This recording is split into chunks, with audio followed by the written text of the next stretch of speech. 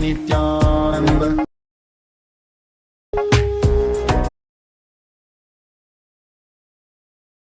शिवोहम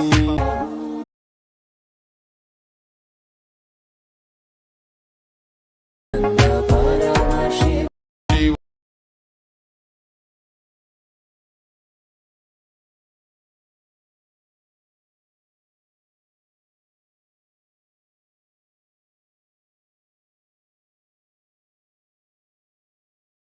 Nityanand परमशिवोहम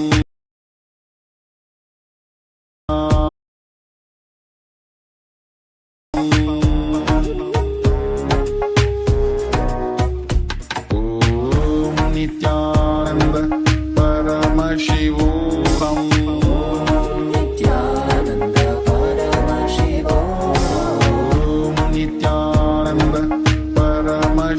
परमशिवोहम Nityanand परमशिवोहम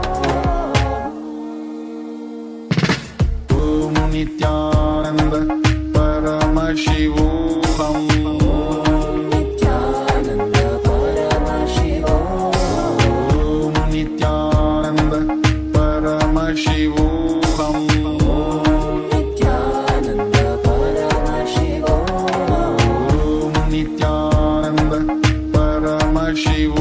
परमशिवोहम Nityanand परमशिवोहम Nityanand परमशिवोहम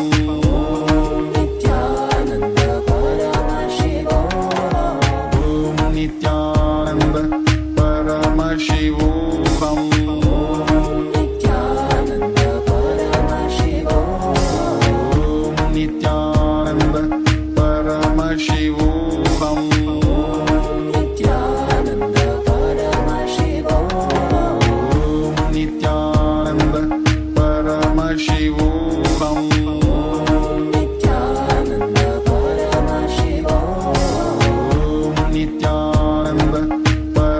परमशिवोहम Nityanand परमशिवोहम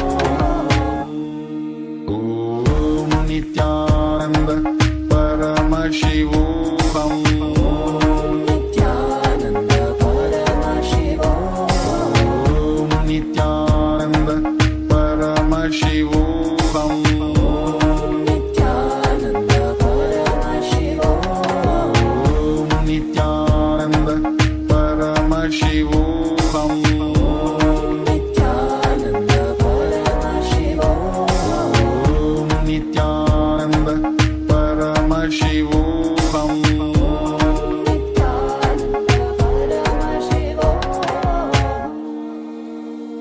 Om Nityanand परमशिवोहम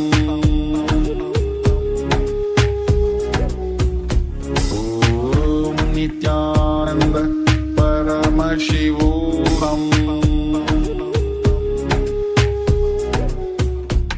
Om Nityanand परमशिवोहम Nityanand परमशिवोहम Nityanand परमशिवोहम Nityanand परमशिवोहम Nityanand परमशिवोहम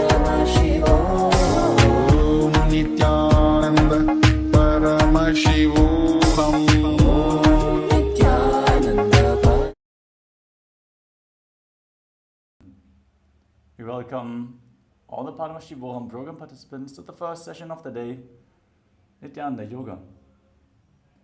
We're going to perform the Prathama Vinyasa Krama and the Dvitiya Vinyasa Krama, the 108 and 308 asana sequences. Requesting all the participants to please settle down on your yoga mats. Have your Panchavatam and Udani ready, 1 cup and a spoon and some water for the ritualistic cleansing. Wear the Abharanam, the Rudraksha Mala, and settle down. Sit with your head, neck and spine in a straight line. Bring your hands in Namaskara Mudra. Visualize Swamiji in your inner space. Let us bow down in gratitude as we open this session with the Sadguru Vandanam. Nityanandam Paramasukharam Kevalam Jnanamurtim Dvandvatitam Gagana Sarusham Tattvamasya-dilaksham Ekam Nityam Vimalamacharam Sarvadi Sakshi Bhutam Bhavatitam Trigunarahitam Sadgurum Tam Namami. Next, we are going to invoke Paramashiva's presence by chanting the Shiva Mula Mantra. Om Ham Haum Shivaya Namaha 11 times internally. Om Ham Haum Shivaya Namaha. Om Ham Haum Shivaya Namaha. Om Ham Haum Shivaya Namaha. Om Ham Haum Shivaya Namaha. Om Ham Haum Shivaya Namaha. Om Ham Haum Shivaya Namaha. Om Ham Haum Shivaya Namaha. Om Ham Haum Shivaya Namaha. Om Ham Haum Shivaya Namaha. Om Ham Haum Shivaya Namaha. Om Ham Haum Shivaya Namaha. Next up is the Tattvachavanam, the ritualistic cleansing. Now take your Panchapatam and Udani and bring your right hand in the Gokarna Mudra in the shape of a cow's ear. Take 1 Udani, 1 spoon of water and pour it into your right palm. Each time the word Swadha is chanted, sip the water from the bottom of your right palm for a total of 3 times. Om Atmatatvam Shodayami Swadha. Take another Udani of water into your hand. Om Vidyatatvam Shodayami Swadha. Take another Udani of water into your hand. Om Shivatatvam Shodayami Swadha. Now wash your right hand with the water from the Panchavatam and wipe your lips twice with the bottom of your right thumb. Om Ham Hridayaya Namaha. Wash your hand again. With index, middle and ring fingers joined together, touch above the upper lip and below the lower lip. Then wash your hand again. With index finger and thumb joined together, touch your right nostril and your left nostril. With your ring finger and thumb, touch your right eye, your left eye, your right ear and your left ear. Then wash your hand again. With your little finger and thumb, touch your navel, your right chest and your left chest. And with all your fingertips joined together, touch the crown of your head, the right shoulder, the left shoulder, and your heart center. Wash your hand again. Then place the right hand on top of the left and place both hands on the right thigh. Close your eyes and set a sankalpa. Make a conscious resolution. Declare what you are going to manifest as part of today's ritual of Nityananda Yoga. Hold this visualization as we chant the sankalpa mantra. Om Mamopata Samasta Duritakshayadvara Bhagavat Sri Nithyananda Paramashiva Prityatam Sri Nithyanandeshwari Paramashiva Shakti Sameta Sri Nithyanandeshwara Paramashiva Prityatam Cha Atya Purvokta Evam Guna Visheshena Vishishtayam Asyam Shupatito Purna Arogya Yukta Tadagata Yogida Sharira Sityatam Paramashiva Shaktiya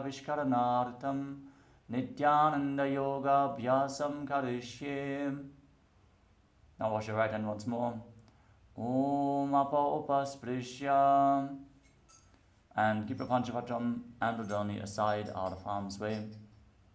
And let us safely enter into the first asana of this sequence, which is Sukhasana. Sit in a comfortable cross-legged position and keep your head, neck and spine in a straight line. Place your hands on the knees in Bindu Mudra with index fingers and thumbs together. Engage Mahamudra Bandha, a combination of the Mula Bandha, the root lock, contracting your perineal floor and pulling it upwards. Uddiyana Bandha, the abdominal lock, contracting your stomach muscles above and below the navel and pulling your stomach in and up towards your spine. And the Jalandhara Bandha, the throat lock, tucking your chin to the chest, internally contracting your throat muscles. Again, all three bandhas form Mahamudra Bandha. Breathe in Samana Kumbhaka, inhale into your navel region, hold your breath, then exhale fully and again hold your breath with every exhalation and inhalation. Visualize Lord Shiva in your inner space and internally chant the japa Soham in Sukhasana.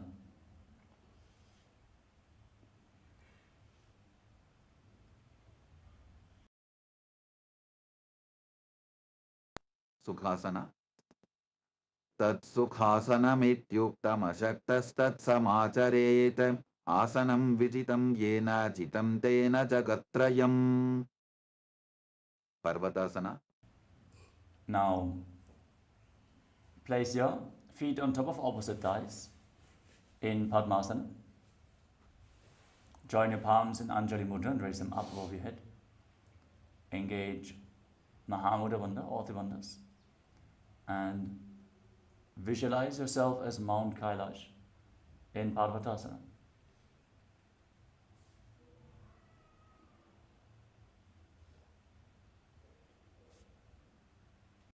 Athavakshe Mahadeva Parvatasana-mangalam yatkritva sthirarupi syat षट्चक्रादिविलोपनम्. Halibhasana. Now extend your feet out in front. Join the soles of your feet together. Interlock your hands behind your back and lean forward and down. Place your forehead on the ground behind your heels, gaze to the nose, engage all three bandhas and visualize Swamiji in your inner space. Purava vidhiyahu me jano ubhai pagathali samputatano vishtupachedo bhu karalyavo dachina karso vam gahavo. Nadi Bhavasana. Now extend your arms out in front. Cup your palms and place them on the ground in front of your feet with your forehead on the ground behind the heels. Gaze to the nose, engage all three bandhas and visualize yourself as a snake.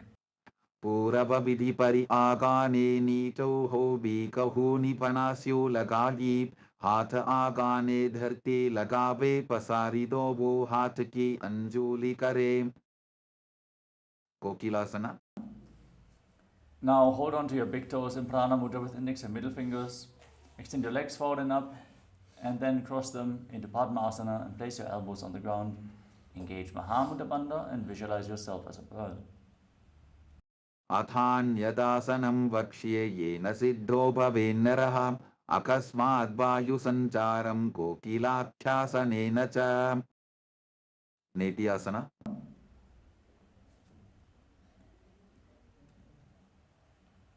Now stack your knees and ankles.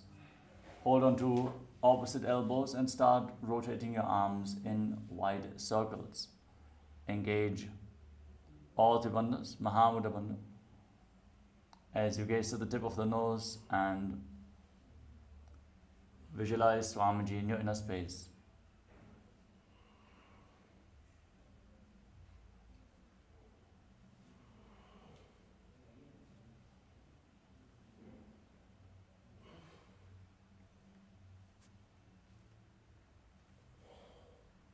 गोड़ा बामा पाद की आशमाशिली सोज दक्ष चरण को बारलौता परिकुल्फ समोज वाम पाद को महिलौ बहुरौ बुल्फजु जान तापरि गोड़ा दक्ष की आश बारली ढान.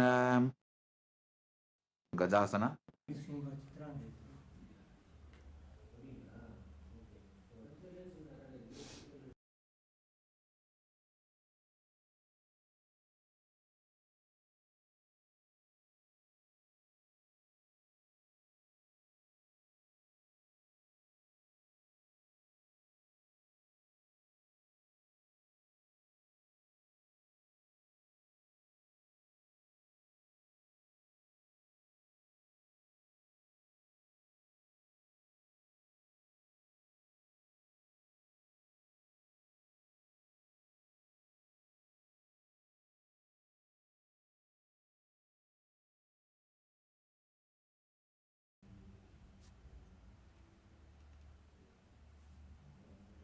Now place your hands flat on the ground and raise your hips up high.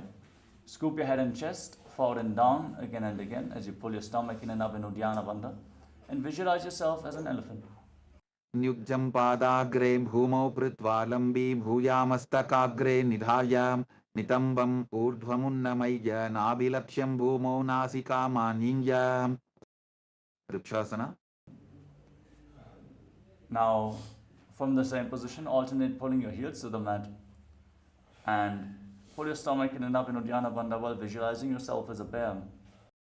Ekaikam padamapuncha gajasanam kuryat trikshasanam bhavati. Vaishasana. Now rise up and stand on the tips of your big toes if you can.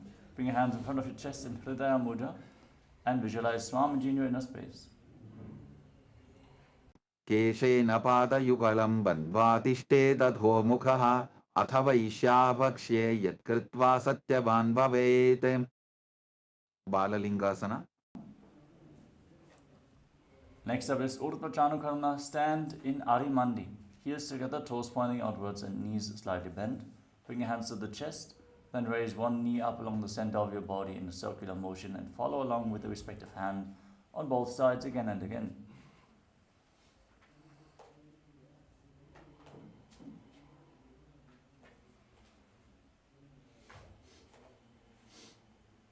Moving on to Balalingasana. Now interlock your fingers from the outside in Sarva Shankari Mudra. Raise one knee up and pull it close towards your chest. Engage all the bandhas. And visualize yourself holding a baby. Ekam danu urasi alingya sthatavyam balalinganam bhavati. Padabhidanasana. Now pull the foot behind towards your buttocks with both hands interlocked in Parashu Mudra. Engage all the bandhas and visualize Swamiji in your inner space. Sthitvaikasmin padatale karabhyam veshtajetanam prishte samstapya yatnena padapidanamasana. Natarajasana. Now catch the sole of the foot from the inside and kick your leg back and up. Extend the other arm forward with the hand in Bindu Mudra and visualize yourself as Lord Nataraja. Uttanapadam krauncham cha marichim veerabhadrakam natarajam trikonam cha suptangushta prasarane. Balalingasana. Now pull the other knee towards your chest and visualize yourself holding a baby as you engage all the bandhas. Ekam janu urasi alingya sthatavyam balalingaram bhavati. Padabhidanasana. Now pull the foot behind towards your buttocks, engage all the bandhas and visualize Swamiji in your inner space. Sthitvaikasmin padatale karabhyam veshtajetanam prishte samstapya yatnena padapidanamasana. Natarajasana. Hold the sole of the foot from the inside, kick the leg back and up and extend your other hand in Bindu Mudra as you visualize yourself as Lord Nataraja. Uttanapadam krauncham cha marichim veerabhadrakam natarajam trikonam cha suptangushta prasarane. Tadasana. Now stand in Arimandi, heels together, toes pointing outwards and knees bent. Bring your hands to the chest and step the right foot behind the left. Swing the right arm back and forth like a pendulum. Place your right hand over your nose. Uncross your ankle, step the left foot behind and repeat the movement on the other side.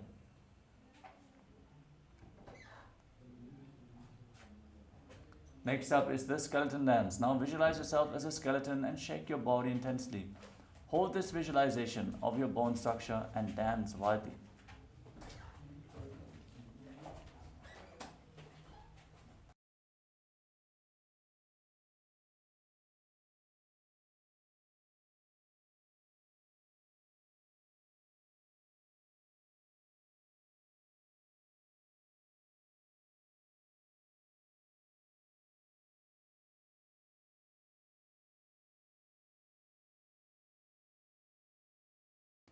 Next up is Katichina Karana from Arimandi.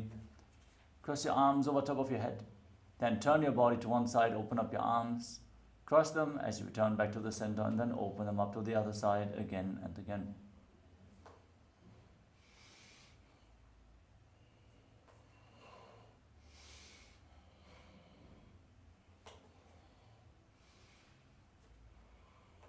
Next up is Tadasana. Now stand on the tips of your toes and raise your arms up parallel above your head. Engage Mahamudra Bandha, all three bandhas, and visualize yourself as a palm tree as you internally chant the new japa Shivoham in Tadasana. Mahamudra Kono Tadasana Vibhetakan Vinotanam Sada Puryadantarvatni Padipriyam. Uttanasana. Now lean forward and down and place your hands on the ground. If you cannot reach the mat with your hands, you can hold onto your shins or your calves or your knees and pull yourself lower. Try to bring your forehead against your knees as you engage Mahamudra Bandha and visualize Swamiji in Uttanasana. Mahamudra Kono Tadasana Vibhetakan Vinotanam Sada Puryadantarvatni Padipriyam. Tarakshvasana. Now walk your hands forward, step your feet back into a plank position, lock your throat and rotate your head from side to side as you visualize Swamiji in your inner space. Gajasanavastitva mastakam varam varam dakshina kokshim savya kokshim najet tarakshvasanam bhavati. Bhujangasana. Now lay down on your stomach and lift your head and chest by the strength of your lower back. Place the top of the feet flat on the mat. Open up your mouth and inhale through the hollow of your throat in Bhujangani Mudra as you visualize yourself as a cobra. Angushthanabiparyantam adho bhumo vininyaset karabhyantadaran dritva urdvashirshaphanivashi dehad nirbardhate nityan sarvaroga vinashanam jagarti bhudagi devi bhujangasana sadhanate. Shashasana. Now push your hands into the ground and lift your body back up into the plank position. Alternate pulling your knees in towards your chest as you breathe calmly through your nose in Sahadra Kumbhaka, leading the prana upwards along your spine, along the various chakras, and hold the breath on and off along the various energy centers as you visualize Swamiji in your inner space. Gajasana samstito janudvayamakuncha varam varam kartavyam shashasanam bhavati. Rathasana. Now step one foot forward, in between the two hands. Simultaneously jump the front foot back and bring the other foot forward again and again as you visualize yourself as a chariot. Gajasana samstito ekam padam purvamargena brahmajitva kartavyam tathasanam bhavati. Virabhadrasana. Now raise your arms up above your head. Engage Uddiyana Bandha and bend the front knee at a 90-degree angle as you gaze to your third eye and visualize yourself as Lord Virabhadra. Vasishtamata kaundinyam urdhakukkudamevacha ashtavatkramathotthanam mayuram setu bandhanam uttanapadam krauncham cha marichim virabhadrakam nataracham trikonam cha suptangushta prasarane. Virabhadrasana. Now exchange the position of your feet. Repeat Virabhadrasana on the other side. Vasishtamata kaundinyam urdhakukkudamevacha ashtavatkramathotthanam mayuram setu bandhanam uttanapadam krauncham cha marichim virabhadrakam nataracham trikonam cha suptangushta prasarane. Vrikshasana. Now stand on one leg, lift the other foot towards the inner opposite thigh. Join your palms in Anjali Mudra and raise your arms up straight. Engage Uddiyana Bandha, the abdominal lock, and visualize yourself as a tree. Vamo rumula deshe cha yamyam padam didhadyato tishte tu vrikshavad bhumo vrikshasaramidam viduhom. Gavasana. Now bring the raised foot on top of the opposite hip and join your hands in Namaskara Mudra in front of your heart center as you visualize yourself as Lord Garuda. Garudasana mavakshe jena dhyanam stiram bhavet sarvadoshad vinirmukto bhavadiha mahabali ekapadamuro badva ekapadena dandavate janghapadasanthi deshe januvyagram yavastitaha. Vrikshasana. Now exchange the position of your feet. Repeat Vrikshasana, the tree pose on the other side. Vamo rumula deshe cha yamyam padam nidhadyato tishte tu vrikshavad bhumo vrikshasanamidam viduhum. Varmrasana. Now bring the raised foot on the opposite hip, your hands in front of your chest, and visualize yourself as Lord Garuda. गरुरासनमावक्ष्ये येन ध्यानं स्थिरं भवेत् सर्वदोषात् विनिर्मुक्तो भवतीह महाबली एकपादमुरो बद्ध्वा एकपादेन दण्डवते जङ्घापादसन्धिदेशे जानुभ्यग्रं व्यवस्थितम्. त्रिकोणासना. Now step one foot forward and the other foot far back, with the back toes facing sideways. Extend your arms out parallel to the ground and lean forward and down. Place one hand by the foot, the other arm pointing up to the sky as you visualize yourself as a triangle. उत्तानपादं क्रौञ्चं च हरीचिं वीरभद्रकं नटराजं त्रिकोणं च सुप्तान्बुष्टप्रसारणे. त्रिकोणासना. Now exchange the position of your feet and lean down towards the other side. Visualize yourself as a triangle. उत्तानपादं क्रौञ्चं च हरीचिं वीरभद्रकं नटराजं त्रिकोणं च सुप्ताङ्गुष्टप्रसारणे. अंगुष्टासना. Next up is Nikuttakarana from Arimandi. Raise one heel off the mat and bring your hands in front of your chest with the palms facing each other. Stomp the raised heel down, lift the other heel up, and exchange the position of your hands in front of your chest again and again.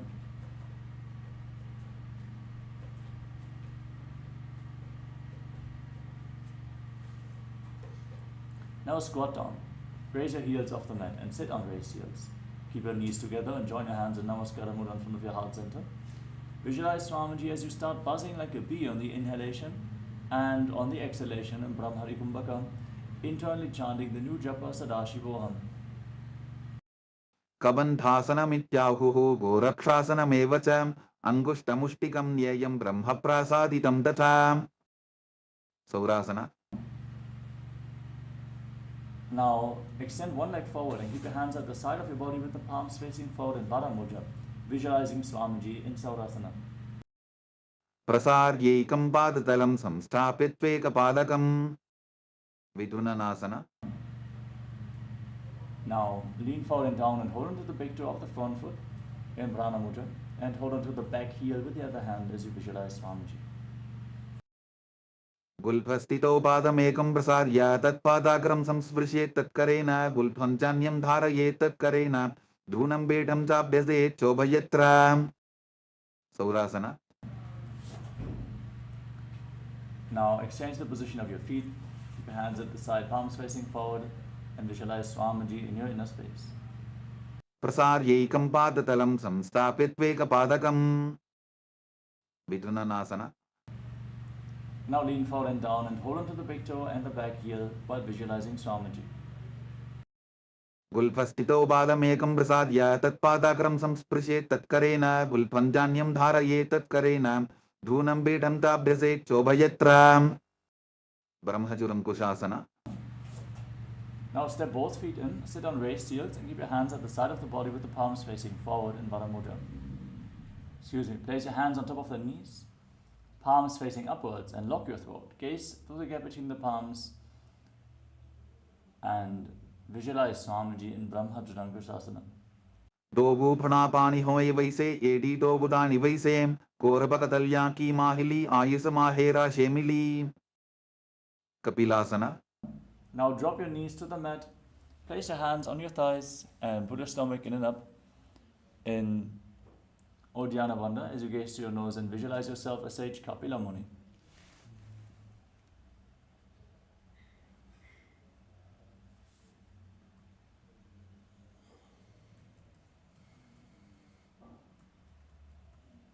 उभई बकथली समठहरावे तिनको माहिली core मिलावे फनापानी कुकर होये वैसे एडी दोबू जोनी निवैसे. भद्रकोरकासना. Now shift your gaze upwards towards your third eye and visualize Swamiji in your inner space. दोबू बकथली संपुट करे कोरवारली भूपरि धरे कोरवारली राखे ऐसे तापरी मूलद्वार डिगी बैसे. सूर्यासना. Now raise your knees off the mat, join the soles of your feet together and separate your knees wide apart. Sit on raised heels and join your palms and open them up in Padma Mudra as you raise them up above your head. Gaze up through the gap between the palms and engage Uddiyana Bandha as you visualize Lord Surya in your inner space. एडी तो वो बुता तरियाने फना पानी बैठक वो निठाने गोड़ा जंगा अधर करी रहे आड़े वाम इसी विधि कहे मंडुकासना. Now, drop your knees down. Place the top of the feet flat on the mat and sit in between your heels with the toes touching behind your back. Hands on the knees, push your tongue upwards against the palate of your mouth in Mandukya Mudra. Gaze through your third eye and visualize yourself as a frog as you calmly breathe through your nose in Sahajra Kumbhaka. पाद तलौ पृष्ठ देशे अंगुष्टे द्वे च संस्पृशेते जानु युग्मं पुरस्कृत्य साधयेन् मंडुकासनम्. उत्तान मंडुकासना. Now bring your arms up and hold on to opposite shoulders behind your back. Pull your stomach in and up in Uddiyana Bandha and gaze to your third eye, visualizing yourself as a frog. मंडुकासन मध्यस्थं कोट्पराभ्यां धृतं शिरः एतद्भ्येकवदुत्तानम् एतदुत्तान मंडुकम्. सिंहासना. Now cross your ankles, sit on raised heels, place your hands on the respective knees, gaze to the tip of the nose, and stick your tongue out, exhaling forcefully through your mouth again and again as you visualize yourself as a lion. दक्षिणं सव्यपुल्फेन दक्षिणेन तथेतरं हस्तौश्च जान्गो संस्थाप्य स्वाङ्गुलीश्च प्रसार्य च. भद्रासना. Now join the soles of the feet together with the toes pointing backwards. Sit down on your heels with the knees wide apart. Cross your arms behind your back and hold on to opposite big toes in Prana Mudra. Lock your throat in Jalandhara, gaze to the tip of the nose and visualize Swamiji. As you again start buzzing like a bee on the inhalation and exhalation in Brahmari Kumbhaka. गुल्फौ तवृषणस्याधो व्युत्क्रमेण समाहितः पादाङ्गुष्ठौ कराभ्यां च धृत्वा च पृष्ठदेशतः. काकभुसन्ध्यासना. Now place your feet flat on the mat. With your knees raised, bring your arms in between the legs and wrap them around behind your back, trying to interlock your fingers in Padasha Mudra. Gaze to the nose and visualize yourself as a crow in Kakabhushandriyasana. प्रथमे बेसको कृठाने Dogu हाथपकं वीस आने तिनको मोडी नल्या परिल्यावे पिष्टपछे काकसी करावे. कानीपोआसना. Now place your palms on the ground and bring your knees onto your arms. Lean forward and lift your feet off the mat as you visualize Swamiji in your inner space. आसन को गुण आशीदशिता होगी तो आची होई. कपालियासना. Now place your head on the mat and bring your knees onto your elbows. Raise your hips above your shoulders and then extend your legs up straight into a headstand as you gaze to the nose and visualize Swamiji in Kapalyasana. शीश शीशा धरती टेकी पबदो वो मिलिवा ऊंचा भुकरे. पार्श्वमयूरासना. Now place your palms on the ground, twist your body to one side, align one knee and the respective hip with your elbows. Lean forward, find balance and lift your body off the ground, extending your legs to the side as you gaze to your third eye and visualize yourself as a peacock. मयूरं दण्डवत् कुर्यान् मायूरं दण्डनामकं कुर्यान् मायूरं पार्श्वाभ्यां मायूरपार्श्वनामकं. पार्श्वमयूरासना. Now twist your body in the opposite side and repeat the asana. मयूरं दण्डवत् कुर्यान् मायूरं दण्डनामकं कुर्यान् मायूरं पार्श्वाभ्यां मायूरपार्श्वनामकं. बहिरागनाथासना. Now walk your hands forward and step one foot outside the shoulder in between the two hands. Gaze towards your third eye and visualize yourself as Lord Kala Bhairava. आसन को गुण पीति जायी. बहिरागनाथासना. Exchange the position of your feet. Repeat Bhairaganathasana on the other side. आसन को गुण पीति जायी. उन्मुख पीठासना. Now step your feet back, bring your forearms down to the ground and try to bring your heels to the mat as you lift your head and gaze to your third eye, visualizing Swamiji.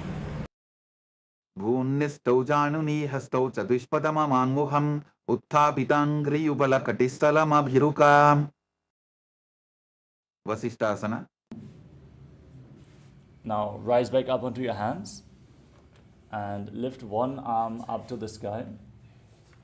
Gaze up along the raised arm and visualize yourself as Sage Vashishta. ऊर्ध्वकुक्कुटवासिष्ठमरीचिहलमत्स्यकं परिवृत्तिं चोदरस्य विविधं धनुरासनम्. वसिष्ठासना. Now exchange the position. Lift the other arm up to the sky. Visualize yourself as Sage Vashishta. ऊर्ध्वकुक्कुटवासिष्ठमरीचहलमत्स्यकं परिवृत्तिं चोदरस्य विविधं धनुरासनम् Anjaniyasana. Now come to a seated position with your legs extended forward. Bring your hands underneath the buttocks with the palms facing up. Lock your throat in Jalandhara. Gaze to the tip of the nose. Internally chant the new japa Mahasadaशिवोहम as you visualize yourself as Lord Hanuman. दोबो करकी उबय हथेली कोरवारली मैले बेली सो आगाने भूपरिदाशे महाने अंगुली मिलिराशे Paschimottanasana. Now lean forward and down and hold on to your big toes in Prana Mudra. With index and middle fingers, engage Mahamudra Bandha and visualize Swamiji in your inner space. Janu parilalatantu paschimam tanamuchyate yena kena prakarena sukham dharyam tajayate. Ugrasana. Now interlock your hands around your neck and lean forward and down. Bring your head in between the knees, elbows outside. Engage Mahamudra Bandha and visualize Goddess Kali in your inner space. Sopanibhyam dridham dritva janu parishironyaset asano gramitam proktam bhavedanila deepanam deha vasana haranam paschimottana samyakam yayet tadasanam shreshtham pratyaham dharayet sudhihi. Varichiyasana. Now step one foot in towards your body, heel close to the perineum, knee raised, wrap your arm around the raised leg and interlock both hands behind your back as you lean forward and down and visualize yourself as Sage Marichi. Uttanapadam grauncham cham haricham veerabhadragam natarajam trikonam cha suptangushta prasarane. Mahamudrasana. Now rise up, drop the waist into the side, keep the heel pressed against the perineum and lean forward and down. Hold onto the front foot with both hands, gaze to the nose and visualize Swamiji. Mahamudram pravakshami tantresvin mama vallabhe yam prapya siddha siddhim cha kapiladyah puragataha. Varichiyasana. Now exchange the position of your legs. Repeat Marichiyasana on the other side.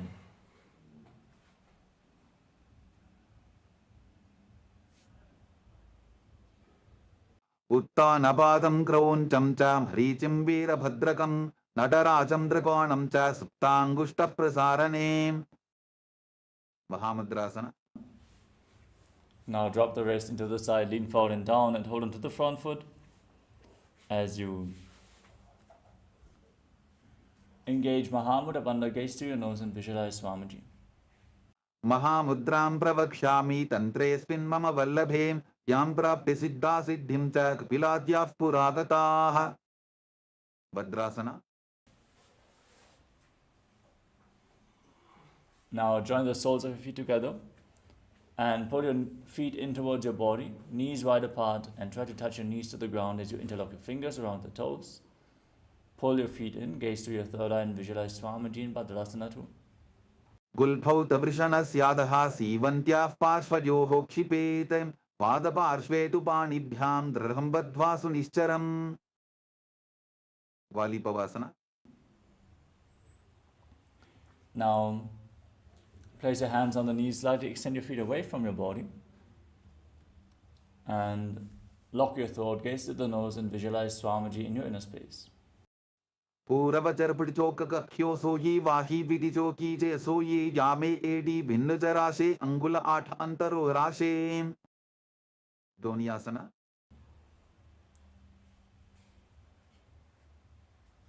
Now bring your feet back in towards your body, hold onto the soles of your feet with all 10 fingers and lean forward and down. Place your forehead on the ground and gaze to the nose as you visualize Yoni Mandala, the visual representation of Devi Paramashiva Shakti in Joni Asana. Dogo pagadali samputakare edi med ke ding dadare ardhatako antararashe lilata pakathalya uparadashe. Bidaki Pavasana. Now Extend your feet away from the body and separate your toes. Extend your arms out to the side and lean forward and down, placing your forehead on the ground behind your heels. Gaze to your nose and visualize Swamiji in Midaki Pavasana. Puravaviti Paripagatali Sampurta Shola Edi Milirashem Siddha Samadhyasana. Now, bring your feet back in towards your body. Scoop your hands below the shins with the palms facing up. Lean forward and down and bring your toes against your throat as you gaze to your nose and visualize Lord Surya. Dogu Bagadari Sambutakare, Sole Med Aba Medhare, Angula At Antarorashe, Edi Ko Ese Vididashe. Chiniki Pavasana. Now, rise up. Join the soles of the feet together. Hold onto the soles of the feet and open them up like a book. Place your elbows onto your thighs, gaze to your nose and visualize Swamiji. Dogu Bagadi Edi Dhati Magiva Medharagave. Starbrazokasana. Now bring the soles of the feet together. Place your hands on top of the respective knees and gently push them down to the mat. Gaze up towards your third eye. Pull your stomach in and up firmly. Try to lift all your internal organs upwards as you visualize Swamiji in Chadapata Chokasana. Dogu Bagadali Samputadhare, Avane Kaizare Pasare, Gora Bhuso Lagatarashe, Hatadobu Gora Paridashe. Bhiravasana. Now rotate your feet. With the soles of the feet together, bring your toes down and lift your heels up. Push your knees to the mat. Pull your stomach in and up in Uddiyana Bandha and gaze towards your third eye. Place your hands on top of the knees in Bindu Mudra and visualize yourself as Lord Kala Bhairava. Gulpho Sampita Jan Yonyam Vikrameno Titam Shanihi, Janbo Pasvakato Hasto Dandavat Bhairavasanam. Samanasana. Now bring one heel against your perineum and lift the sole of the other foot against your chest with both hands. Gaze towards your third eye and visualize Swamiji in your inner space. Samanasanama Vakshe Siddhamantradi Sadhanat, Ekapadamaro Datva Gushonyalinga Vatrake. Upanasana. Now lift the leg over top of your shoulder and place your hands on the ground. As you extend the opposite leg forward and up, gaze towards your third eye and visualize Swamiji in your inner space. Kevalam padame kancha skandhe charope yattataha ekapadena gagane tishtetadandavattrabhon. Samanasana. Now bring the other heel against your perineum, lift the sole of the opposite foot against your chest. Gaze to your third eye and visualize Swamiji in your inner space. Samanasanama Vakshe Siddhamantradi Sadhanat Ekapadamaro Datva Gukshonyalinga Vatrake. Apanasana.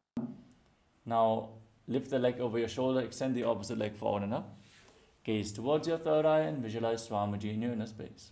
Kevalam padame kancha skandhe charope yattataha ekapadena kagane tishtetadandavattrabhon. Vomkhasana. Now stack your knees in front of your body. Bring your heels outside opposite hips. Hands interlocked in Parasha Mudra on the top knee. Gaze to the tip of the nose and start hissing through your teeth on the inhalation.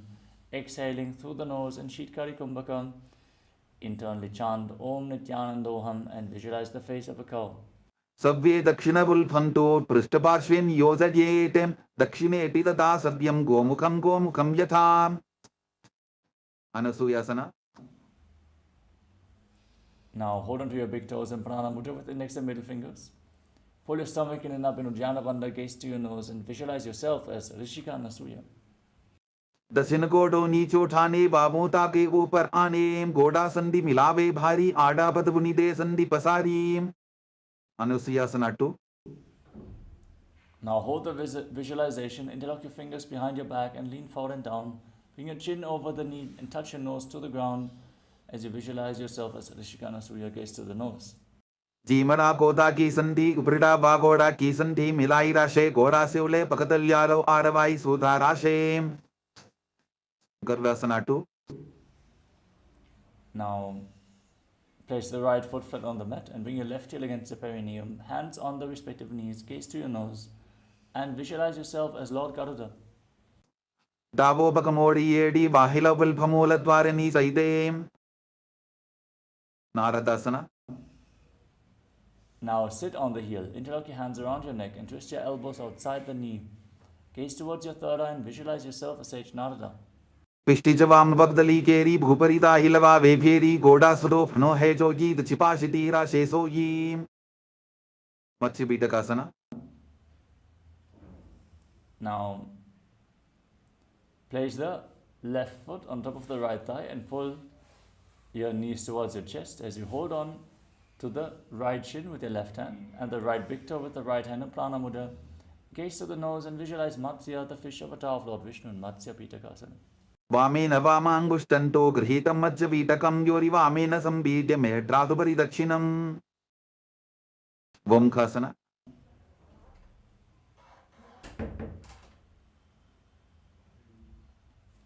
Now, stake your knees in front of your body once more.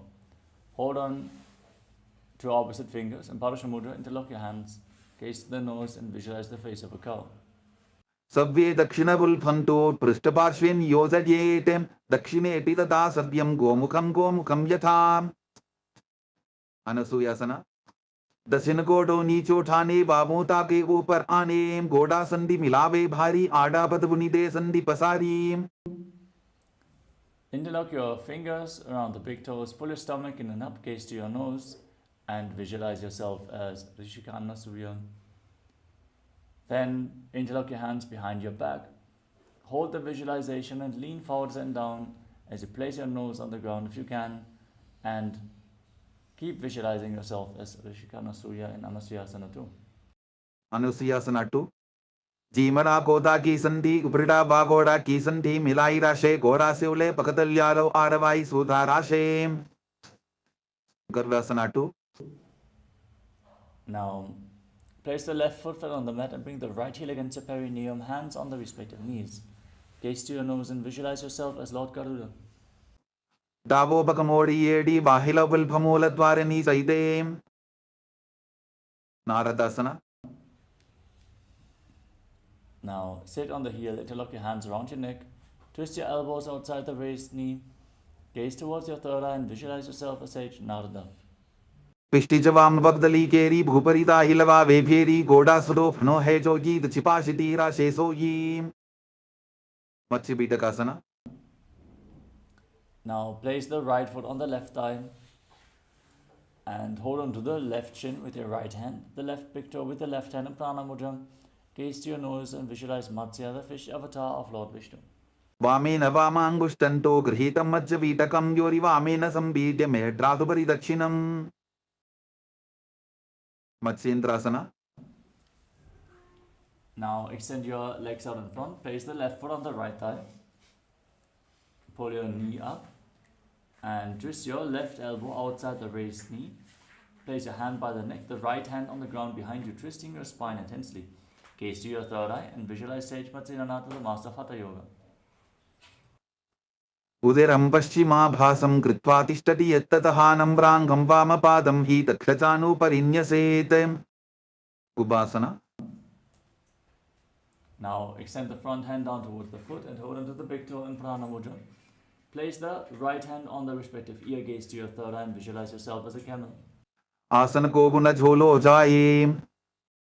Matsyendrasana 2. Now drop the hand from the ear to the ground behind you, twist your spine even more, gaze towards your third eye and visualize Sage Matsyendrasana, the master of Hatha Yoga. Vatsendrapitham dadara pradiptim pratendara pandala khandanastram abhyasatak kundalini prabodham dandasthiratvam hidatati pumsam. Matsyendrasana. Now exchange the position of your legs and twist your body with the left hand on the ground behind you, right hand by the neck, elbow outside the waist knee. Gaze to your third eye and visualize Sage Matsyendrasana, the master of Hatha Yoga. Udiram paschima bhasam kritva tishtati yattataha nambrangam vamapadam hi takshachanu parinyaset. Ubasana. Now extend the front hand down towards the foot, hold onto the big toe in Prana Mudra and place the other hand on the ear. Gaze up and visualize yourself as a camel. Asana ko guna jholo jaye. Matsyendrasana 2. Now drop the hand from the ear to the ground behind you, twist your spine even more, gaze to your third eye and visualize Sage Matsyendrasana. Vatsendrapitham dadara pradiptim pratendara pandala khandanastram abhyasatak kundalini prabodham dandasthiratvam hidatati pumsam. Padmasana. Now place your feet on top of opposite thighs Your hands flat on the knees. Engage Mahamudra Bandha, gaze to the nose and visualize yourself as Lord Shiva. आसनं द्विधं प्रोक्तं पद्मं वज्रासनं तथा ऊर्ध्वोरुपैचेद्धत्ते उभे पादतले यथा Padmasana 2. Now maintain Padmasana. Cross your arms in front of your body and hold onto the big toes in Prana Mudra. Gaze at the nose and visualize yourself as Devi Paramashiva Shakti in Padmasana 2. As you keep breathing in Shitali Kumbhaka, roll up your tongue and inhale through the rolled up tongue, exhale through the nose.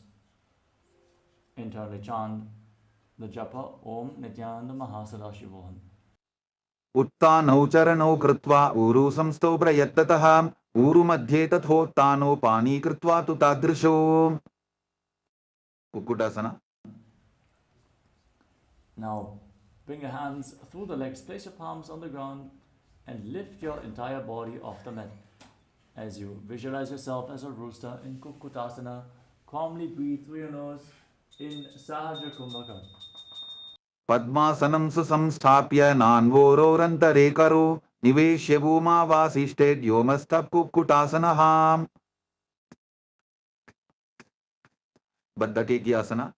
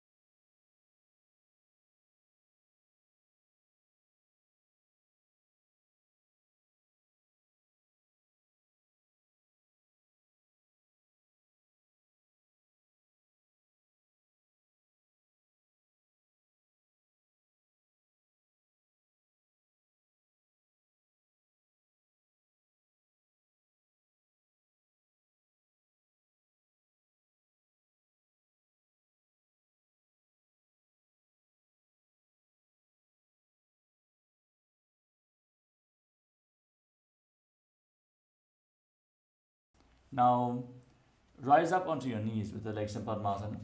Place your palms on the ground and bring your elbows against your navel. Lean forward. Find balance. Lift your legs off the ground and breathe calmly through your nose as you visualize Swamiji. धरामवष्टभ्यकरत्वेन तत्कूर्परिस्थापितानाभिपार्श्वः उच्चासनो दण्डवदुत्थितर्खे मायूरमे तत्र वदन्ति पीठं मयूरं पद्मकं कुर्यात् बद्धके कीति कथ्यते.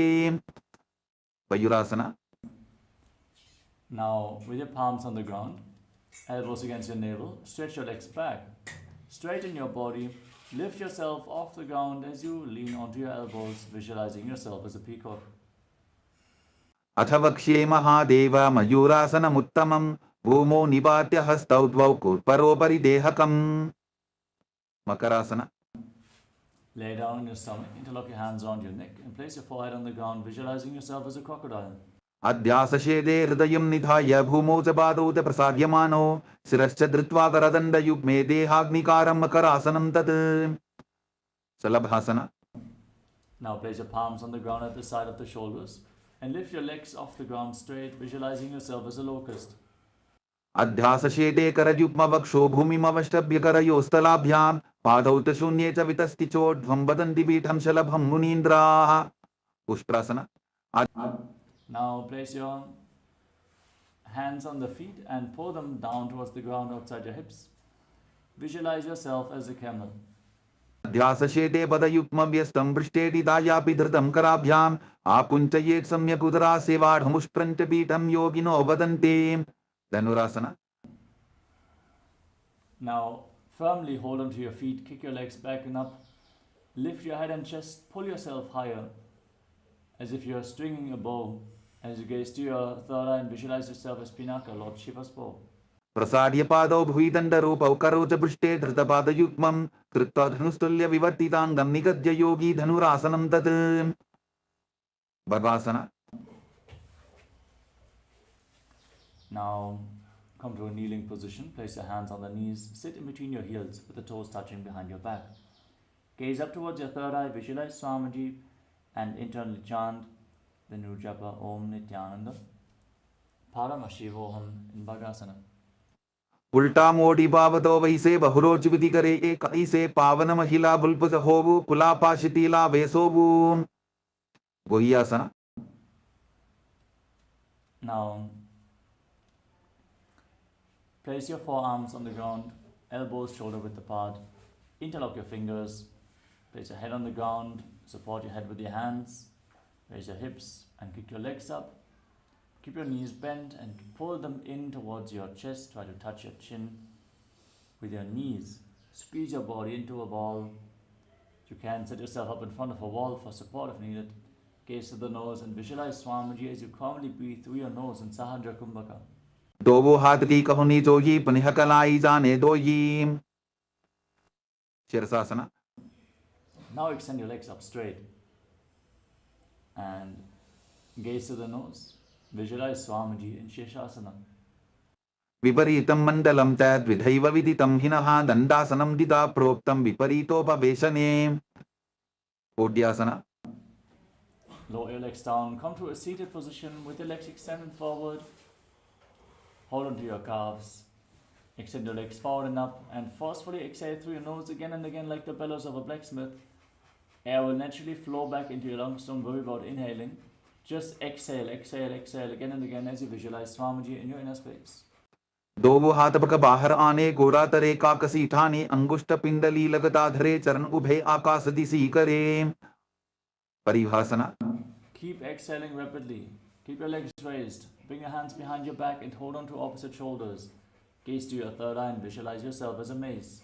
उत्तान शयनं कृत्वा पादौ मिलित्वा प्रसाद्याय नितम्बं भूमौ स्पृष्ट्वा हस्ताभ्यां कन्दरां बद्ध्वा. नौकासना. Now extend your arms out in front, parallel to the ground. Keep your legs raised. Gaze to your third eye and visualize yourself as a boat in Naukasana. उत्तान शयनं कूटपराभ्यां भूमिं वष्टद्भ्यः हस्तौ नितम्बं निधाय. रुद्रासना. Now scoop your hands below the feet and pull them against your chest. Keep rapidly exhaling as you visualize yourself as Lord Rudra. पगरली संकूट करी हाथस्य उपक उचाई पकाका अंगूठा दोबो लेबो परली कानी तालवे. उन्मुख पीठासना. Now relax, breathe calmly, lay down on your back. Keep your feet flat, knees raised. Place your palms flat on the mat just behind the heels and push your hips up high. Forcefully contract your throat and your perineal muscles as you hold your breath for a long time in Mudra Kumbhaka. Force the prana into the Sushumna Nadi, the central nadi of the spine, and upwards along the higher energy centers. Gaze to your nose and visualize Swamiji in Unmukha Pitasana too. ऊर्ध्वे च जानुनी कृत्वा शवित्वोर्ध्वमुखं तथा उत्थाप्य हस्तौ तिष्ठेतु पीठ उन्मुखनामके. Savasana. Now lay down on your back with the hands at the side of the hips, palms facing up.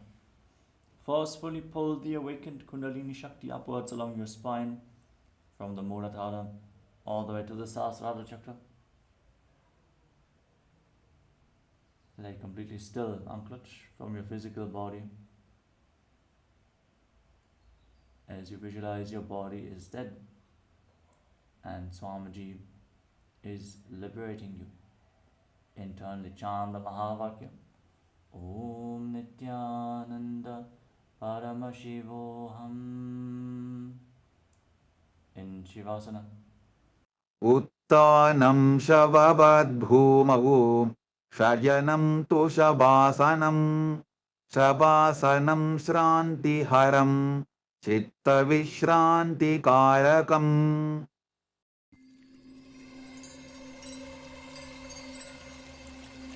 I welcome you all with my love and respect. Let you all open all your three eyes. Om Nityananda Paramashivoham.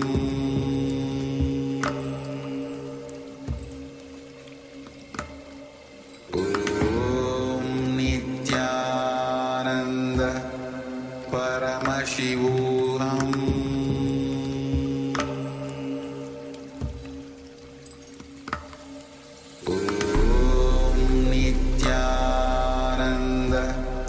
Para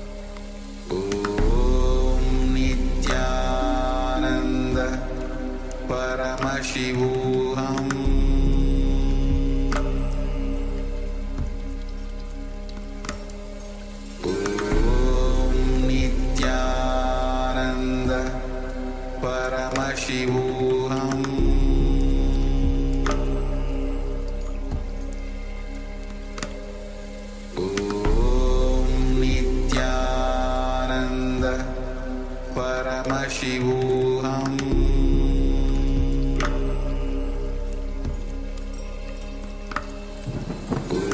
Om Nityananda Paramashivoham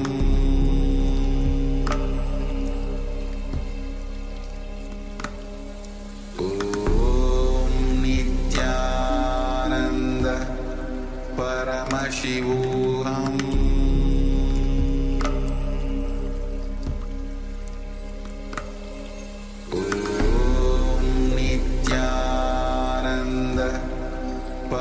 Paramashivoham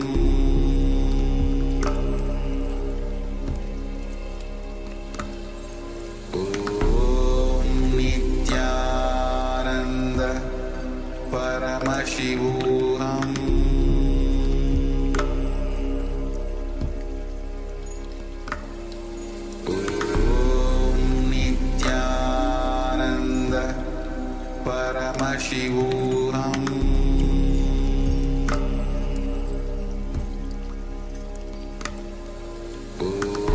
Om Nityananda Paramashivoham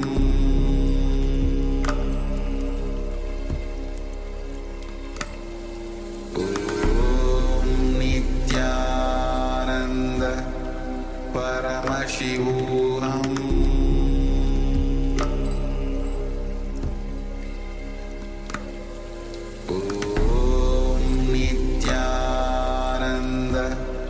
Paramashivoham Om Nityananda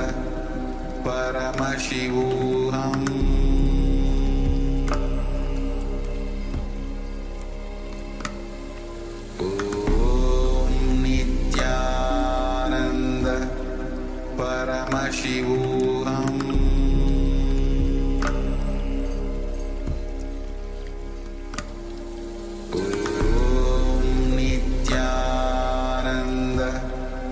Paramashivoham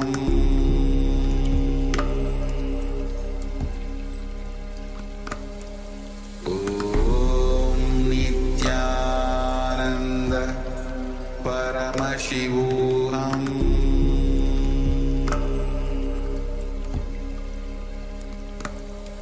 Om Nityananda Paramashivoham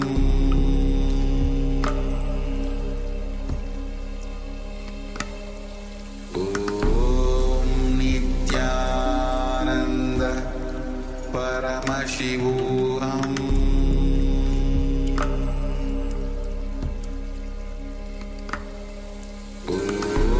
Om Nityananda Paramashivoham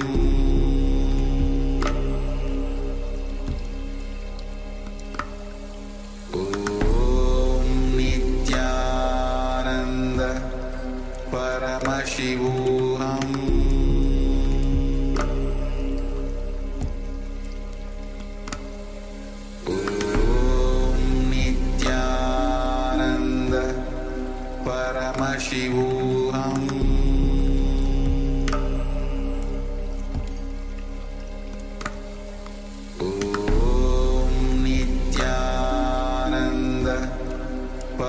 Paramashivoham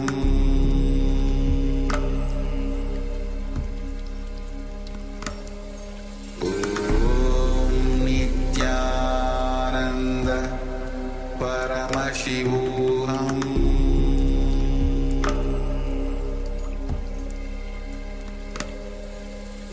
Om Nityananda Paramashivoham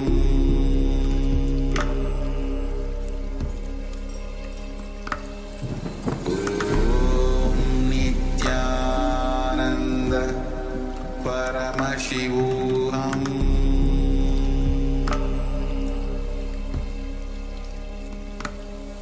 Om Nityananda Paramashivoham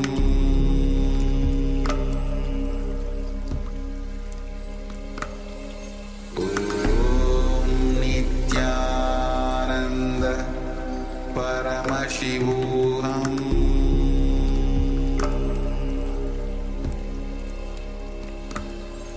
Om Nityananda Paramashivoham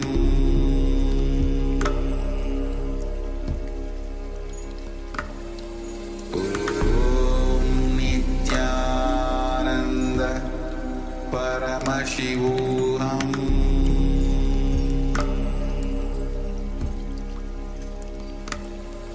Om Nityananda Paramashivoham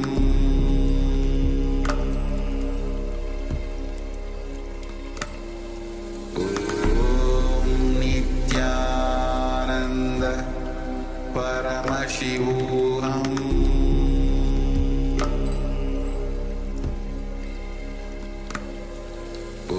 Om Nityananda Paramashivoham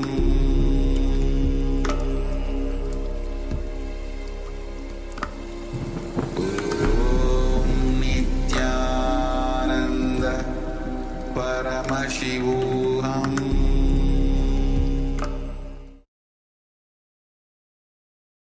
Now, slowly return to your physical body.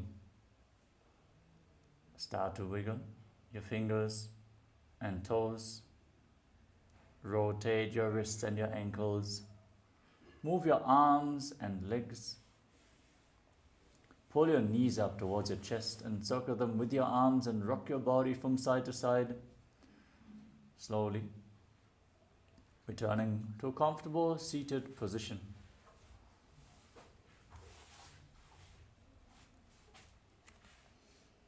Congratulations, you completed the Pratama Vinyasa Krama, the first 108 asanas of KAILASA Nithyananda Yoga. I want to thank all the level 1 participants for joining us today. Get ready for the power manifestation, as the next set of acharyas is already waiting to take over the class from here. We're going to have blindfold reading, so have your blindfolds ready and be seated, as the session is going to continue in just a few moments. For the Paramashivoham Level 2 participants, let us now get ready to continue the Dvitiya Vinyasa Krama with the next asana of the sequence, Yathasa Nishthasana. Sit in a comfortable posture that brings ease to your physical and mental space. Keep your hands on the knees in Bindu Mudra. Index finger and thumb together. Visualize Ramaji in your inner space. Internally chant the Mahavakya, Om Nityananda Paramashivoham, and breathe in Samana Kumbhaka. Inhale fully, exhale fully, and hold your breath after in and exhalation as you visualize a flame rising up from your navel in Samana Kumbhaka in Yathasa Nishthasana.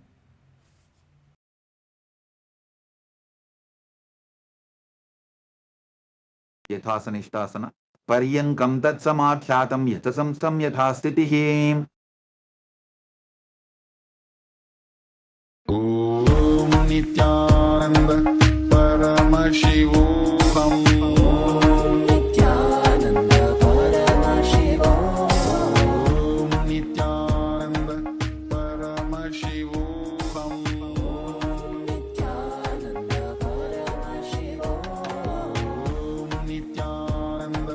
Paramashivoham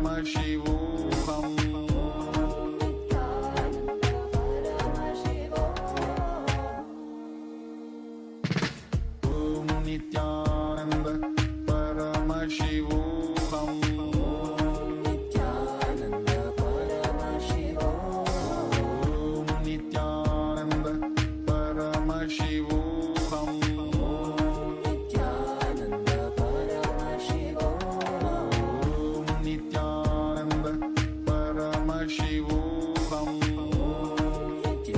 Nityananda Paramashivoham Nityananda Paramashivoham Nityananda Paramashivoham Nityananda Paramashivoham Nityananda Paramashivoham Nityananda Paramashivoham Nityananda Paramashivoham Nityananda Paramashivoham Nityananda Paramashivoham Nityananda Paramashivoham Nityananda Paramashivoham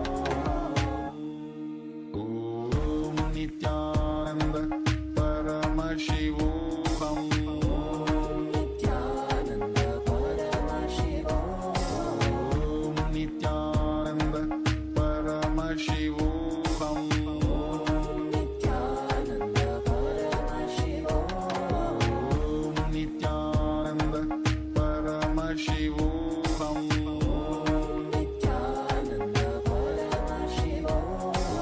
Om Nityananda Paramashivoham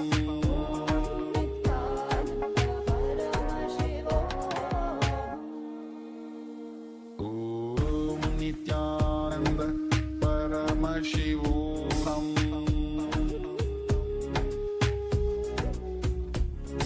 Om Nityananda Paramashivoham Nityananda Paramashivoham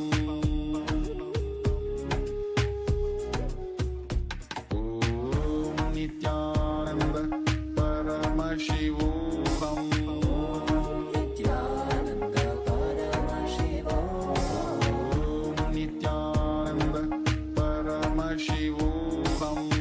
Om Nityananda Paramashivoham Om Nityananda Paramashivoham Om Nityananda Paramashivoham Nityananda Paramashivoham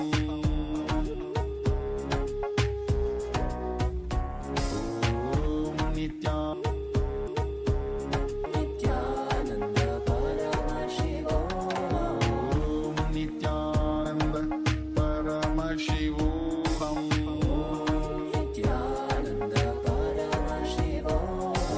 Om Nityananda Paramashivoham Nityananda Paramashivoham Om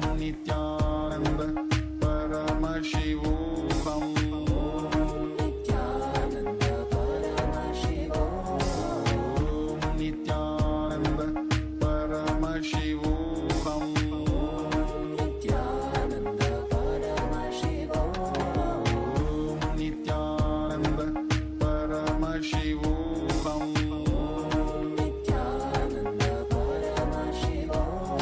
Om Nityananda Paramashivoham Om Nityananda Paramashivoham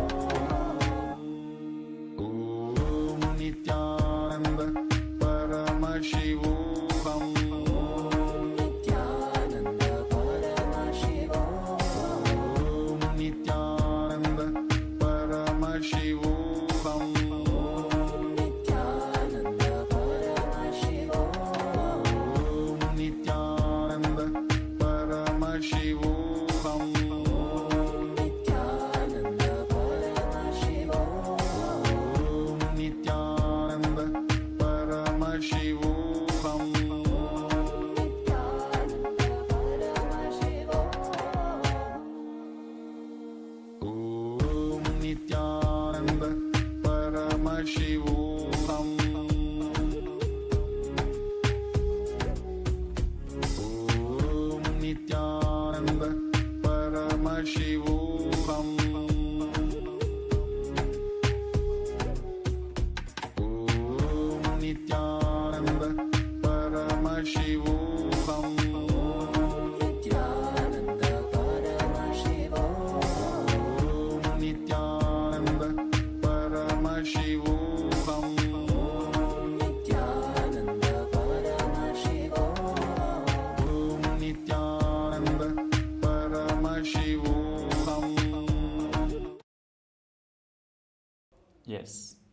Sorry for the technical glitch. Let us now continue with the next asana of the sequence.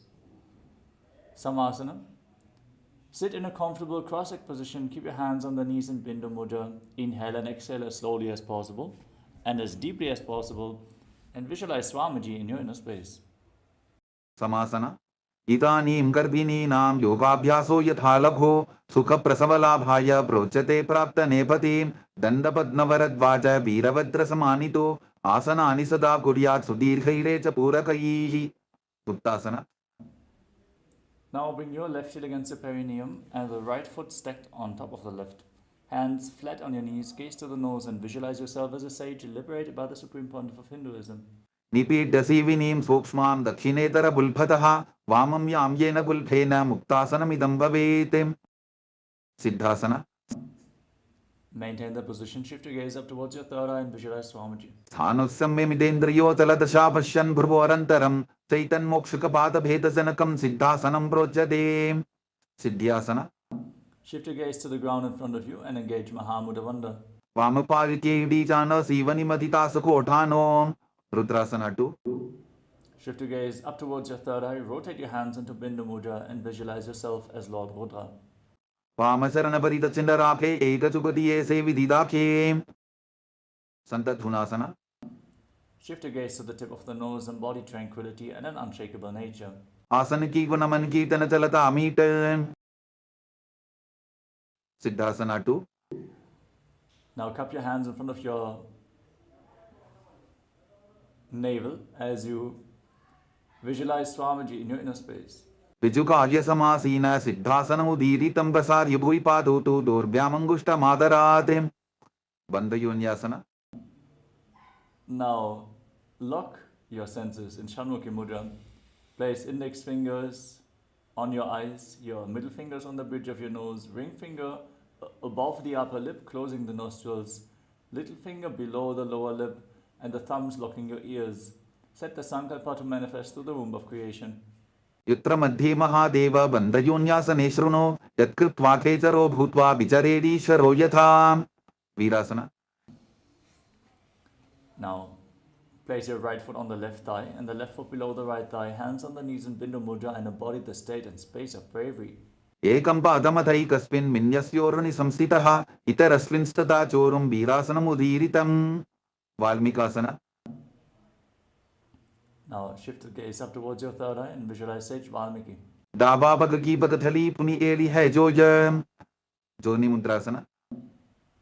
Place your hands flat on the knees and gaze to your nose, visualizing Yoni Mandala. Vamapadaki bagadali jahi mahili kodam. Yonyasana. Gaze to your third eye and visualize Yoni Mandala. Yonyasanam parvatena yokam yoga bhalenilam tatkara bhalalan tavat khecharo yavadevahi. Vadrasana 3. Now gaze to the nose and join the soles of the feet together. Interlock your fingers around the toes and pull your heels against your perineum. Push your knees to the mat and engage Uddiyana Bandha. Visualize yourself as Lord Veerabhadra.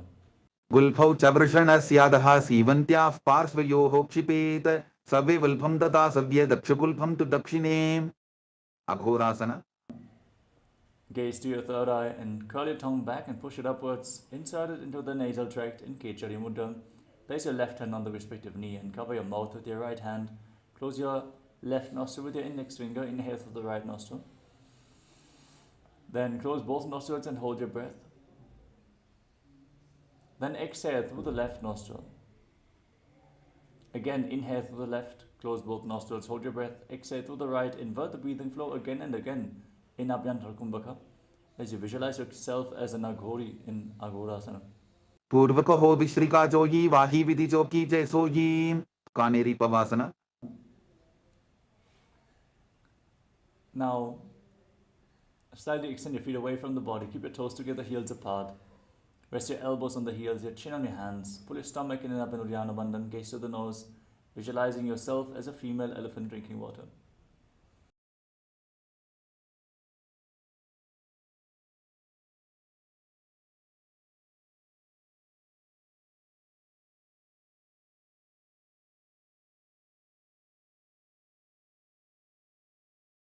ग्वाली पाव आसन कक्ष्यो है जैसे Yahoo में जाने विदित से. Parasana. Now scoop your hands below the feet and lift them off the ground. As you interlock your fingers, gaze to your nose and visualize Swamiji in your inner space. Tatordham retayet payum vridhanishvasa samyutam Gopi Chandasana. Now free your hands, interlock them around the toes from above and pull your feet against your chest. Heels against the chest, chin on the hands, gaze to the nose and embody the state and space of a king. Purava vidipataka angutha kantuku parashim Udarasana. Now scoop your hands below the feet once more. Interlock your fingers around the toes from below and pull your feet against your chest firmly. Balance, gaze to the nose and visualize your body free from any defects. Dovo Pagadali Sambritane Ubaya Hastakari Urdahitane Vishishtasana. Now extend your feet up in front of your face and visualize yourself excelling in everything. Dovo Pagadali Jodi Samputukare Bhujasana. Now, one by one, lift your legs up over top of the respective shoulders. Bend your arms up and hold onto your neck, visualizing yourself as a cobra. Shirasanam tavidyayam kapshasanam atahparam grivasanam tavaramam bhujasanam ihochyate Kalyanasana. Now bring your hands down and behind your back with your legs still over top of the respective shoulders. Try to interlock your fingers behind your back as you lift your feet off the ground and visualize yourself as a beautiful, auspicious goddess in Kalyanasana. Do hatpakam mitane tinko bodani chethane Sankatasana. Now stack your knees, sit on the left heel with the toes pointing back, top of the foot flat on the mat, hands on opposite knees, gaze forward in Vaishnavi mudra without focusing on external happenings. Just focus on what is happening in your inner space as you visualize yourself as an elegant swan in Sankatasana. Vamapadam chiter moolam sanyasadar nitale patadandena jam yena bestayet vamapadatam Dhenukasana. Now slide the left foot outside your hips, sit in between your heels, hands on the top knee. Engage Uddiyana Bandha and visualize a cow. Anushaki nagara banjaram brishilindavilyamnim Pachandrasana. Now slide the right foot on top of the left thigh and place the left foot on the right knee. Bring your left hand behind your back and twist your spine. Hold on to opposite thighs and twist your spine even more once you reach the opposite thigh. Gaze up towards your third eye and visualize Swamiji in Machandrasana as you breathe in Ujjayi Pranayama. Inhale through nose and mouth at the same time while keeping your throat engaged, making an ocean-like sound on the inhalation and exhalation, exhaling only through the left nostril. Vamajanga Paridacharathane Vamahastapishti Sane Machandrasana 2. Now hold on to opposite big toes and lean forward and down, placing your forehead on the ground, visualizing Swamiji. Prasamaji Manatarna Jajoji Vamadanga Parila Kesoji Guru Asana. Now rise up, interlock your fingers and place them on the left knee, the top knee. Engage Mahamudra Bandha and visualize Swamiji, your Guru, in your inner space in Guru Asana. Gurumuli Drabadasya Kanitika Pradesh Vulbhansam Sapya Sankatasana. Now place the top of the right foot flat on the mat instead of the right heel. Place your hands on opposite knees, gaze forward and visualize yourself as an elegant swan. Vamapadam chiter moolam sanyasadar nitale patadandena jam yena bestayet vamapadatam Dhenukasana. Now slide the right foot outside the hip, sit in between the heels and place your hands on the top knee. As you visualize a cow, engage Uddiyana Bandha in Dhenukasana. Anushaki nagara banjaram brishilindavilyamnim Pachandrasana.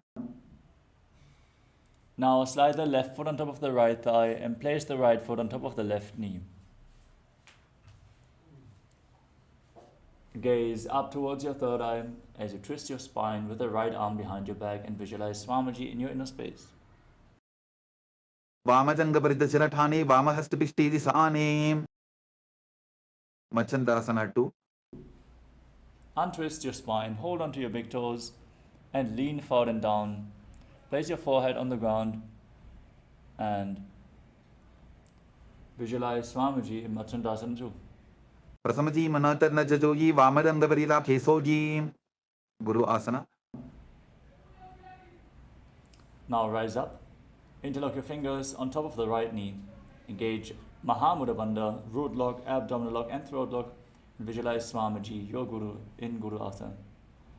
ऊर्मूलेन्द्रपादस्य कनिष्ठिकाप्रदेशगुल्भं संस्थाप्य Pashvasana. Now place your feet flat on the ground in front of you and pull your knees against your chest with your hands. As you gaze towards your third eye, push your tongue back and up in Kechari Mudra as high as possible, all the way to your third eye. पादतले भूमौ निधाय चाननयूर्षि निधाय विपरीतहस्ताभ्याभू सहितजङ्गे निबध्य Bodhishokasana. Now hold on to opposite wrists. Bring your chin down on the knees. Gaze towards the tip of your nose and visualize yourself residing in an abode of bliss. Dogu bhagdali bhuparidhare kormashli esekare Kurakatasana. Now bring your hands below the knees and hold on to opposite elbows. Gaze towards the tip of the nose and visualize Swamiji in your inner space in Kurakatasana. दो हाथ पग बाहर लियावे गोड़ा नीचे ले ठहरावे सुमति आसना. Now cross the right ankle over the left with your toes pointing upwards.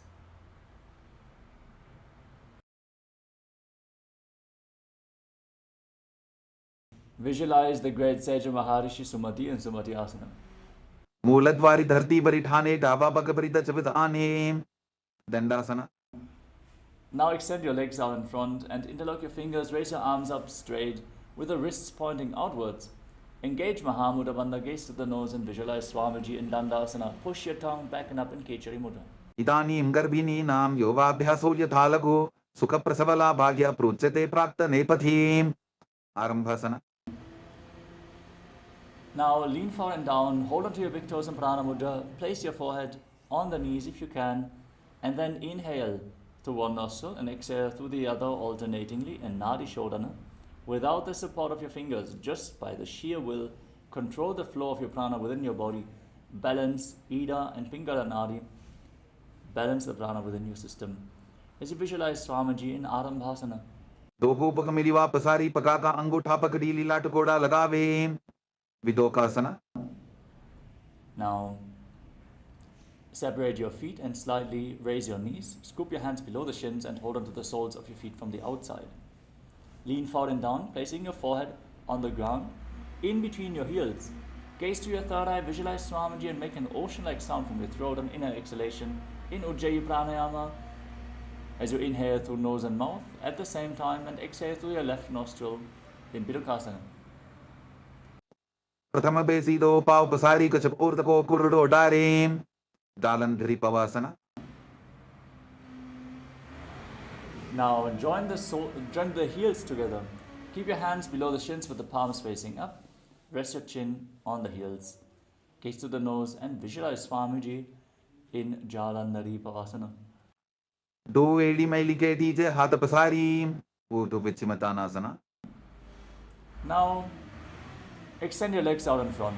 Lift one leg up behind your neck and lean forward and down, holding onto the front foot with both hands. Breathe in Pratyahara Pranayama. Focus on the upward movement of the prana from the soles of the feet to the regenerative organs, the navel, the heart, the throat, the uvula, the center of the eyebrows, the top of the forehead, all the way to the Brahmaranda, the crown of your head. Feel the prana surging upwards. Meditate on each of these points individually as you visualize Swamiji in Urdhva Paschimottanasana. पश्चिमतानवत् संस्थितिं कृत्वा एकं पादं ग्रीवायां धृत्वा तिष्ठेत् अनन्तासना. Now lean back with the leg behind your neck. Hold onto the foot with the opposite hand. Extend the opposite leg forward. Gaze to your nose and visualize you are infinite, endless, eternal, Ananta in Anantasana. उत्तानशयनी एकैकम्पायी ग्रीवायां विन्यस्य इतरहस्तेन पावाग्रं गृहीत्वा अंकुशासना. Now roll onto the side of the hand which is holding onto the foot behind your head. Gaze to your nose and feel in complete control in Ankushasana.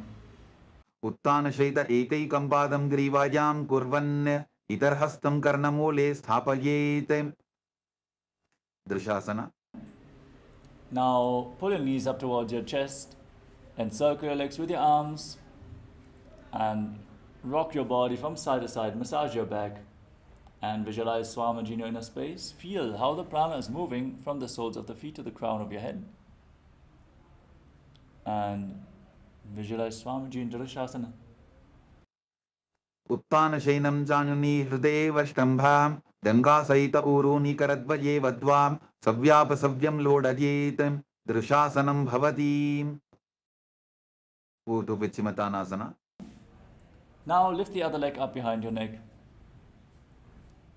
As you lean forward and down, hold on to the front foot, breathe in Pratyahara Pranayama and visualize Swamiji in Urdhva Paschimottanasana on the other side. Paschimottanavad samsitim kritva ekam padam grivayam dhritva tishtet. Anantasana. Lean back with the leg behind your neck.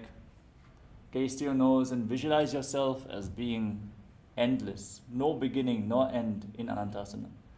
Uttana Shaini Ekaikampayi grivayam vinyasya Itarahastena pavagram gritva. Ankushasana. Now, roll onto the side, gaze to the nose and feel in complete control. Uttana Shaita Ekaikampatam grivayam kurvan Itarhastam karnamole sthapayet. Yogenidrasana. Padabhyam veshtaye kantham hastabhyam prishtabandhanam tanmadhya shainam kuryad yovenidra sukhaprada. One by one, lift your legs up behind your neck and encircle your lower back with your arms. Try to interlock your fingers behind your lower back. Fix your gaze at the tip of the nose and visualize Swamiji in your inner space. As you keep breathing in Pratyahara Pranayama, focusing on the upward movements of the prana through the 9 points revealed by Mahadeva, soles of the feet, reproductive organs, navel, heart, throat, uvula, center of the eyebrows, top of the forehead, crown of the head in Yoga Nidasana. Now bring your arms up and wrap them around your legs. Hold onto your neck, gaze to the nose and visualize Lord Vishnu is blessing you from within in Atma Ramasana. Atma Ramasana. Atma Rama Asana Padam Sudhoso Vem. Kochikasana. Now lay on your back and extend your arms out to the side.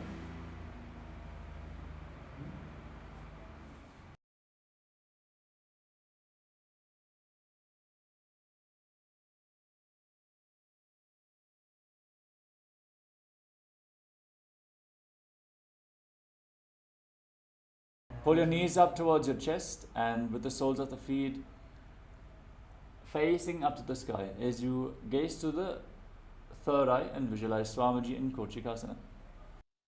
Dovo hat chita sakare, tinaso ube sapakare. Jatara parivritti. Now drop one knee to the side and extend the other leg straight down. Bend both knees to the same side to the left. Extend both legs to the left. Hold onto the toes and rotate your head away from the feet. Then bring your knees back towards your chest. Drop the right knee to the side, extend the left leg straight down. Bend both knees to the right. Extend your legs to the right. Rotate your head away from your feet. Visualize Swamiji in Jatara Parivritti. Parivritti Kukshi Bhage Tridahi Parikirtitaham Baddhapornam Suptapornam Urdhvapornam Athapicha. Dvandva Pithasana. Now place your feet flat on the ground and hold on to your ankles. Push your hips off the mat. Lock your throat and hold your breath in Mocha Kumbhaka, firmly locking your throat and contracting the perineal floor. Gaze to your nose and visualize yourself as sturdy as a bridge. Pratikriyayutan dvandva pitha sarva balapradam garbhininam durbalanam idikarki chakadanum. Paryankasana. Now bring your hands up over top of the respective shoulders, palms on the ground, fingers pointing towards your feet. Push your hands into the mat and lift your entire body up off the ground. Raise your hips up high. Walk hands and feet closer together to raise your hips even more. As you breathe calmly through your nose in Sahaja Kumbhaka, leading the prana along your spine and visualizing yourself as sturdy as stone furniture. उत्तानशयनमस्ततलाभ्यां भूमिम् अष्टभ्यां पादतलाभ्यां भूमिं धृत्वा Shottanasana. Now lay on your back and pull your knees up towards your chest. Place your hands on the respective shoulders and move your hips in a circular motion as you visualize yourself as a dog playfully rolling around on his back in Shottanasana. शववत् शरीरं संस्थाप्य जानुनी सम्मील्य नाभुवानी च हस्ताभ्यां तन्दरां बद्ध्वा भ्रामयेत् श्वोत्तनं भवति विपरीतकरणी. Now kick your legs up and place your palms flat on the mat for support. Raise your hips up and rotate your legs in a circular motion as you visualize Swamiji. Breathe in Mocha Kumbhaka, hold your breath intensely. भूतले सशिरोर्दत्त्वा फेनगे चरणद्वयं विपरीतकृतिश्चैषा सर्वतन्त्रेषु गोपिता विपरीतकरणी 2. Now stop the movement of your legs. Point your toes up to the sky. Viparita Karani 2. Karni विपरीताख्या सर्वाधिव्याधिनाशिनी नित्यमभ्यासयुक्तस्य जाडराब्धिविवर्धनी लांगलासना. Now drop your feet down over top of your head. Touch your toes to the ground and interlock your hands behind your back in Padusha Mudra.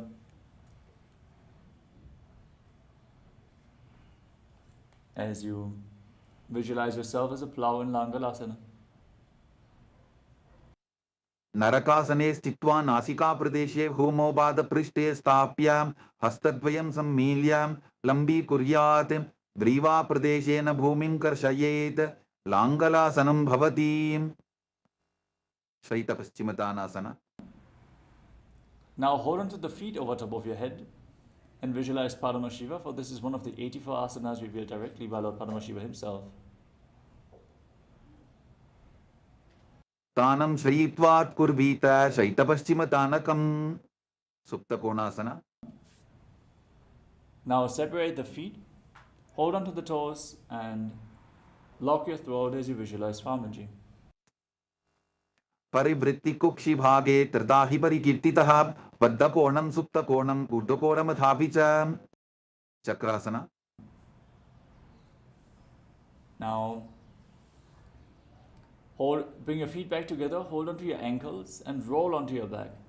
Keep your arms and legs straight and visualize yourself as a chakra, a wheel in Chakrasana. शवासनस्तद्वो पादो कुर्यान्मस्तकतः परो युत्क्रमेण ततः शीघ्रमेतत् सर्वस्य साधनं सुप्तप्रसरितपादाङ्गुष्ठासना. Now join the feet together over top of your body with the knees straight, holding onto the big toes in Prana Mudra. And then separate your legs wide apart. Visualize Swamiji. Breathe in Ujjayi Pranayama. Make an ocean-like sound from your throat in Supta Prasarita Parangushtasana. उत्तानपादं क्रौञ्चं च मरीचिम्बीरभद्रकं नटराजन्द्रिकोणं च सुप्ताम्बुष्टप्रसारणे सुप्तपादाङ्गुष्ठासना. Now join your feet back together. Hold onto your big toes in Prana Mudra. And visualize Swamiji in your inner space. उत्तानपादं क्रौञ्चं च मरीचिम्बीरभद्रकं नटराजन्द्रिकोणं च सुप्ताङ्गुष्टप्रसारणे मत्स्यासना. Now cross your legs into Padmasana. Bring your knees to the mat and hold on to opposite elbows over top of your head. Gaze to your nose and visualize Matsya, the fish avatar of Lord Vishnu. भुक्तपद्मासनं कृत्वा उत्तानशयनं चरेत् कूर्पराभ्यां शिरो वेष्ट्या मत्स्यासनं तु रोगः परशुरामासना. Now place the back of the right hand on top of the left palm. Gaze to the nose and visualize Lord Rama in your inner space. प्रथमकरे पद्मासन आचे सूधो Sorve भूपरिपाचे सर्वांगासना. Now kick your knees and hips off the ground. Support your lower back with your hands. Place your elbows on the mat. Gaze to your nose and visualize Swamiji in your inner space. Breathe in Mocha Kumbhaka. Hold your breath intensely for a long time. Push the prana into the central nadi of the spine. Force the energy upwards to the higher energy centers. अथवा क्षेत्र संक्षेपात् सर्वांगासनम् उत्तमं यत् कृत्वा योगनिपुणः विद्याविस्पण्डितो यथा वृश्चिकासना. Now, lay on your back, keep one foot on top of the opposite thigh, and extend your arms up over top of your head. Hook your fingers forward like the stinger of a scorpion. Gaze to your third eye well, visualizing yourself as a scorpion in Vrishchikasana, the scorpion pose.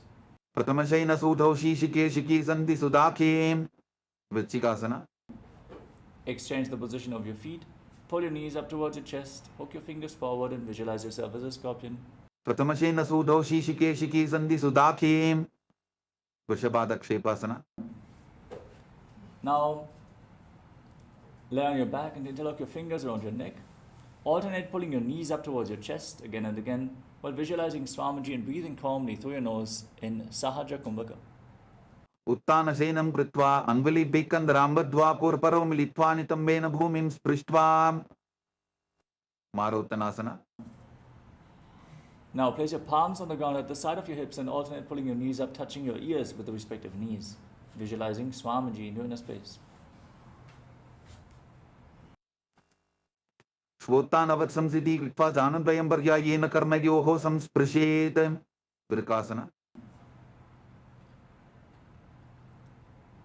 Now place your feet flat on the ground, stand up and lay back down again and again, visualizing yourself as a wolf in Vrikasana. उत्तानशीनं कृत्वा पादतलाभ्यां भूमिं धृत्वा उत्तिष्ठेत् वृकासनं भवति लूठासना.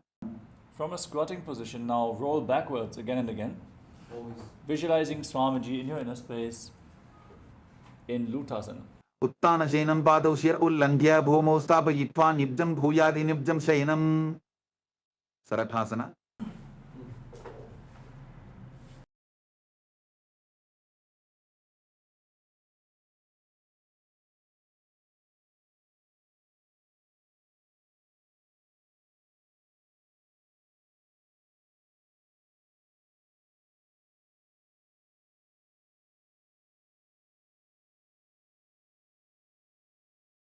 Now lay निब्जं on शयनं your कृत्वा नाभिं भूमौ निधाय स्तम्भद्धस्ताभ्यां भूमिं वष्टद्य ओष्ठौ निमील्य वेणुवत्सं कृत्य तिष्ठेत् सरठासनं भवति.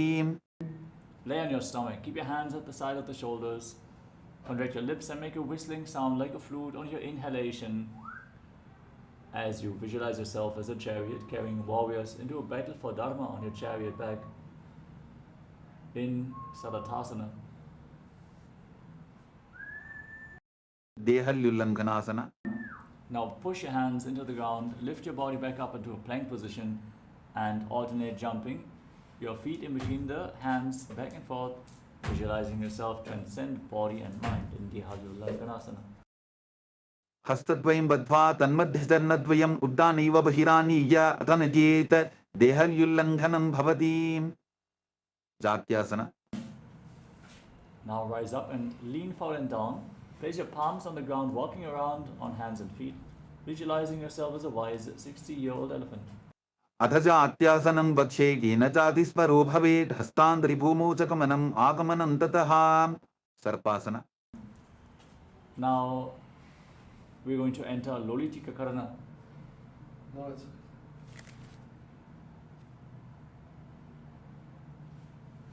Extend your arms out to the side at shoulder level.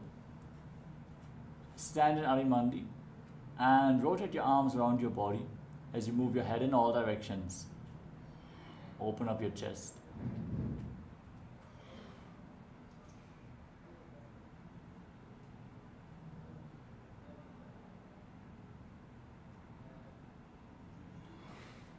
Next up is Sarapasana. If you have a rope available, tie your legs with a rope. Then stand erect on the mat like a rod, keeping your arms close to your hips, elbows close to your waist. Stand completely straight and visualize your Kundalini Devi is rising and curling upwards around your body in Sarapasana. अथ सर्पासनं वक्षे वायुपानाय केवलं शरीरं दण्डवत् तिष्ठेत् रज्जुबन्धस्तु पादयोः वायवी कुण्डली देवी कुण्डलाकारमङ्गुले उष्ट्रसाधनासना.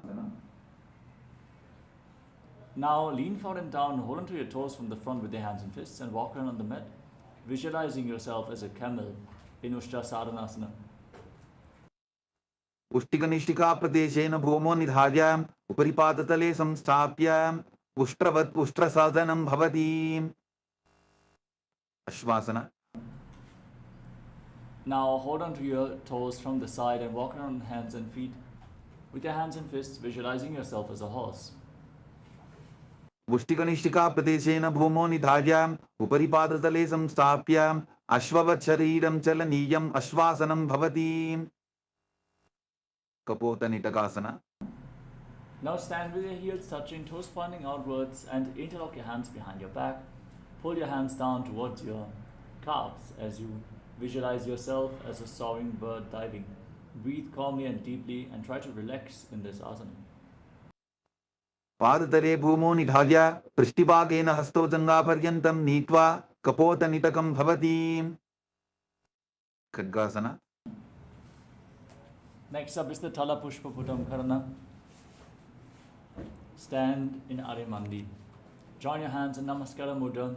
Bow down to one side, raise the respective heel and open up your palms on both sides again and again, visualizing yourself offering flowers to Paramashivoham.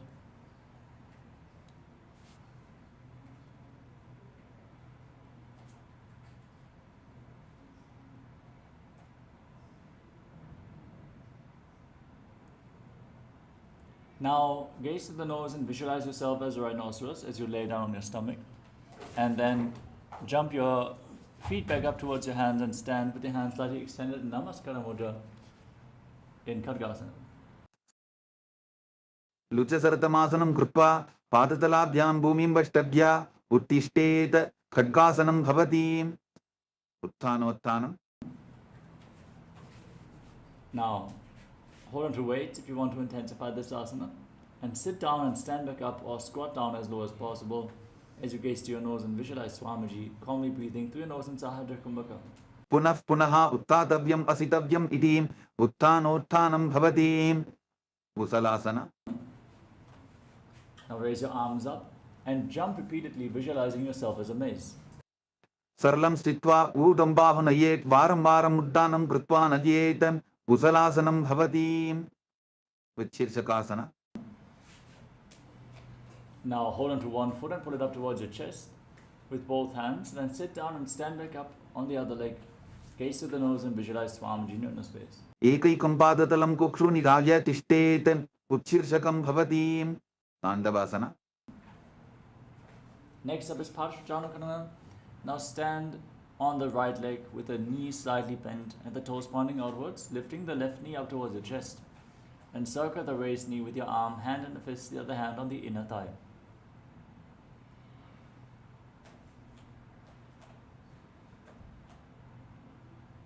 Moving on to Tandavasana. Now extend the left leg forward, extend your arms forward, sit down and stand back up on one leg, visualizing yourself fiercely dancing as Lord Shiva. एकेन पादेन स्थातव्यं ताण्डवासनं भवति। ब्राह्मणासना।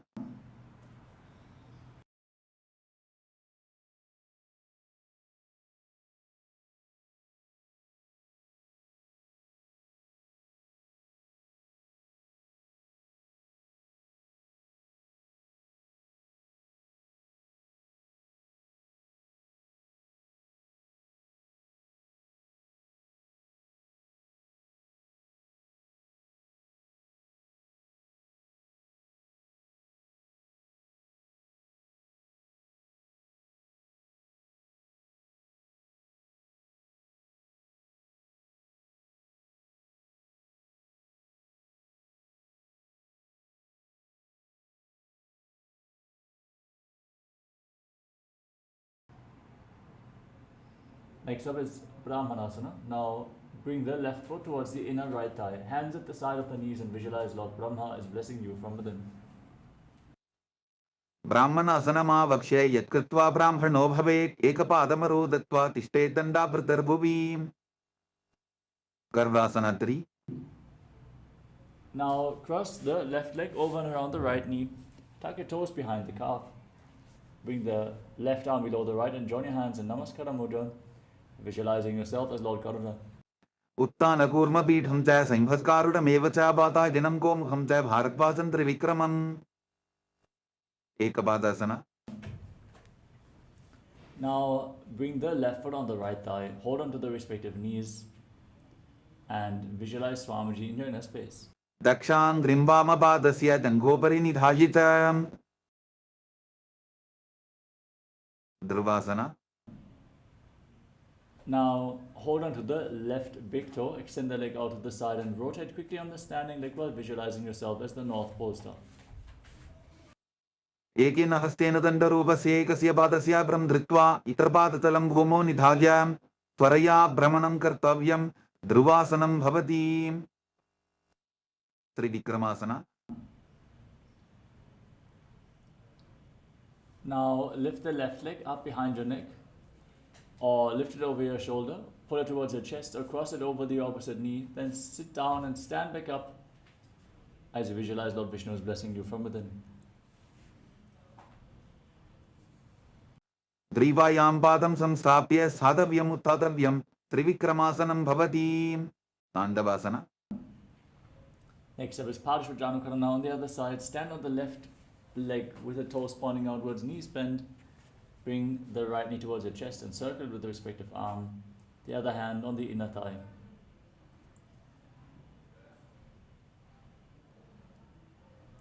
Now extend the right leg forward. Extend your arms. Sit down and stand back up, visualizing yourself fiercely dancing as Lord Shiva. एकेन पादेन स्थातव्यं ताण्डवासनं भवति ब्राह्मणासना. Now bring the right foot against the left thigh, hands at the side of the knees, and visualize Lord Brahma is blessing you from within.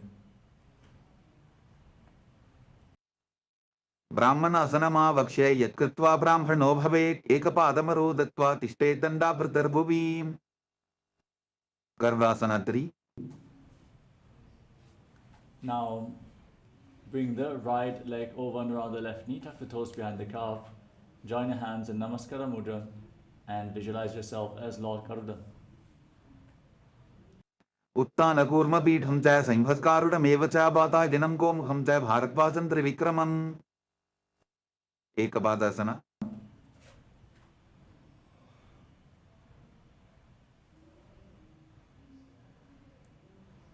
Now bring the right foot on top of the left thigh, hold on to the respective knees with your hands, squat down slightly to reach your knees as you visualize Swamiji in your inner space. दक्षान् ग्रीम्बामपादस्य दङ्गोपरि निधायितम्. ध्रुवासना. Now hold on to the right big toe and extend the leg out of the side, rotating quickly on the standing leg, visualizing yourself as the North Pole Star. एकेन हस्तेन दण्डरूपस्य एकस्य पादस्य भ्रं धृत्वा इतरपादतलं भूमौ निधाय त्वरया भ्रमणं कर्तव्यं ध्रुवासनं भवति त्रिविक्रमासना. Now lift the right leg up behind your neck, sit down and stand back up, visualizing Lord Vishnu is blessing you from within. ग्रीवायां पादं संस्थाप्य साधव्यम् उत्थातव्यं त्रिविक्रमासनं भवति गोरकंडिल्यासना. Next up is Samanaka Karana. Stand in Adimandi, heels together, toes pointing outwards. Hands at the side of the hips with the palms facing forward, fingers pointing one by one. Breathe calmly and deeply as we enter into the final 100 asanas of this sequence. Starting off with Gorak Anjali Asana. Squat down and bring your arms from the outside in between the legs, interlock your fingers in front of your navel, and visualize the great sage Gauranatha, the founder of the Natha Yoga Hindu Sampradaya. प्रथम ही वो हो ये बाहुरी नीचोपनिभोवे कांचासना. Now interlock your hands around your lower back and visualize Swamiji. ऊरुमध्यात् हस्तौ निवेश्य नितम्बं धृत्वा पादतलाभ्यां भूमिम् अष्टभ्य भृगुआसना. Now bring your feet together, heels close to the perineum, hands interlocked behind your back as you gaze towards your navel.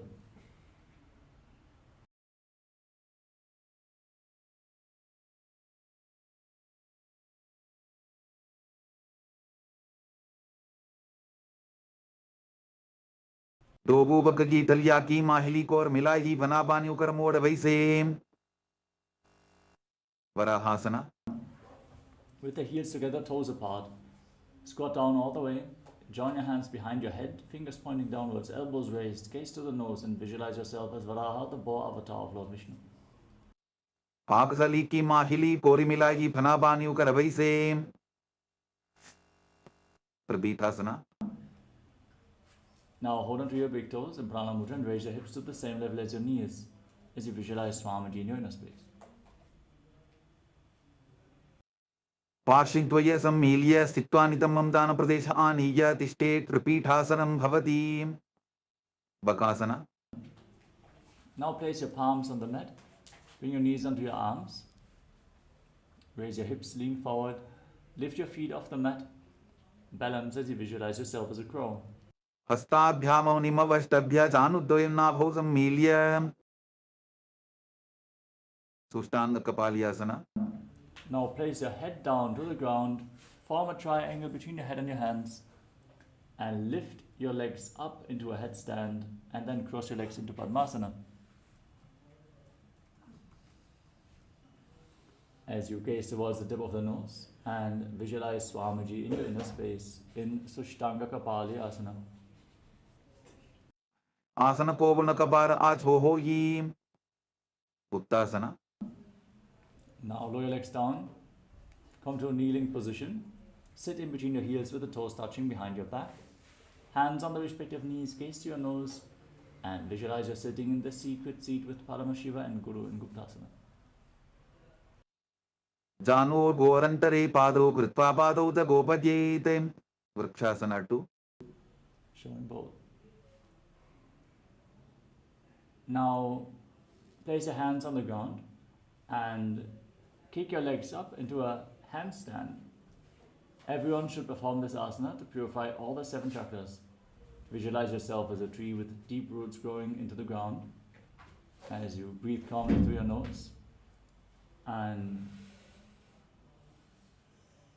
internally chant the Mahavakya. सप्तचक्रक्षालनाय vrikshasana विशेषकांचन इंद्रियता दाढ़ पुनभेदान समभ्यसेत. शिबुआसना. Now bring your hands and feet closer together. Gaze towards your third eye and visualize Tejas shining light is flowing towards your third eye, rejuvenating your body. दोगो बबचोड़ी माही कुल्फ मिलाये. मध्यासना 2.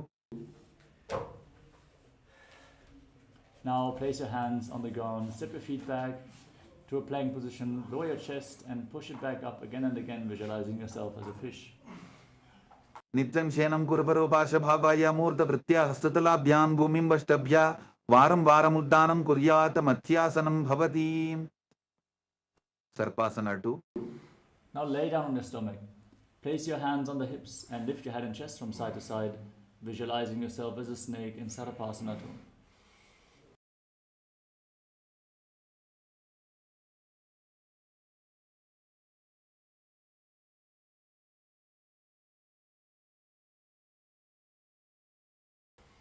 दिग्धं शयनं कृत्वा हस्तोनितमं संस्थाप्य पादोदीकीकृत्य सम्मीलयन् पुरससन्तव्यं सर्पासनं भवति.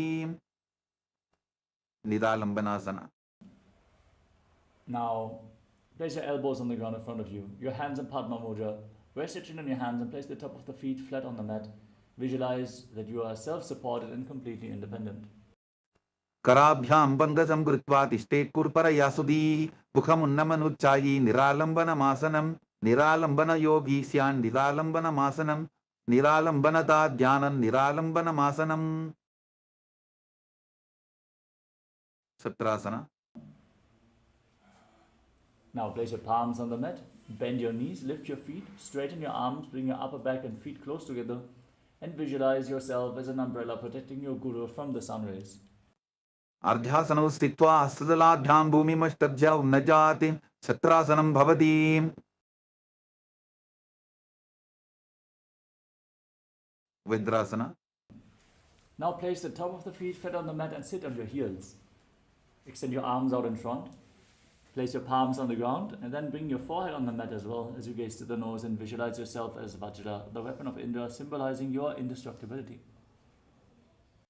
इदानीं गर्भिणीनां योगाभ्यासो यथा लघु सुतप्रसवलाभाय प्रोच्यते प्राक्तनेपथि. दण्डबद्धभरद्वाज वीरभद्रसमानितो आसनानि सदा पुर्या सुदीर्घैरे च पूरवैः. Veshasana. Now raise your hips up and alternate striking the ground with your hands as you visualize yourself as powerful as a ram.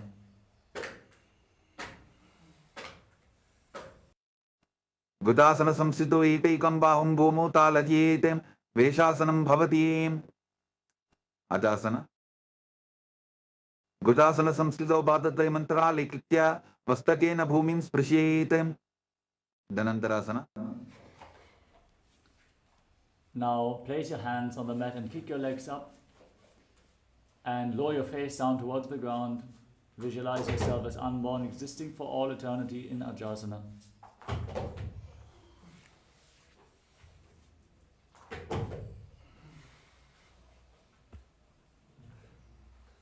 Now come to a kneeling position and sit on your heels. Pull your feet in towards your perineum and then place your hands on the respective knees. Gaze to the nose, visualize Swamiji, breathe in Ujjayi Pranayama, making an ocean-like sound from your throat in Dhanantarasana.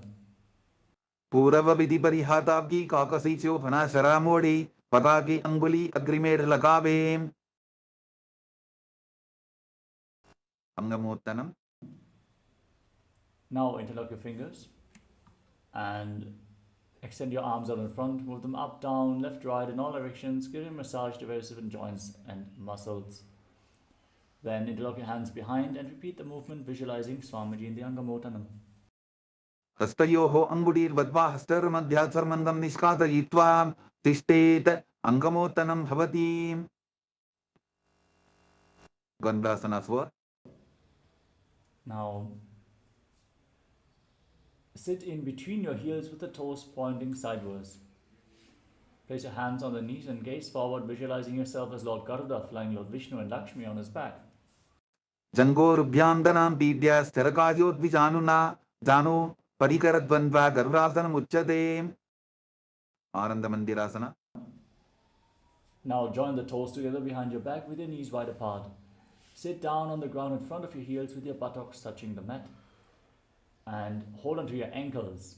Gaze towards your third eye. Visualize yourself residing in the blissful space of a temple in Ananda Mandirasana. Asavakshe Biranatha Anandamandirasanam jitkritva amaro dhiro bhavatyeveha sadakaha. Mandukasana 2. Now cross your feet and sit on raised heels. Place your hands underneath the knees. Pull your stomach in and up in Uddiyana Bandha. And press your tongue up flat against the palate of your mouth and Manduki Mudra as you visualize yourself as a frog.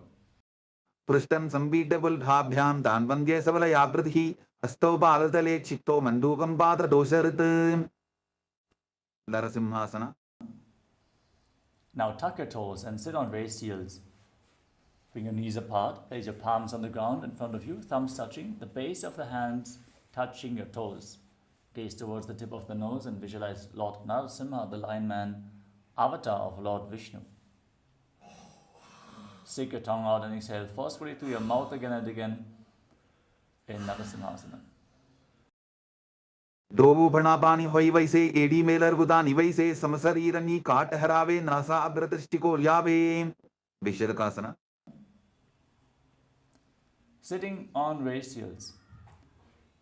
Cover your mouth with your hands, gaze to the tip of the nose, bring your thumbs underneath the teeth and inhale through the right nostril, exhale through your mouth again and again as you visualize yourself as Goddess Durga victorious over all fears.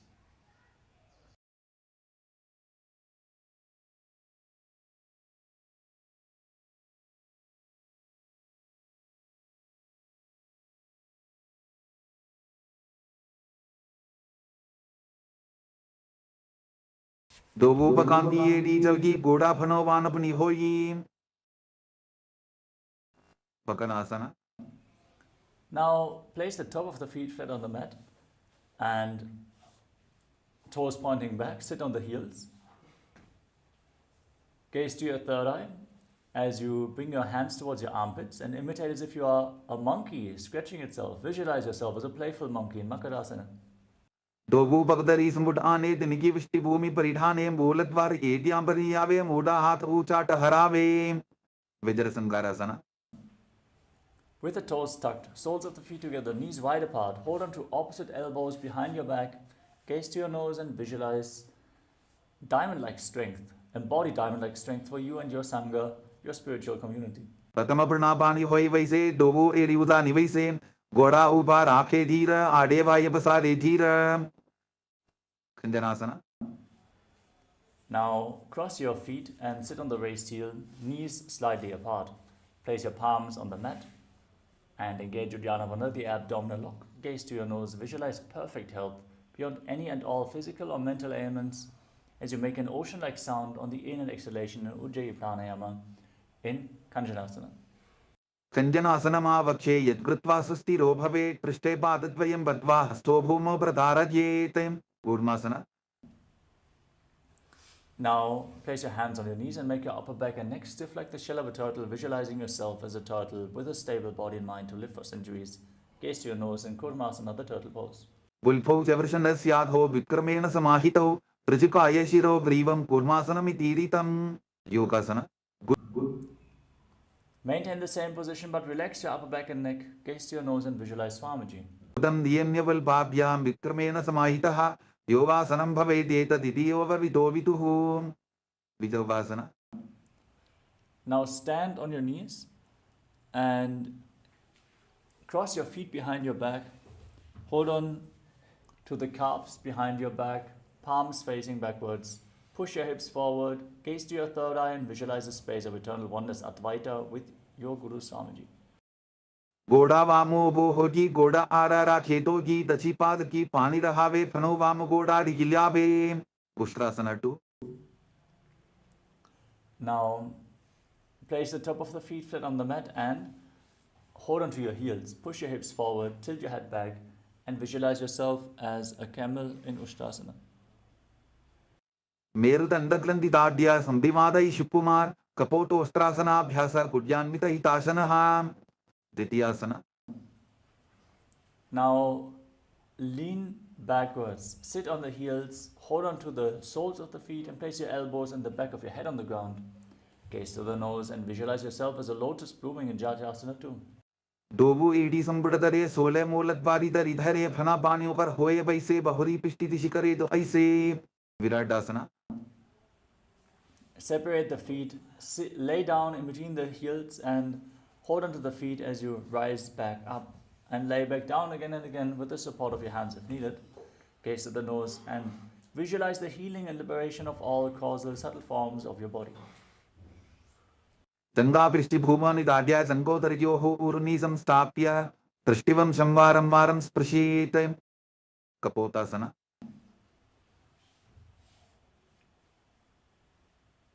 Now lean back, sit on the heels, bring your hands up over top of the shoulders, try to bring your forearms to the ground, hold onto the feet and bring your head in between your heels.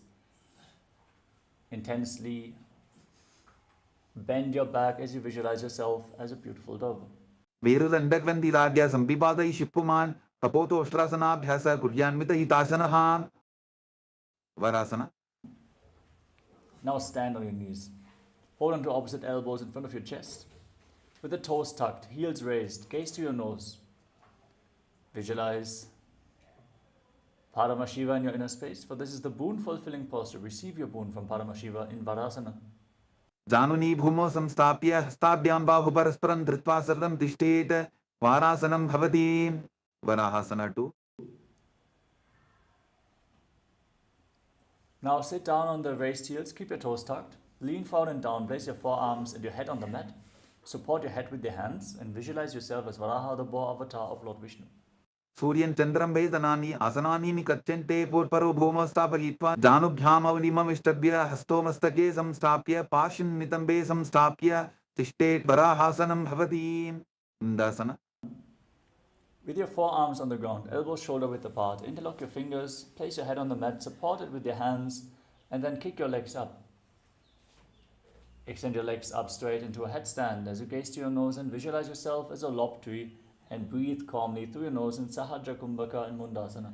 अथो मन्दासनं वक्षे सर्वेषां प्राणिनां स्वम् ऊर्ध्वमार्गेपदे दत्त्वा धारयेन्मारुतं सिद्धिः. अन्धासना. Now come to a kneeling position. Top of the feet flat, sit on your heels and keep your knees separate. Lean forward and down and bring your head in between your knees. Hold onto your head with your hands. Inhale through your nose and exhale through your mouth as you visualize Swamiji in Antasana. Tatamavardali sumataharave, Koramahili ube midave, Tanapani bukara hoi baise, Dobu eri uzani baise, Viparita Shalamasana. Now lay down on your stomach and extend your arms out in front. Lift your arms, your chest and your legs off the mat as you visualize yourself as a locust in the Viparita Shalabhasana. Shalabhasana Vedascha Natabhirunda Namake, Vendabhirunda Saite, Shirshatandasanam Tata. Kapalasana. Now place your palms on the ground at the side of the hips.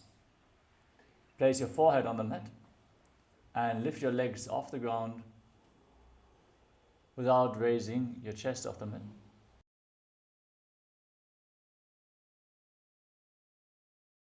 Visualize a skull representing the mind with purified thoughts and the strong will to attain enlightenment in Kapalasana. Kapalam Homo Nidhaya, Urdhvam Padau Najetem, Kapalasanam Bhavati. Akashakapotasana. Now kick your legs up over top of your body, push your hands into the ground and try to touch your feet to the mat as you visualize yourself as a free and open dove in Akashakapotasana. Ustrasane Stitva Charno Humeru Tapyamastokopari Nitva Prishta Pradeshana Bhumo Stapayet Akashakapotam Bhavati. Chetavasana. Now come to a kneeling position. Bring your forearms to the ground, your navel towards your knees, and visualize yourself as a sparrow in Chatakasana. Urbarabadiento Hastodha Daravoltabya Janunina Bhusam Kunjya. Vrishikasana 2.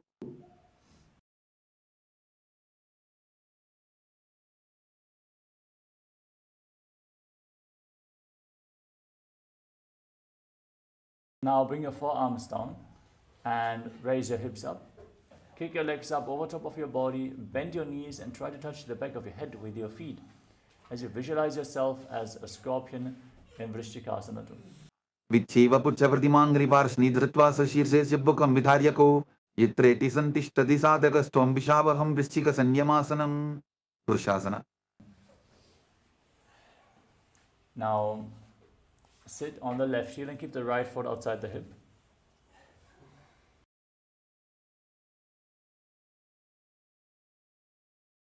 Place your palms on the ground and forcefully inhale through your nose, hold your breath for a short while, and then again slowly exhale through the nose in Antarangaka Kumbhaka, visualizing yourself as a bull in Vrishasana, the bull pose. Yanvivul Pepada Vole Vamabhapi Padetaram Piparitam Sprished Bhumim Vrishasaramidam Bhavetem. Om Nityananda Paramashivoham Nityananda Paramashivoham Nityananda Paramashivoham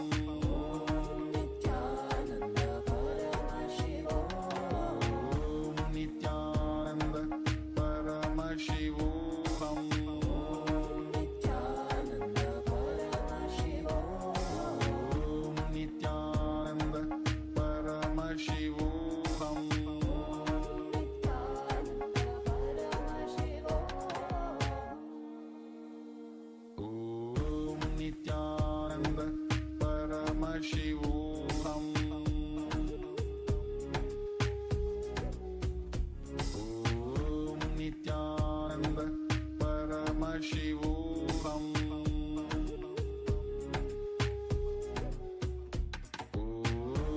Nityananda Paramashivoham Om Nityananda Paramashivoham Om Nityananda Paramashivoham Om Nityananda Paramashivoham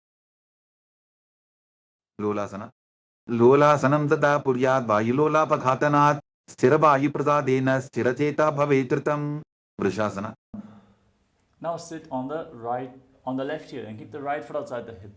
Hands at the side of your body, visualizing yourself as a bull. यामिवल्भीपादमूले वामभागे वदेतरं विपरीतं स्पृशेत् भूमिं वृषासनमिदं भवेत् बालवनासन Now place the right foot flat on the mat, tuck the toes of the left foot and sit on the left heel. Hands on your knees, gaze forward and visualize Balahunahai. आसन Covid दर बिकार जागी ग्रहासन Now stand up and squat down. Bring your hands in between the legs. Hold onto your ankles from the outside and visualize yourself as the entire planet.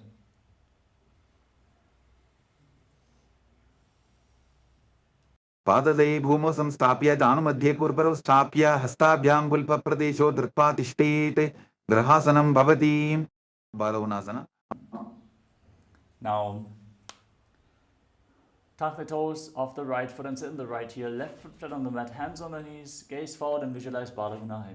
आसन Covid दर बिकार जागी Utkatasana Now step both your feet and sit on raised heels, knees together, hands on the knees, holding onto weights if you want to intensify this asana, and visualize Swamiji. इजास्पिजौस्तीयत पूर्वजानु यत्रासने पादतलद्वयो परीं वज्रसंगारासन 2 Now bring the soles of the feet together, knees wide apart, sit on raised heels and hold on to opposite elbows behind your back as you visualize Swamiji in your inner space. प्रथमपना पानी होए जैसे दोवु AD बुदानी वैसे गोडा उभा राके तीय आडे वाय पसारे धीर अनिलासना Now place your palms on the ground in front of you and step your heels onto your hands. Keep your arms straight, elbows close to your navel, gaze to your nose and visualize you're able to live off of air alone. दो हाथ भूमि पर ठाने कहनी जाड़ी नाभिलत आने फना दो ऐसे विधि करे पिष्टि हथेलियां की परिधरे पादुकासना Now bring the back of your hands on the mat, step your feet onto your palms, wrap your hands around the feet like shoes and walk around on the mat. Visualize that you're wearing padukas and walking all across Kailasa. हस्ततरयोः पादतले कृत्वा तिष्ठेत् गच्छेत् पादुकासनं भवति कुक्कुटोड्डानासना Now place your palms on the ground and kick your legs up and let them fall back down again and again, visualizing yourself as a rooster. हस्ततले भूमौ कृत्वा पादतले च ऊर्ध्वमुड्डानं कृत्वा भूमौ पतेत् विपरीतनृत्यासना Now kick your legs up into a handstand and dance around on two hands. Feel yourself become free of all inhibitions. हस्ततलाभ्यां भूमिं वष्टभ्य ऊर्ध्वपादाग्रे कुर्वन् हस्ततलाभ्यां नर्तनं कर्तव्यं विपरीतनृत्यं भवति कुञ्जरासना Now stand with your feet separate, lean forward and down, place one hand on the ground, the other hand on your ear. As you visualize Swamiji in Kunjarasana. अथ वक्ष्ये महादेव कुञ्जरासनमुत्तमं करे नैकेन पादाभ्यां भूमौ तिष्ठे शिरकरः कुञ्जरासना Now exchange the position of your hands, repeat Kunjarasana on the other side. अथ वक्ष्ये महादेव कुञ्जरासनमुत्तमं करे नैकेन पादाभ्यां भूमौ तिष्ठे शिरकरः कदम्बासना Now squat down, hold onto your heels, hold onto your ankles, lift your toes off the ground, balance on your heels as you visualize yourself as a kadamba tree. पार्श्वभ्यां भूमिं वष्टभ्य हस्तद्वयेन पुल्भौ धृत्वा तिष्ठेत् कदम्ब भवति पवनमुक्तासना Now place your feet flat on the mat and put your knees against your chest. Breathe deeply and visualize any excess vata being balanced within or released from your system. द्वयोस्तु पादयोः पाणिं लात्वा सुस्वनितम्बके जानन् वक्षसि सादुर्बभ्रतीकरवन्दनैः चकोरासना Now lift one leg up behind your neck. Extend the other leg forward. Place your hands on the ground and lift your entire body off the mat as you gaze to your third eye and visualize yourself as a powerful source of energy. पूर्वतानं तदष्पादपीठं वज्रासनं तथा चकोरक्रौन्तशलभभुजङ्गमपि वृश्चिकं Dhanurasana 2 Now hold on to your big toes in Prana Mudra. Keep the right leg straight and put the left foot towards your ear as if you're pulling a bowstring. Visualize yourself as a bow in Dhanurasana 2. पादाङ्गुष्टौ तु पाणिभ्यां गृहीत्वा श्रवणावधि अष्टावक्रासना Now lift the left leg over your shoulder and hook the right foot on top of the left foot. Extend your legs out to the side, lean forward, find balance, lift your body off the ground, and visualize yourself as a flying crane. वासिष्ठमदकौन्दिन्यम् ऊर्ध्वकुकुटवेव च अष्टावक्रमथोत्थानं मयूरं सेतुबन्धनं Pranasana. Now place the left foot flat on the mat and the right foot on top of the left thigh. Bring your left shoulder underneath the raised knee and push the right knee to the ground. Gaze to your third eye and visualize you're immortal, able to exist solely on prana and pranasana. एतत् प्रभेदं वक्ष्यामि करोति यस्य चामरः एकपादमुरो बद्ध्वा स्कन्धेऽन्यपादरक्षणं पार्श्वमत्स्येन्द्रासना. Now bring the right foot outside the left hip and step the left foot over the right knee. Twist your right elbow outside the raised knee. Bring the hand below the knee and interlock both hands behind your back.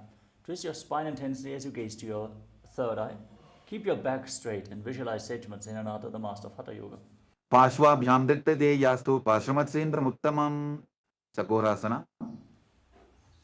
Now lift the other leg up behind your neck and place your hands on the ground. Lift your entire body off the mat. Gaze to your third eye and visualize yourself as a powerful source of energy. पूर्वतानं ततस्पादपीठं भद्रासनं तथा चकोरक्रौन्तशलभभुजङ्गमपि वृश्चिकं धनुरासना 2.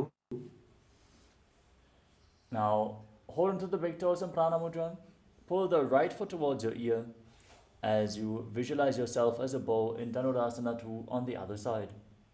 पादाङ्गुष्ठौ तु पाणिभ्यां गृहीत्वा श्रवणावधि अष्टावक्रासना. Lift the right leg over your shoulder, hook the left foot on the right foot, extend your legs out to the side, lean forward, lift your body off the ground and visualize yourself as a flying crane. वासिष्ठमदकौन्दिन्यम् ऊर्ध्वकुक्कुटवेव च अष्टावक्रमथोत्थानं मयूरं सेतुबन्धनं प्राणासना. Now place the right foot on the mat, the left foot on the right thigh. Bring your right shoulder underneath the raised knee and push the left knee to the ground. Gaze to your third eye and visualize you are immortal and able to exist solely from prana. एतत् प्रभेदं वक्ष्यामि करोति यस्य चामरः एकपादमुरो बद्ध्वा स्कन्धेऽन्यपादरक्षणं पार्श्वमत्स्येन्द्रासना. Now bring the left foot outside the right hip, step the right foot over the left knee, twist your left elbow outside the raised knee and bring the hand below to interlock both hands behind your back. Gaze to your third eye and visualize Sage Matsenanatha, the master of Hatha Yoga in Parsvamatsendrasana. पार्श्वाभ्यां दत्तते यास्तु पार्श्वमत्स्येन्द्रमुत्तमं अर्धपश्चिमतानासना. Now extend the right leg forward and bring the left heel against your perineum. Lean forward and down and hold onto the front foot as in Mahamudasana. Bring your forehead to the knee. Visualize Swamiji and breathe in Jiva Chala Kumbhaka. Inhale fully, hold your breath, and then by the force of your will, move the retained prana freely throughout your body, upwards, downwards, through your arms and legs. Move the prana round and round. एकं पादं प्रसाद्य एकं पादस्य पार्श्वनासीविनी सम्पीड्य हस्तद्वयेन प्रसारितपादाङ्गुष्ठं धृत्वा दानोपरि मस्तकं न्यसेत् अर्धपश्चिमतानं भवति क्रौञ्चासना. Now bring the left foot outside the hip and hold onto the right foot. Lift it up in front of your face. Try to keep the knees straight and visualize yourself as a crane. उत्तानपादं क्रौञ्चं च मरीचिं वीरभद्रकं नटराजन्द्रकोणं च सप्ताङ्गुष्ठप्रसारणे अर्धपश्चिमतानासना. Now extend the left leg forward, bring the right heel against your perineum, lean forward and down and hold onto the front foot with both hands as you visualize Swamiji. एकं पादं प्रसाद्य एकं पादस्य पार्श्वनासीविनी सम्पीड्य हस्तद्वयेन प्रसारितपादाङ्गुष्ठं धृत्वा दानोपरि मस्तकं न्यसेत् अर्धपश्चिमतानं भवति क्रौञ्चासना. Now bring the right foot outside the hip. Repeat Kraunchasana on the other side. उत्तानपादं क्रौञ्चं च मरीचिं वीरभद्रकं नटराजन्द्रकोणं च सप्ताङ्गुष्ठप्रसारणे स्वस्तिकासना.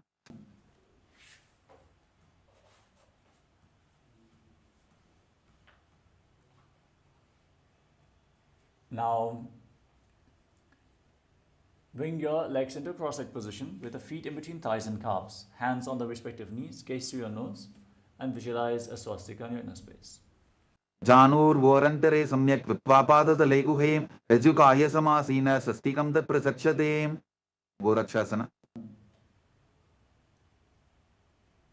Now place your hands on the respective heels, Cover your heels with your hands, lock your throat, gaze to the tip of the nose, and visualize the great sage Gauranatha. Janor वोरंतरे पादो उत्तानो व्यक्प संस्थितो उल्फौ छाछाद्य हस्ताभ्याम उत्तानाभ्याम प्रयत्ततः Bhavasana 2. Now,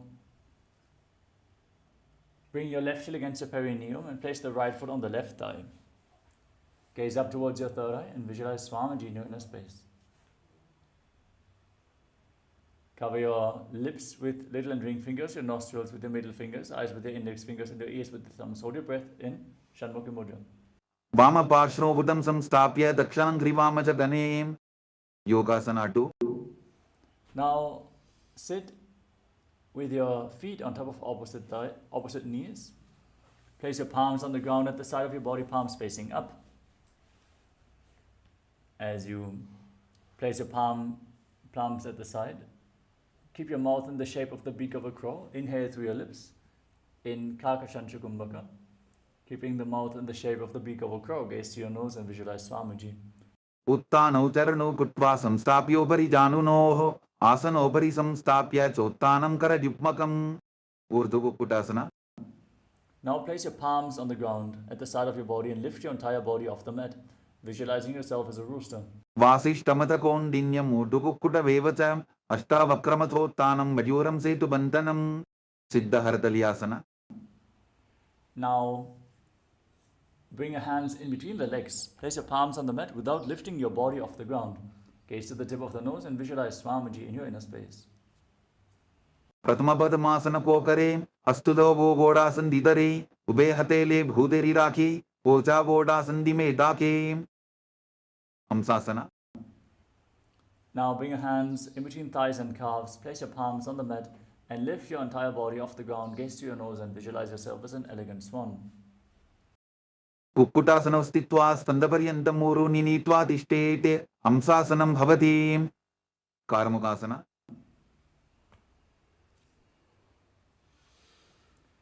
Now push your hands through the legs. Lean forward and down. Place your forehead on the ground and visualize yourself as Pinaka Lord Shiva's bow. Pratama Padmasana Kopare, Gora Sandima Hikaridare, Tarapatu Sri Kardobu Ane, Kornya Upar Sandile Thane. Urmasana 2. Now come to the front of your yoga mat, sitting in Padmasana.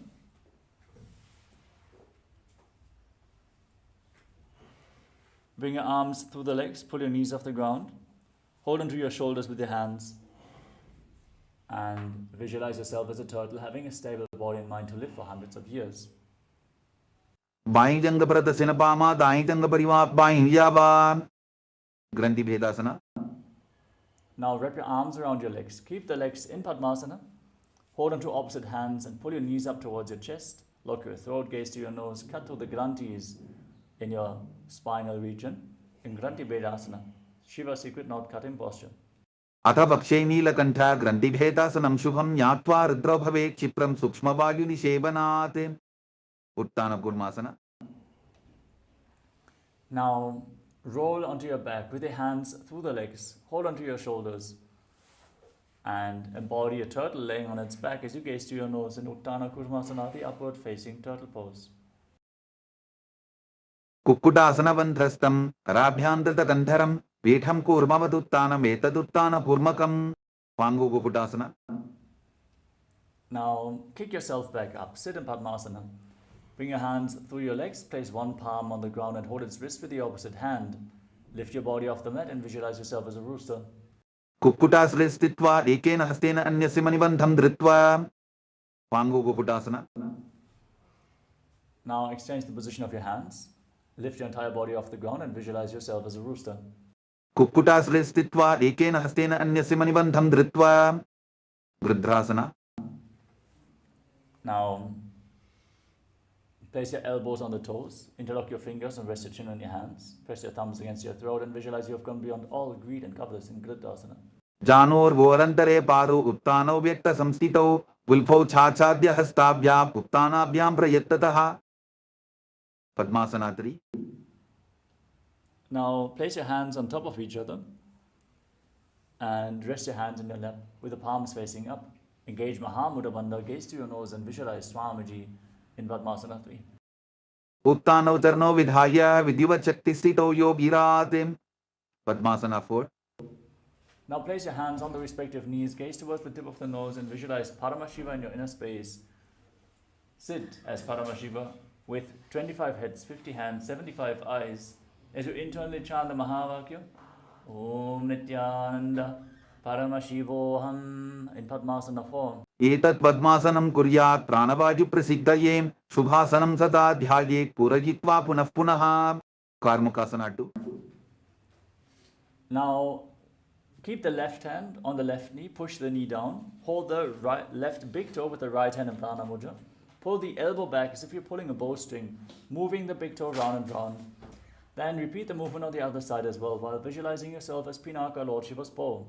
अधान्यासनमाभक्ष्ये योगपूरकरक्षणात् कृत्वा पद्मासनं पाद अङ्गुष्ठतङ्गयोस्थितं कार्मुकासना 3.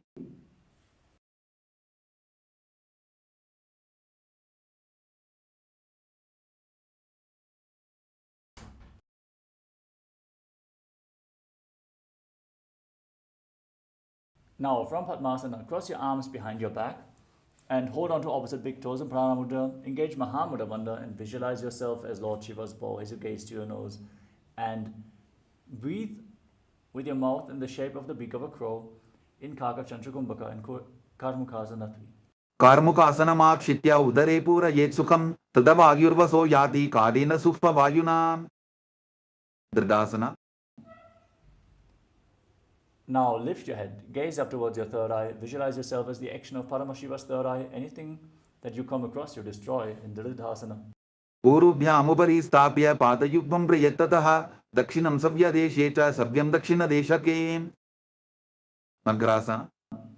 With your arms crossed behind your back, roll backwards, lay on your back, hold onto the big toes in Prana Mudra, and visualize yourself as a snake as you breathe calmly through your nose in Sahadra Kumbhaka in Nagrasana. प्रथम पद्मासन कोठाने दोहु हाथ पाछाने आने पाद अंगूठा पुकरे आनी सोबई कहुन्या पुल्या पानी कंदुकासना. Now free your arms and legs. Pull your knees up towards your chest and circle your legs with your arms. Bring your chin against your knees and squeeze your body into a ball in Kandukasana. वेत्रासने स्थित्वा हस्तपादान् निष्कुष्य ऊर्ध्वं दध्येत् पृष्ठवंशेन भूमिं पोतयेत् कंदुकासनं भवति ऊर्ध्वपवनासना. Now place your feet flat on the mat with the knees raised. Interlock your fingers around your neck. Gaze to the nose and breathe calmly through your nose in Sahadra Kumbhaka, visualizing Swamiji. प्रथमे सूदो San करावे गोडा उभा राशि मिलावे पुल्फमा हिला अंगुष्ठतोही करे एक समेल रसोजी मरकटपीठासना. Now place your hands underneath the heels with the palms facing up. Push your hips off the ground, lock your throat and hold your breath in Mocha Kumbhaka.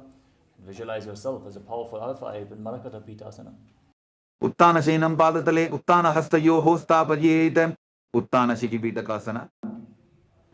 Now bring your hands towards your lower back, rest your elbows on the ground and extend your legs out straight. Breathe in Mocha Kumbhaka, hold your breath. Push the prana into the Sushumna Nadi as you gaze towards your tip of the nose and visualize Swamiji in the space in Uttanashikhipītakasana. जङ्घोरुबलहीनश्चेत् उत्तानशिखिपीठकम् अप्रमत्तः प्रकुर्वीत भुक्तेः प्राग्विजितेन्द्रियः नरकासना. Now kick your legs up, point your toes to the sky, then place your palms on the mat. Visualize yourself blissfully traversing through Naraka Loka unharmed in Narakasana. ग्रीवापण्ठेन भूमिं विष्टम्भा पादाप्रद्वयमूर्धमुत्त्रयेत् नरकासनं भवति त्रियन्नौकासना. Now bring your hands towards the lower back. Straighten your entire body and lower your legs down. Anchor them and visualize yourself as a boat crossing the ocean of samsara in Tiryannaukasana. नौकावत् स्थित्वा ऊर्ध्वं पादावरद्वयं नयेत् तिर्यन्नौकासनं भवति दशासना. Now straighten your body. Place your hands back to the ground. Point your toes up. Be straight, stable, sturdy like a flagpole as you visualize yourself as the KAILASA flag respected across all nations in Dvajasana. तिरिजन्नो कावते वीवा पृष्ठपूर्परीः भूमिं वष्टभ्यां मस्तकलाक्षेन पादाग्रद्रुयमूर्ध्वनयेत् ध्वजासनं भवति. Vrittasana. Now lay down flat on your back. In the final asana of this sequence, keep your hands at the side of the body, palms facing up. Forcefully pull the awakened Kundalini Shakti up along your spine from the Muladhara all the way to the Sahasrara chakra. Unclutch from your physical body as you visualize your body as dead, and Swamiji, the Supreme Pontiff of Hinduism, is liberating you. Internally chant the Mahavakya. Om Nityananda Paramashivoham in Mritasana. Uttanam shababat bhumau shayanam tu shabasanam shavasanam shramaharam chitta vishranti karanam.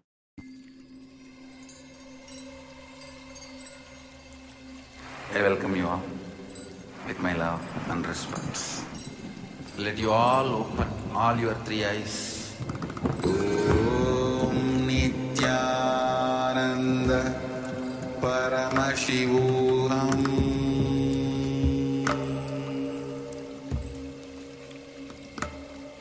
Om Nityananda Paramashivoham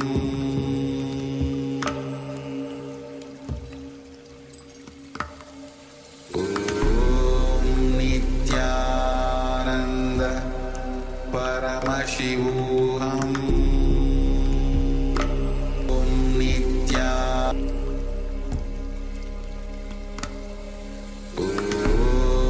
Nityananda Paramashivoham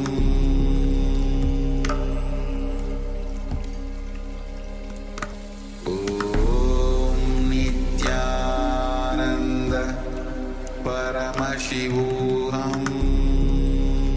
Nityananda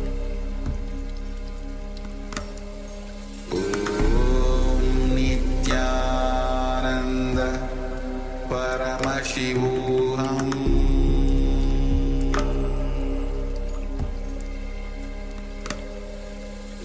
Om Nityananda Paramashivoham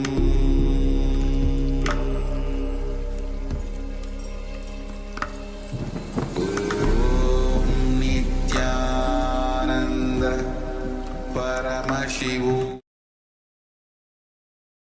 Now, slowly return to your physical body.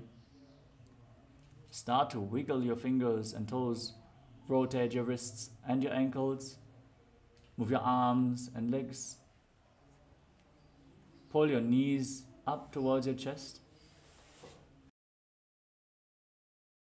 And circle your legs with your arms and rock your body from side to side. And slowly return to a comfortable seated position. Congratulations, you completed the Dvitiya Vinyasa Krama 308 asana sequence of KAILASA Nityananda Yoga. With this, let us now get ready for the upcoming power manifestation session. All of you get your blindfolds ready and settle down. The next set of acharyas is already waiting to take over the session from here. But for now, let us conclude this session with a Purna Mantra. Sit straight with your head, neck and spine in a straight line. Your hands in Namaskara Mudra in front of your heart center. Visualize Swamiji. Bow down in deep gratitude as we chant the Purna Mantra. Om Purnamadav Purnamidam Purnat Purnamudachyate Purnasya Purnamadaya Purnameva Vashishyate. Om Shanti Shanti Shanti Hari Om Datsat Sarvam Bhagavat Sri Nithyananda Paramashiva Padukar Paramastu. Om Nityanandam. Thank you all. Nityanandam. Om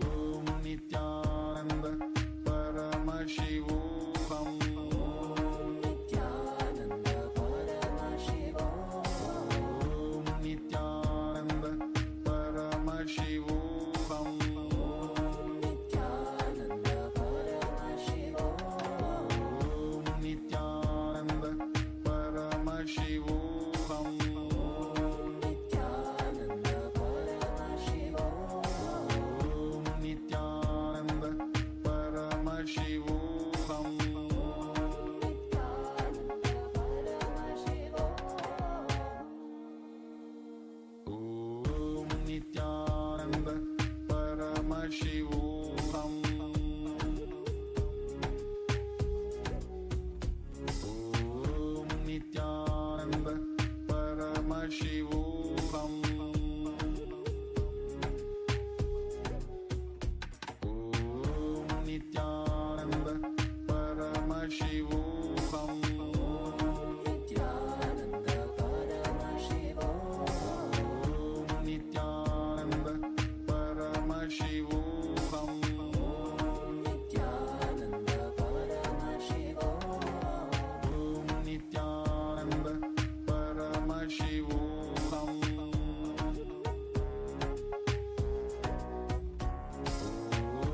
Nityananda Paramashivoham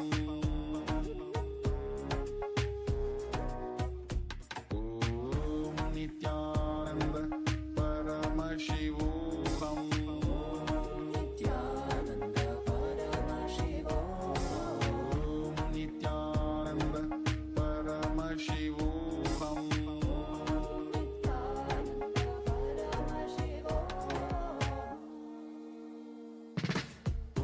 Nityananda Paramashivoham Nityananda Paramashivoham Nityananda Paramashivoham Nityananda Paramashivoham Nityananda Paramashivoham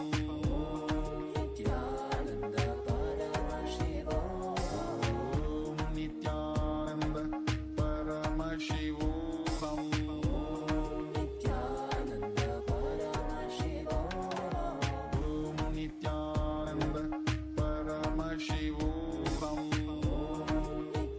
Ananda Paramashivoham Om Nityananda Paramashivoham Om Nityananda Paramashivoham Om Nityananda Paramashivoham Om Nityananda Paramashivoham Om Nityananda Paramashivoham Om Nityananda Paramashivoham Om Nityananda Paramashivoham Om Nityananda Paramashivoham Om Nityananda Paramashivoham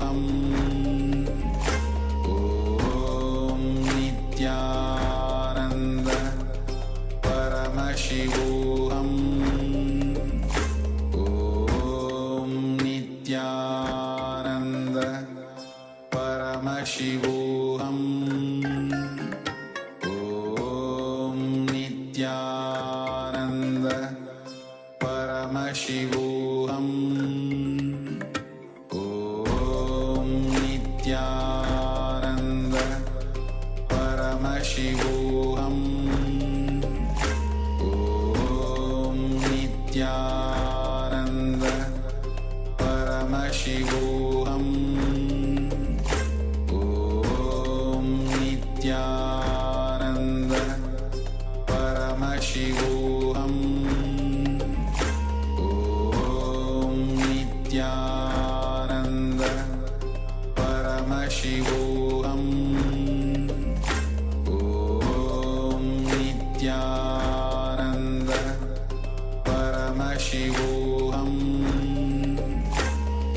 Om Nityananda Paramashivoham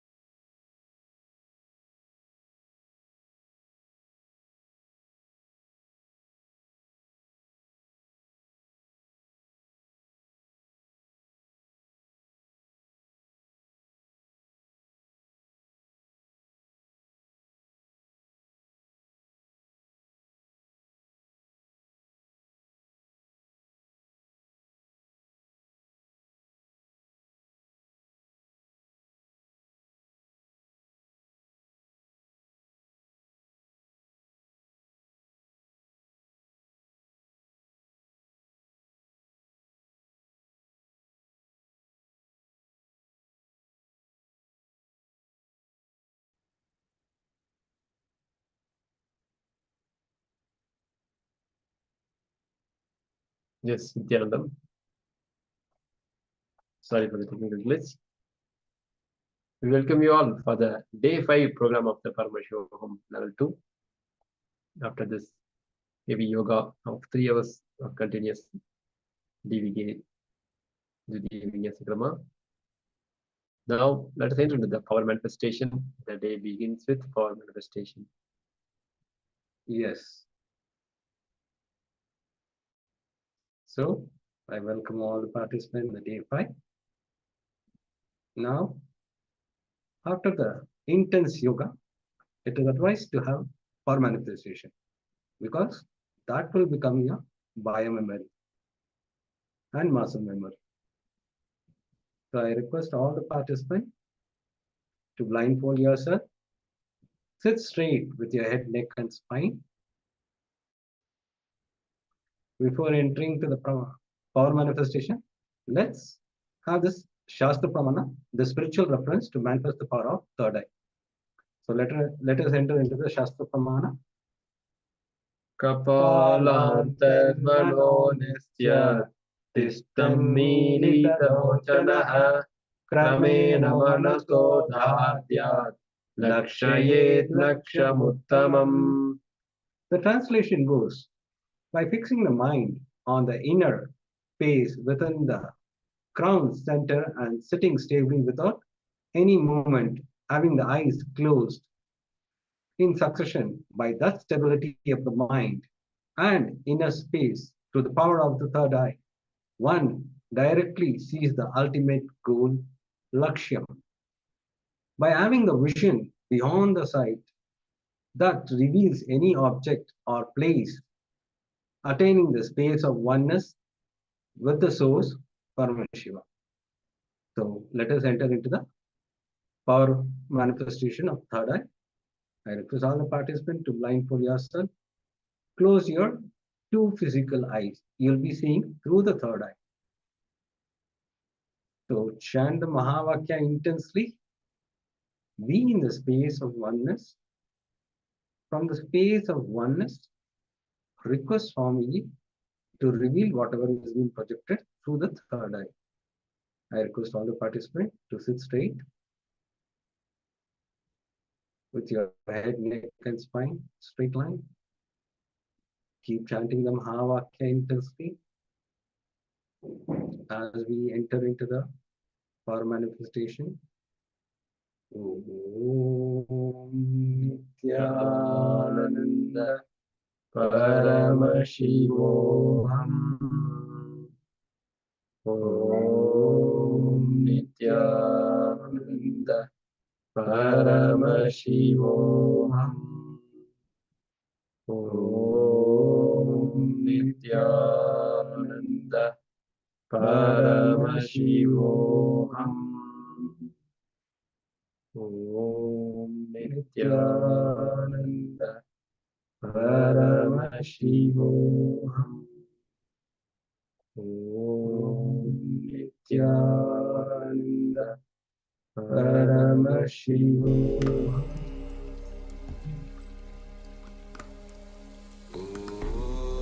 Nityananda Paramashivoham.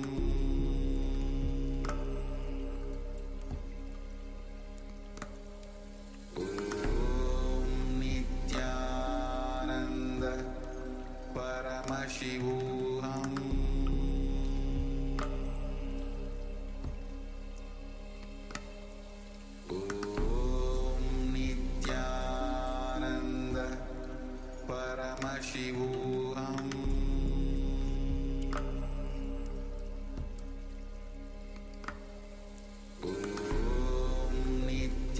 Nityananda Paramashivoham.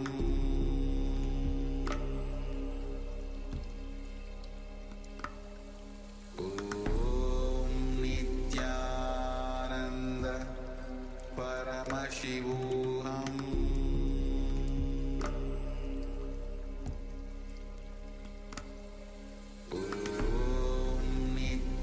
Nityananda Paramashivoham.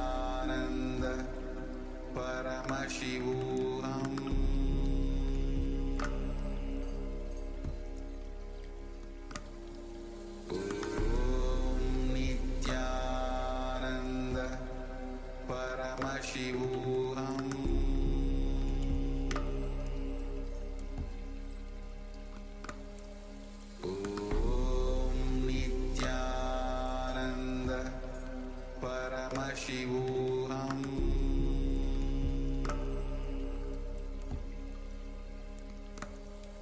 Om Nityananda Paramashivoham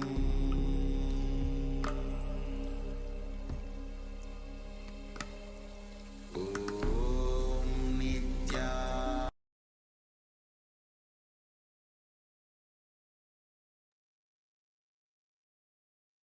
Yes. Now, I request all the participants slowly open your eyes with deep gratitude and surrender. Whatever Swamiji revealed through the third eye, you can put it in the chat. I request all the participants.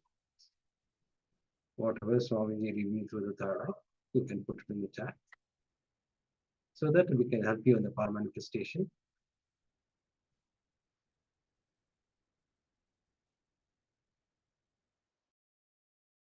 I see several participants not switched on your camera. Please switch on your camera.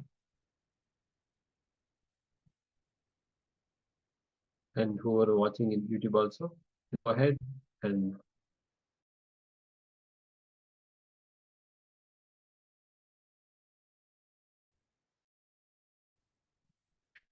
if you're following the program in the YouTube, please go ahead and put your hands off the list.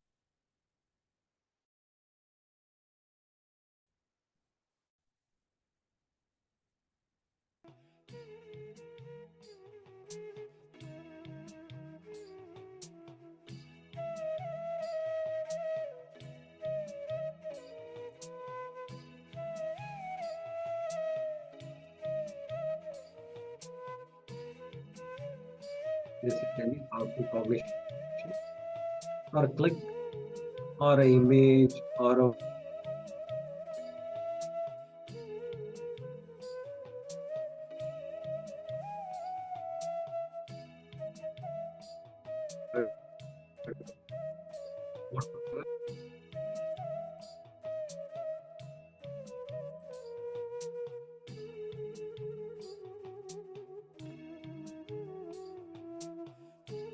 yes, now we're going to project the image.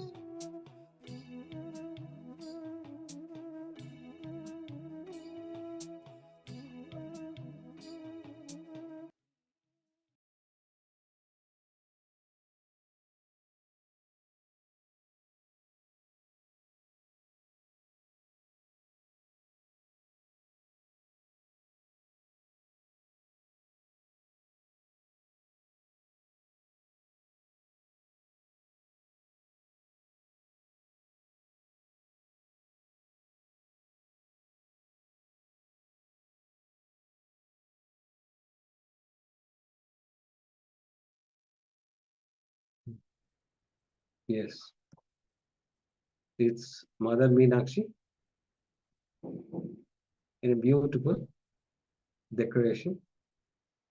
If you have seen this deity, the Mother Meenakshi, you can put it in the chat. Or a parrot, or a green color, or any other colors, or flowers, or jewels, you can put it in the chat.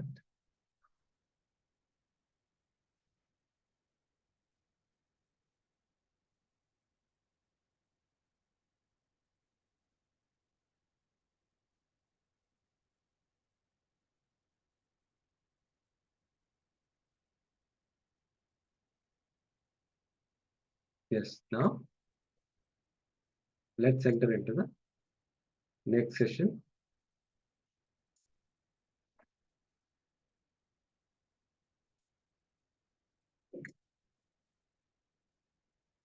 Today we will be working on Vak Shakti. The whole day we'll be working on Vak Shakti, initiation to develop Vedic mind. Today we'll have Mahasadashivamurti Darshan. And the whole session will be working on Vak Shakti.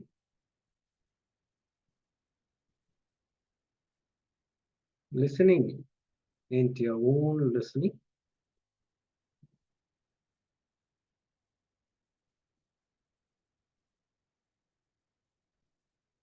Yes. I request all the participants to get your book and pen.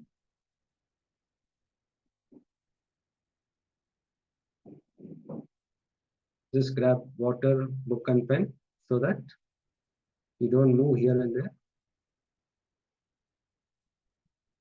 I request all the participants to participate sincerely. This will help you in manifesting powers. So first session we'll be looking on speaking into your listening. So how often does this happen to you?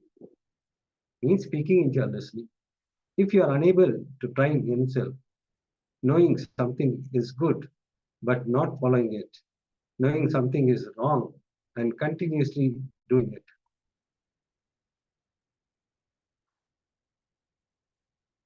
When you are not able to speak into your listening, you will not have any respect for your thinking. Understand? When you are not able to speak into your listening, you have no respect for your thinking. How much you respect your thinking, that much only you will be successful in your life. Many times you will see that there will be saying something in your mind and you will go opposite to that. So you are not respecting to your listening. How much you respect your thinking, that much only you'll be successful in your life. For an example, Swamiji, I know this is right, but I'm not able to do why, when, what to do. All this will take because you are not able to speak into your listening. When you speak into your listening, you will know how to speak into the other's listening. That is where it plays a major role. First, you have to start into your listening. Then you'll be able to know to speak into other. Speaking into your listening, you'll be more and more advaitic, authentic. Speaking into others' listening, you'll become more and more expansive.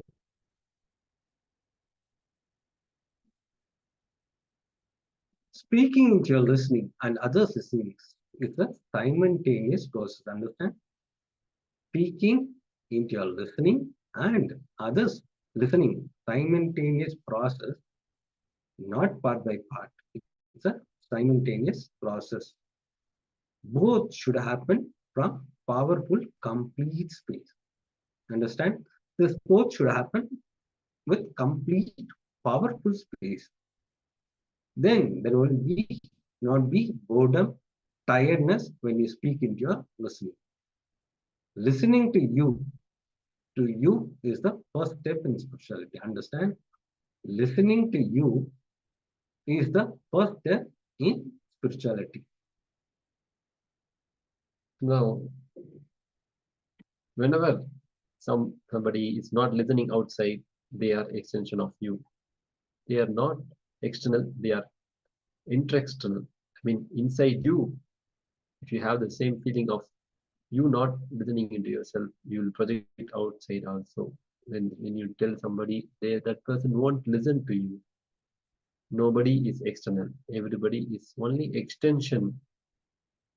So when you provide authentic listening to others, you will learn the art of providing authentic listening to yourself. Yes, recently, Supreme Pontiff of Hinduism said, all these patterns whichever you are affected by, it is fed by the society. So when you provide authentic listening to others, then you will be able to provide authentic listening to yours. When you break the patterns of society, you'll be able to break your pattern inside.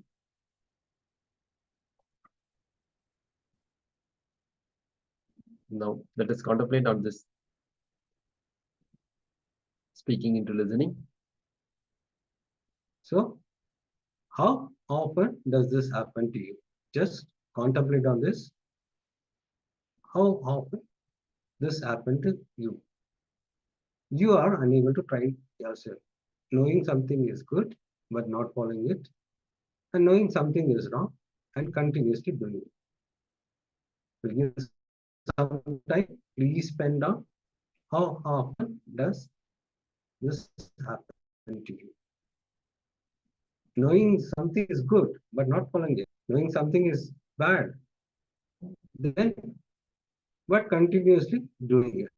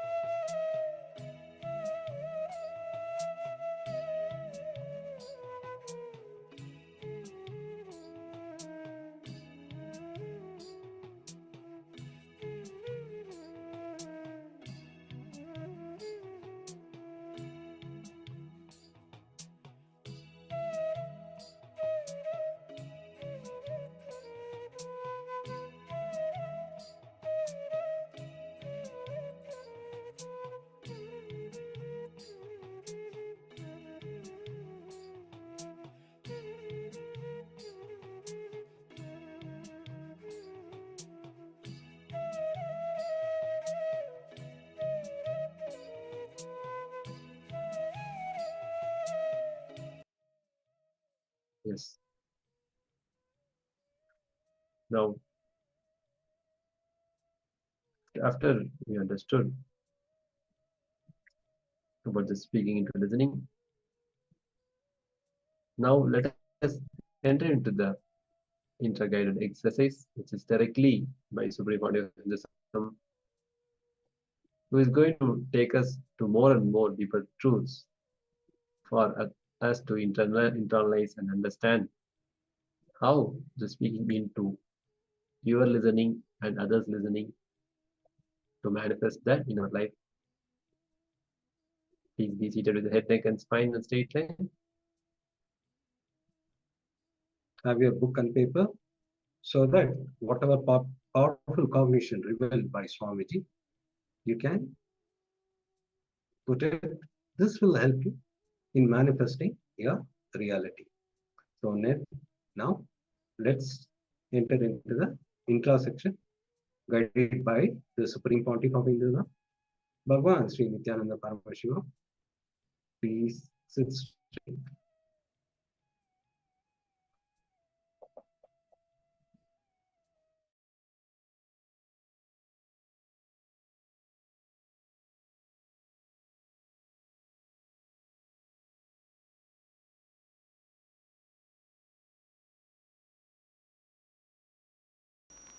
Listen, today I am going to teach you a very important method called speaking into your listening. Please listen. Listen to these words. Speaking into your own listening.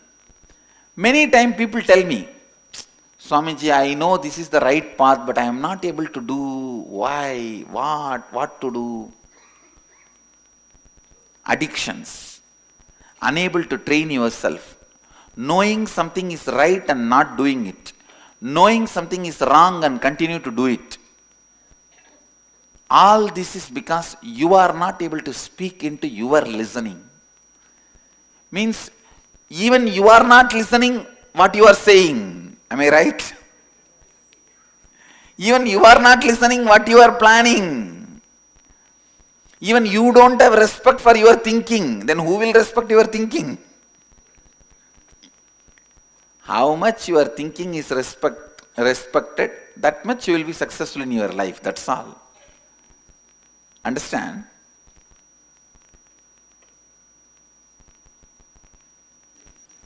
When you learn to speak into your listening, you will know how to speak into others' listening. Today I am going to teach you both. Speaking into others' listening, speaking into your listening. When you speak into your listening, you will become more and more Advaitic, authentic.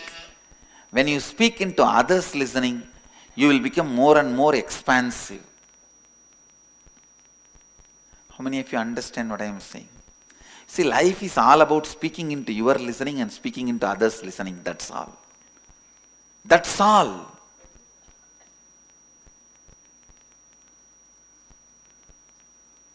Nothing else.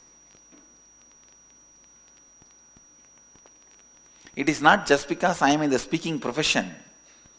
Whatever may be your profession, it is nothing but speaking into yours listening, speaking into others' listening. Whether your family, love, life, friends, partners, business, team, wherever. Life is nothing but speaking into your listening and speaking into others' listening. Am I right? I have seen two doctors passing out from the same college. After 10 years, one is the owner of chain of hospitals. The another one is sitting in the same old village and reading the same old Hindu newspaper with that big glass, having patients come to remove the teeth for 5 rupee, injection 7 rupee. Same.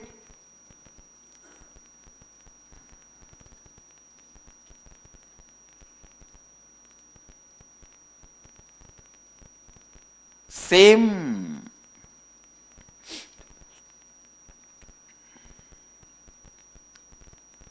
profession, if you are not able to speak into others listening, how you practice, if you are able to speak into others listening, the way you practice is totally different. How many of you understand what I am saying? So today, practicing to live, practicing our ability to speak into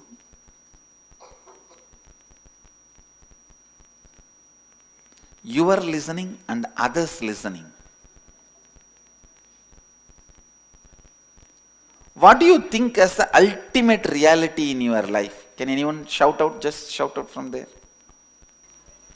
Enlightenment, bliss. I can say bliss is the utility word of enlightenment experience. Enlightenment is bliss is like applied science. Enlightenment is original science. Pure science. Speaking into your listening, speaking into others listening. Now you all said, the ultimate reality is enlightenment. Today let us take few minutes. You pen down, listen. First pen down few ways how you are going to convince you, speak into your listening that enlightenment is the ultimate reality, and how to make that as a lifestyle. Listen, first listen. Pen down something to speak into your listening. And second part, pen down how you are going to speak into the listening of your whole group and make them understand this is the ultimate reality. A small homework exercise. Then I will lead you to the main process. Just a small process. Understand? Listen. First, pen down few thoughts. It can be 1 page, 2 page. How you are going to speak into your listening. This is the ultimate reality I want to achieve. Second page, how you are going to speak into the group's listening. Make everyone in the group understand that this is the ultimate reality. You should be able to face their questions and get shaken. Why people are afraid of questions, They are afraid before they convince the other person, the questioner may convince them. When you are not sure about your position, you are afraid of questions.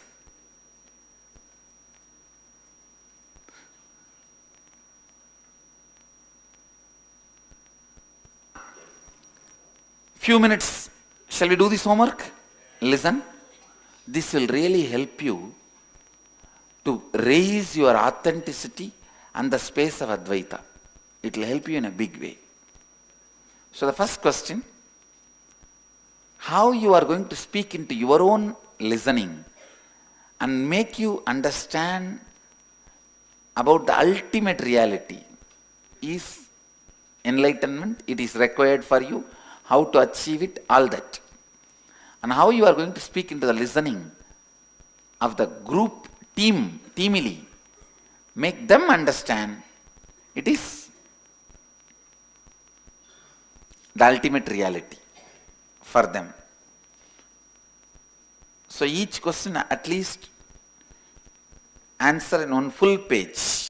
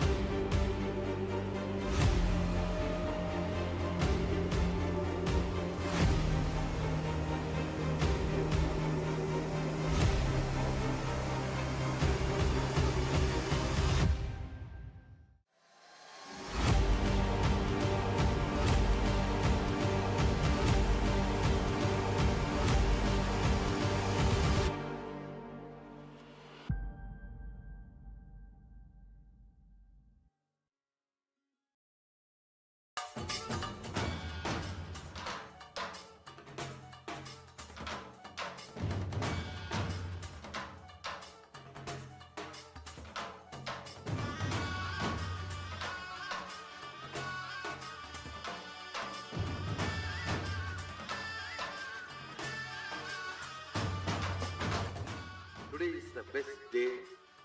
Sadashiva appears for Brahma and Vishnu early morning in the form of light shaft. Means the consciousness which is beyond time and space enters into time and space. Sadashiva declares, let me become many to celebrate myself. So morning we celebrate he becoming many. You can see every deity, every god, we go and light the lamp. So each, the Sadashiva himself becomes many. So whole campus we went round. It was such high energy. So again the many becomes one. Not only spiritually, even socially, this celebration forms a very important part of my life. Because this is the only celebration I enjoyed from my birth, at least in this body.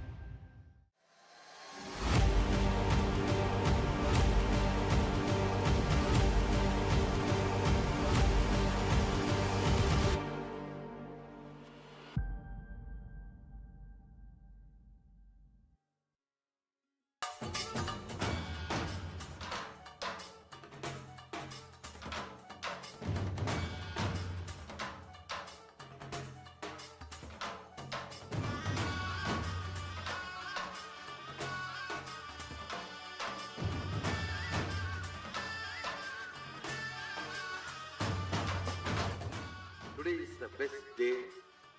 Sadashiva appears for Brahma and Vishnu early morning in the form of light shaft.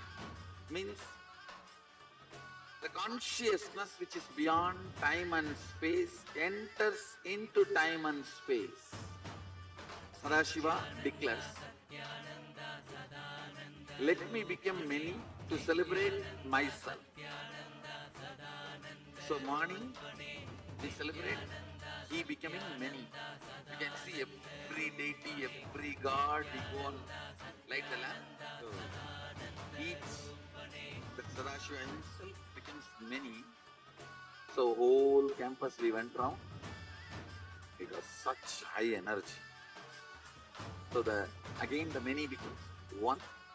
Not only spiritually, even socially, this celebration forms a very important part of my life. Because this is the only celebration I enjoyed from my birth, at least in this body.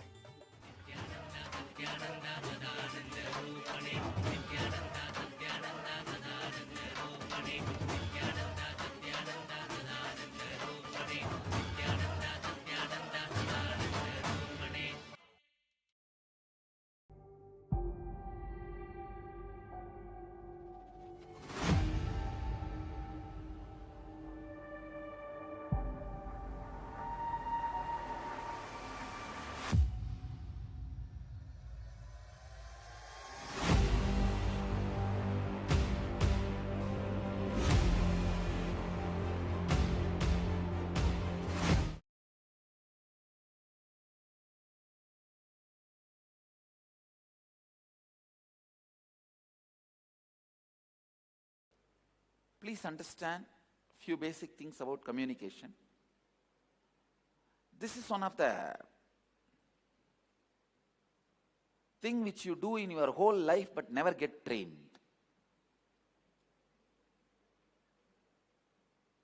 Many things you do only little, few minutes, few hours in your life, you get trained for that. For example, eating. From the childhood, you get trained, and almost in India, each family, one person is wasted on it. Cooking. No, that is one of the biggest problem we have. We Indians need a separate person dedicated to keep that furnace alive continuously. Eating.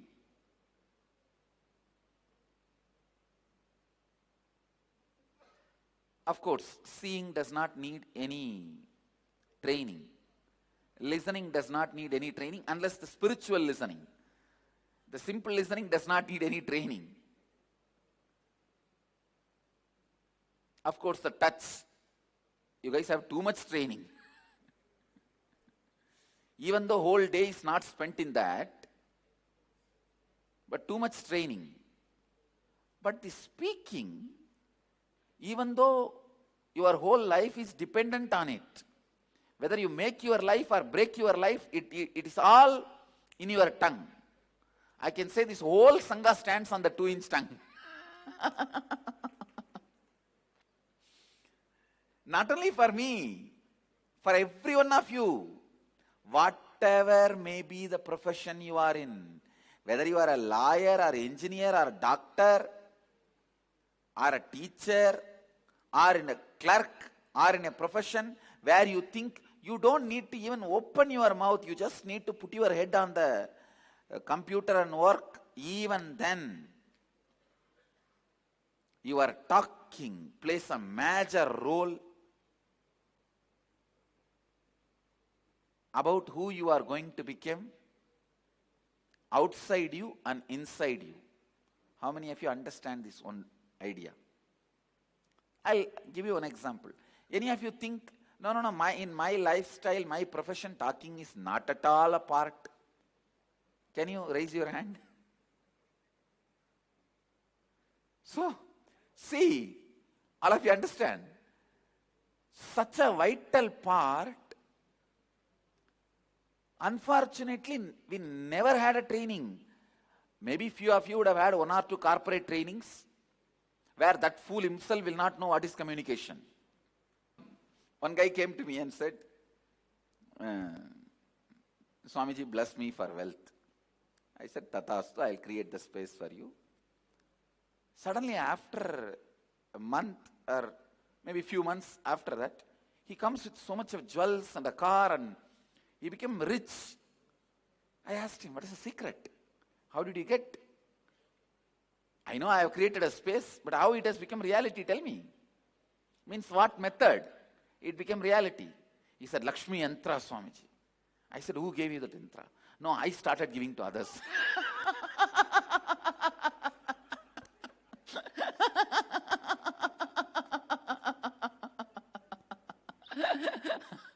I started giving to others. Please understand, I am defining. Listen. Communication is ability to transmit the same visualization you carry into others' inner space and create the impact as you want. Understand? I am defining communication.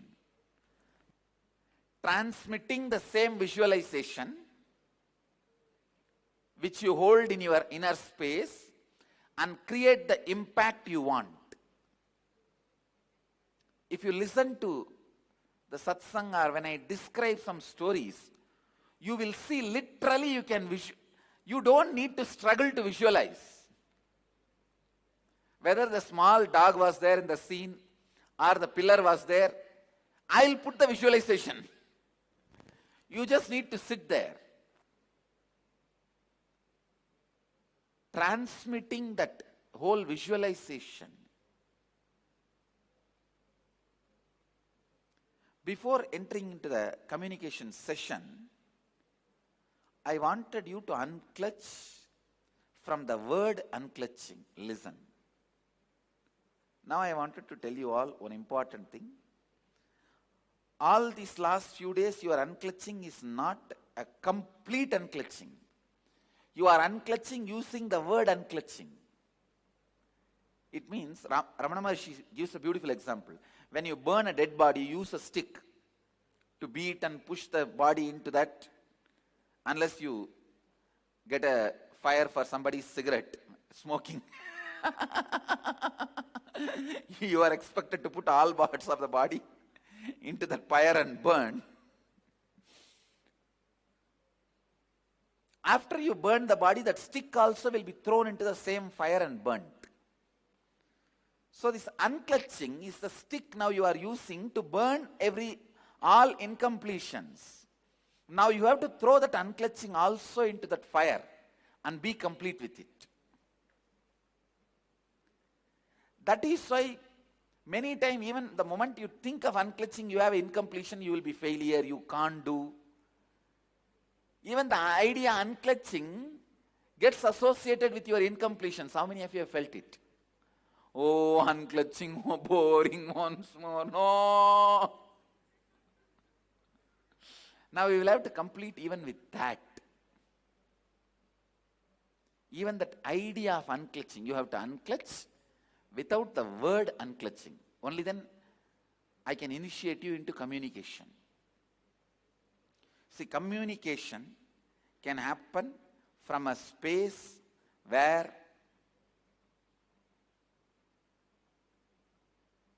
even incompletion about unclutching doesn't exist. When you use a sword and fight, naturally the sword gets dirty by being bloody, by the touch of the blood. Same way, when you use the unclutching sword and complete many of your incompletions, that gets dirty. Even that has to be completed. Listen. Now listen to the instruction. Without even using the word unclutching. See, when you sit, some thought will come. You will say first, unclutch. Then 2 seconds maybe, there won't be any thought. Then again some other thought will come. Then again unclutch. Again some other incompletion will come. Again unclutch. After a few seconds, there will not be any incompletion other than this unclutch idea. Unclutch from that also. Means increasing the gap between one thought and the other thought. All of you understand? Please listen. Are you all listening? Listen. First, the word unclutch, unclutch.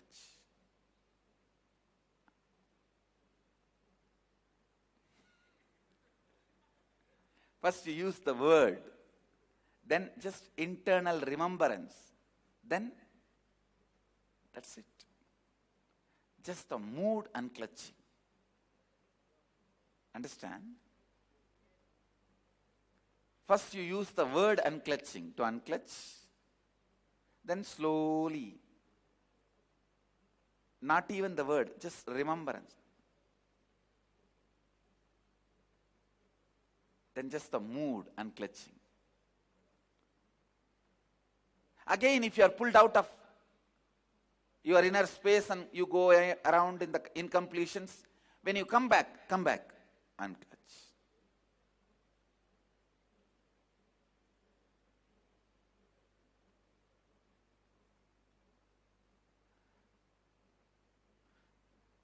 How many of you understand what I am saying? Unclutching using the word, then idea of unclutching, then just mood.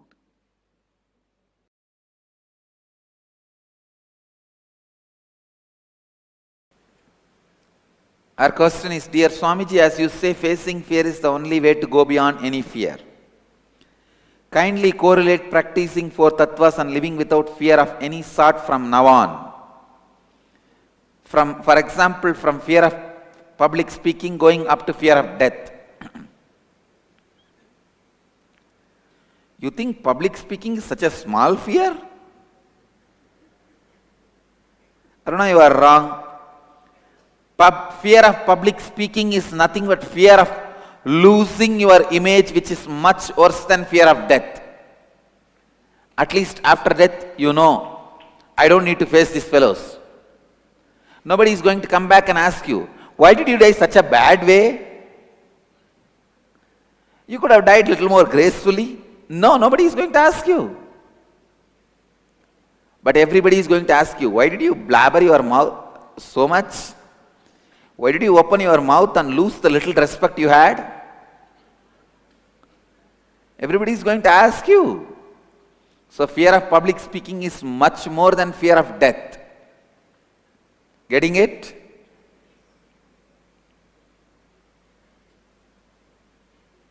The statistics are right when they say fear of public speaking is the largest fear than fear of death. Fear of death comes only as second. The survey reports. Understand? Listen. When you face certain fear, I'll give you one example.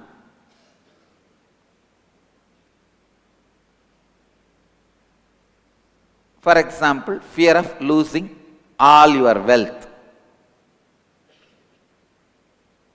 When you face that fear, you don't need to start believing you will lose one day, but you will face it. Listen. Usually what you do, in the name of facing the fear, you say, all right, now I lost it, what can be done? Let me face. Then what happens?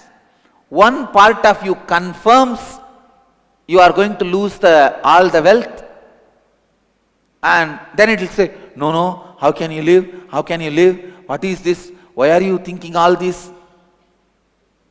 Listen. How many of you understand what I am saying? So now you are caught between whether to accept you are going to lose the wealth one day, or just to hide and suppress. No, I am not going to lose. I am not going to lose. I am not going to lose. If you say you are not going to lose, your heart is not going to believe. If you say, yes, I am going to lose, now what to do? Again, see, you are powerless now, what to do? What is the way to save yourself?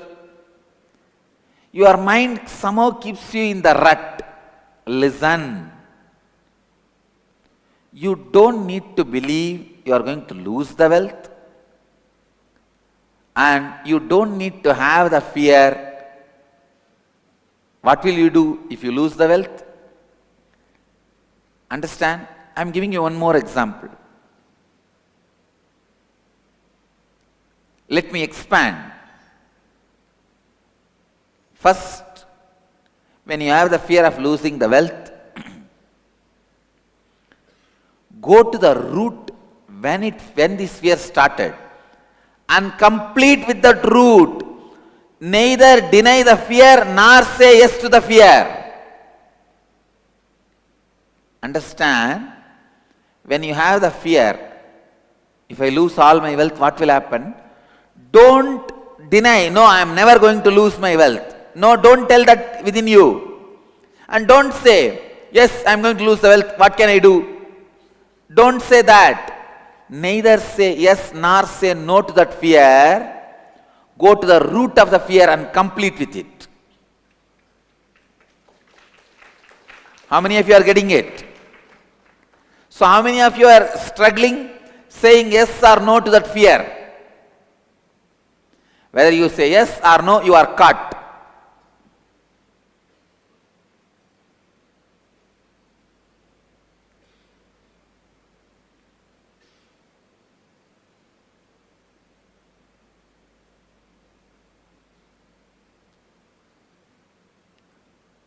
Listen, I'll give you one more example.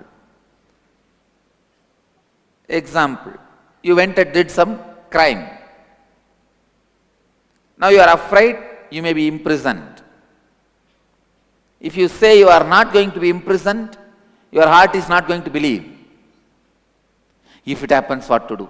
If you say, all right, if you are imprisoned, it's okay, you say, I'll face it. Then again, oh no, you see, you are so powerless, your life is gone. What will happen to this? What will happen to that? What will happen to wife? What will happen to child? What will happen to your life? You are in depression. How many of you struggle with the saying yes or no? Both leads to struggle. Saying yes or no both leads to powerlessness. Raise your hand. That is why I am telling you, fear is the most cunning guy. Whether you say yes or no, you are in mess. Don't say yes or no. Go to the root and complete. From where you start, come on, tell me that. Ask the fear, from where you start, come on, tell me that. Who are you? Who is your father? In India, we have the habit, in villages especially. For anything, they will first thing ask, who is your father? You are from which family? I tell you, the whole India, all of you need to know, with such a less police power, such a small land order infrastructure, India is the lowest crime rate in the whole world. Do you know that? Lowest crime rate. Reported, unreported, both. Lowest crime rate. Why you know? Not because of police and law and order infrastructure. It is just this one idea. Who is your family? Hey, they will blame my family. They will blame my father. From which family you are? This is the first question they will ask. Even if you go to school late, the school teachers will ask, Yaar payandani? Are, who is my father? How is it going to affect me coming late to school a day?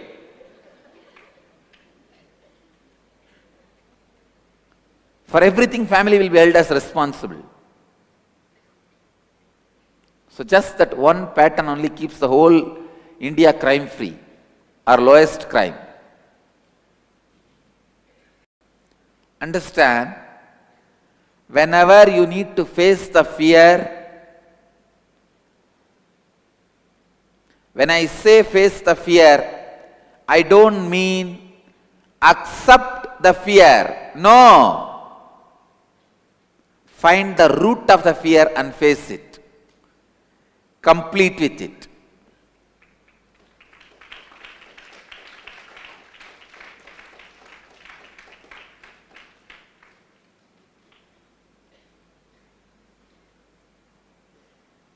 Even when I lead you into the death process, I am not making you accept what will happen to death. What will happen after death, let me accept. No. I am only guiding you into the root of death fear and completing it. Now study the whole death meditation. What answer do you get? Do you get any answer for what will happen after death? No. I am not interested in giving you the answer for what will happen after death. I am only interested in from where this fear started, leading you there and completing it. So, the fear of public speaking. Don't say you will be failure in the public speaking and you will lose your face. Don't say you will never be failure, you will be successful. Just go to the root when that fear of public speaking started. When that started. This one thing I can never understand in my life is, what do they mean by fear of public speaking?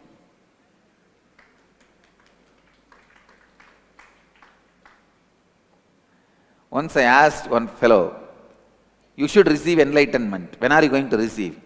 He said, tell me Swamiji, which shop it is available, I will go and receive. Like he can't understand What is enlightenment? Same way, I can't understand the meaning of the word fear of public speaking. Because my first public lecture was delivered at the age of 10. When I was 10, I spoke on Patanjali Yoga Sutras.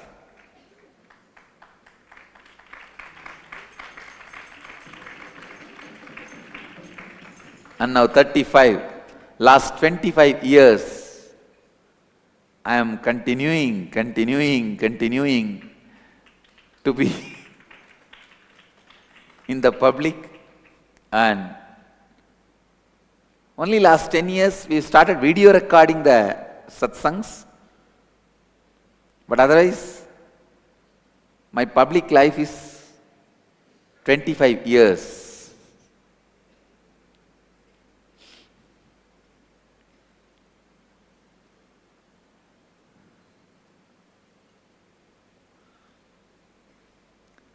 Fear of public speaking is nothing but fear of talking to yourself.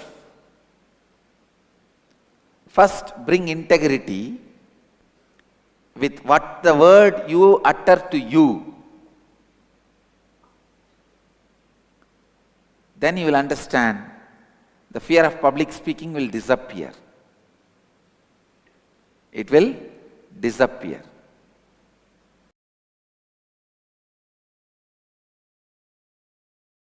Please understand, let your every decision, every moment, every action, every moment, every word, every moment be aligned to what you authentically listened and what you authentically internalized.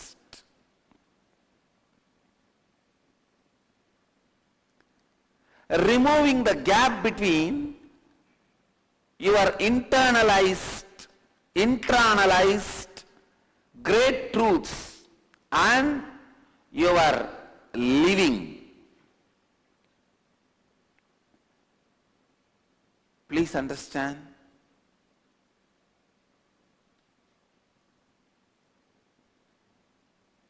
Sometimes people ask me, why are you so active, so workaholic? Practically 20 hours a day working, Swamiji. Once for all, I wanted to answer this question. I cannot be in any other way. If you authentically listened, if you have done shravana, listening authentically, manana, internalizing authentically, you will be radiating authentically. Nothing can be done about it.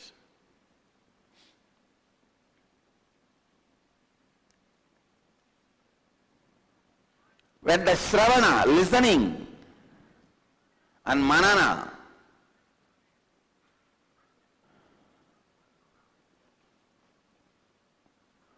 internalizing, happens authentically,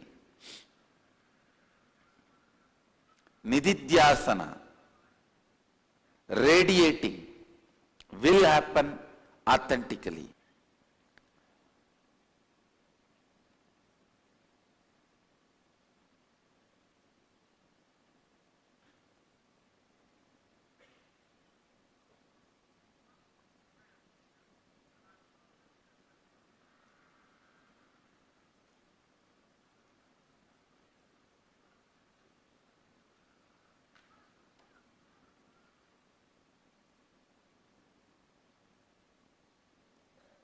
Internalizing and radiating.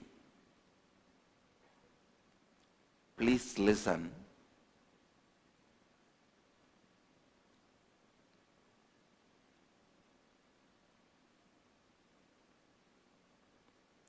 Your life need to be constantly powerful. You should be living to do what you want. You should be talking to get the result of what you want. You should be talking to move the other person the way you want. You should be talking into the listening of the listener. You should not be talking, fighting with the patterns of the listener. You should be talking into the listening of the listener. When will that happen? If you are established into your listening,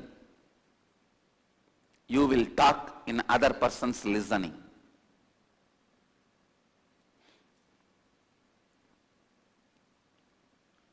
If I have to simply translate the word radiating in a very colloquial way, Nididhyasana, radiating, means minding your business. Not wasting your life. Laziness, boredom, diversion does not have a place in your life when you are radiating.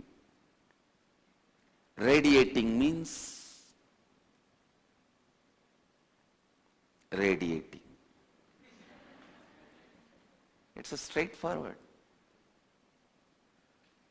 Radiating means radiating.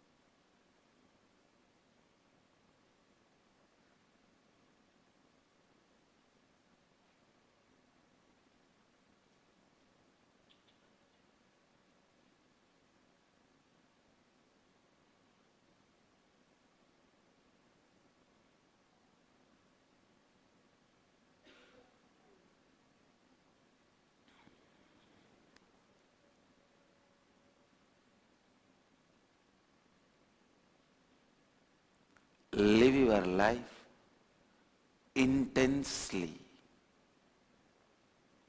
Live your life authentically. Live your life with the strength. Live your life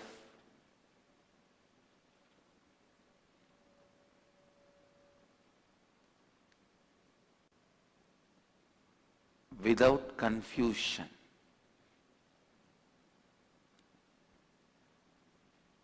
First thing you need to learn to radiate. For Nididhyasana, the first thing is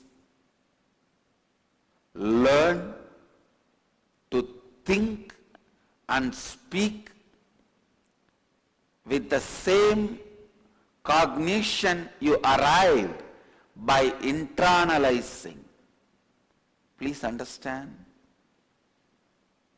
I am explaining step by step. First, you authentically listen to the great truths. Whenever you authentically listen, whatever you listen will be converted as a great truths by your inner space. Your inner space has a capability. It has power to separate right and wrong. In Vedic tradition, we have a beautiful example called Paramahamsa. The bird Hamsa, if you mix the rice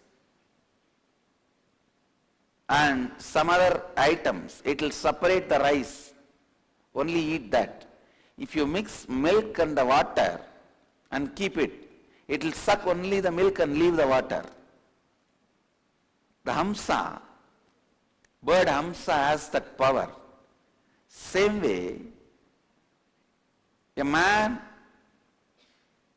who takes the right things inside and leaves unnecessary things outside is Paramahamsa. If you bring authentic listening into you, you will become Paramahamsa. Anything you listen, you know what to internalize and what to reject. What to internalize and what to reject.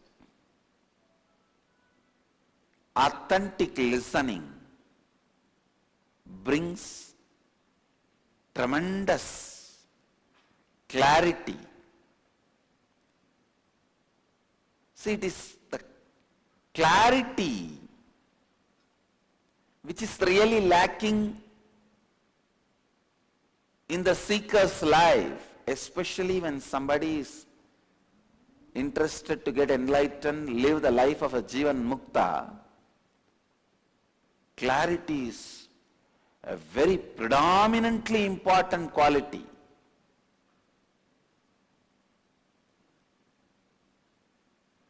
Very predominantly important quality. Please listen. Clarity. Shankara has written a separate book on this subject, Viveka Chudamani.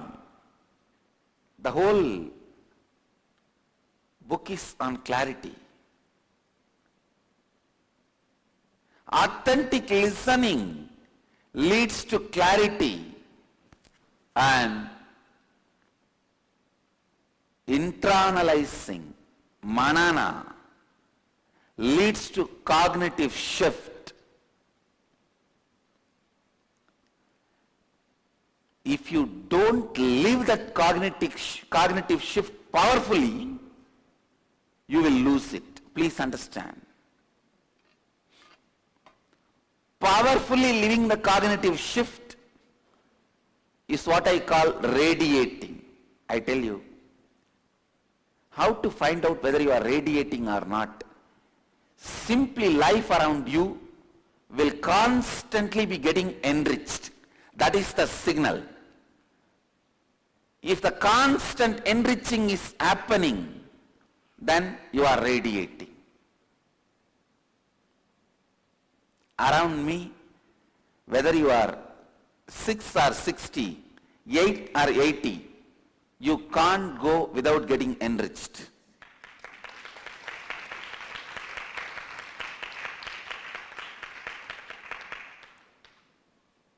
Radiating means such powerful body language, such powerful words, such powerful thinking.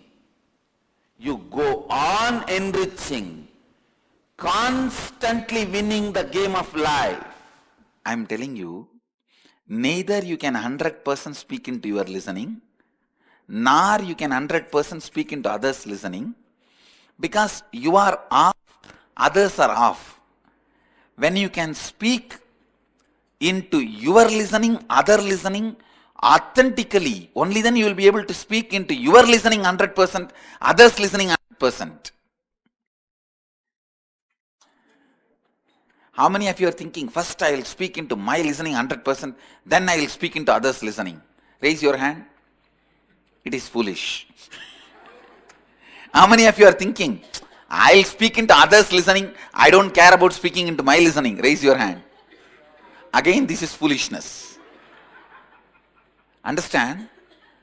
It is, you go on doing both becomes complete, perfect.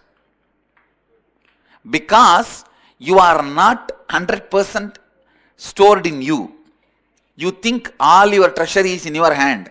Already some fellows have put the hole in your backyard and pulled out the treasury. You are only sitting safeguarding the front door.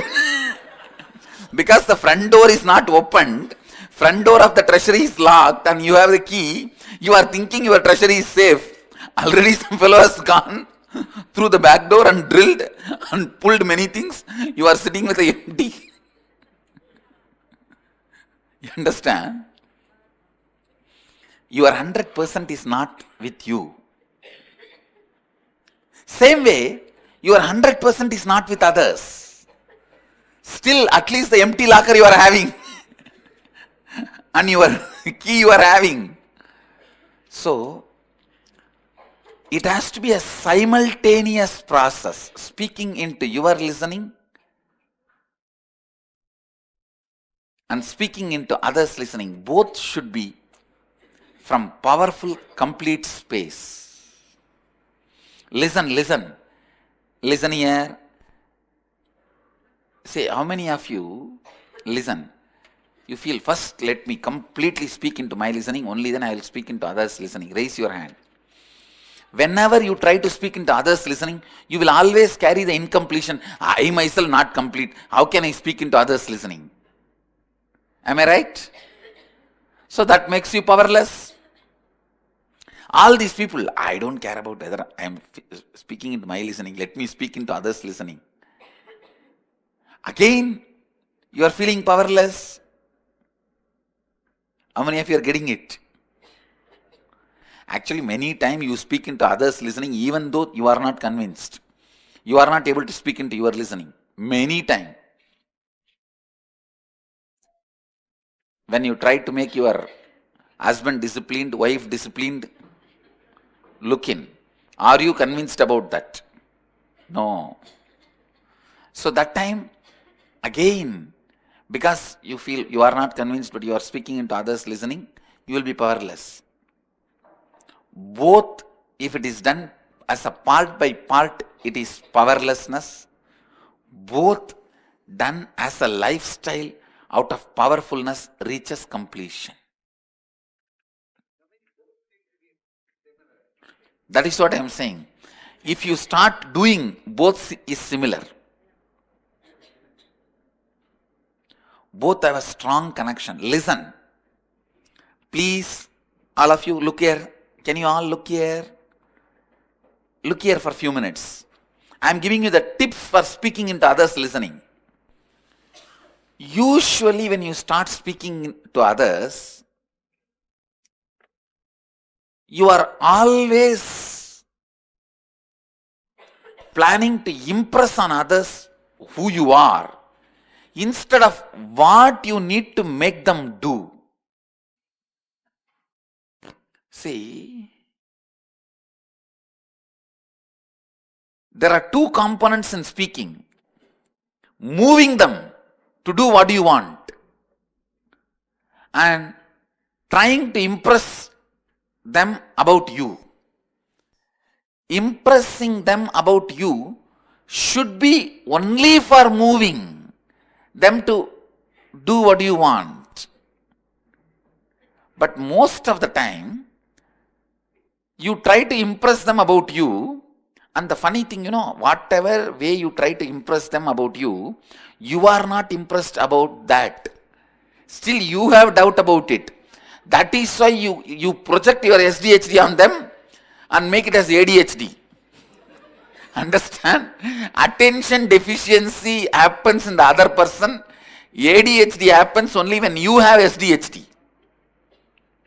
When your statements are from SDHD, means self-doubt.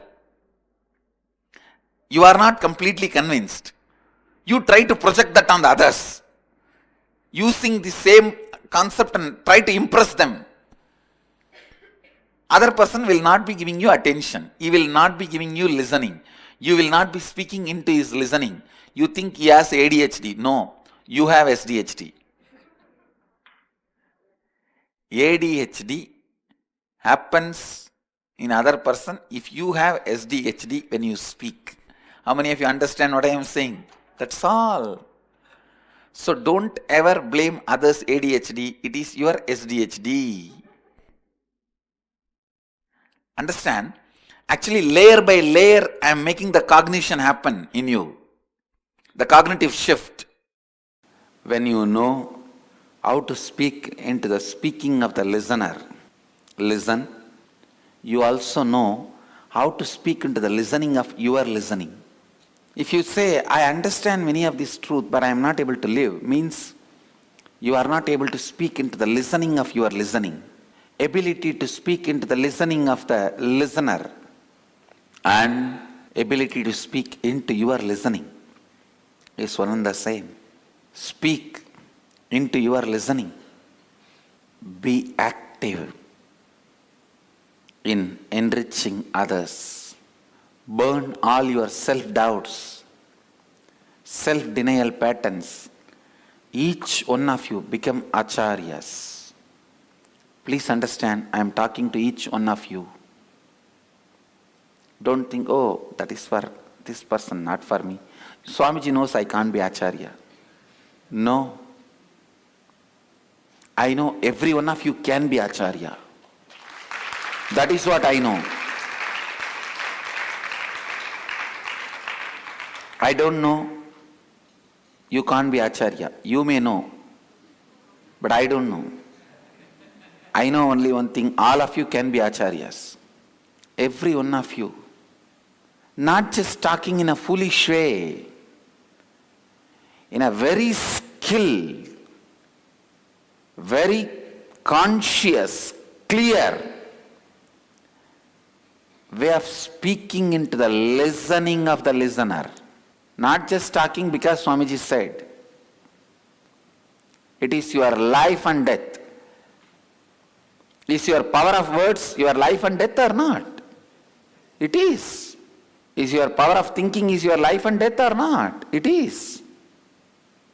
Be very clear. You are going to get it only when you cause it in others. You are going to get it only when you cause in others. So with this clarity, cause into others with this clarity, cause, power of thinking, power of feeling, power of words, power of living into others, because only how much you cause in others is going to happen in you. Again, sit. Let me mirror the neuron activities into your brain. That is the best form of initiation. Let the Upanishad happen. Please sit straight. Close your eyes. Declare to yourself and others, I will cause all these four powers to happen in everyone in the world. I'll be a cause for it. I'll cause it. I'll speak into the listening of the listener. Let all these four powers be cast in you and in others.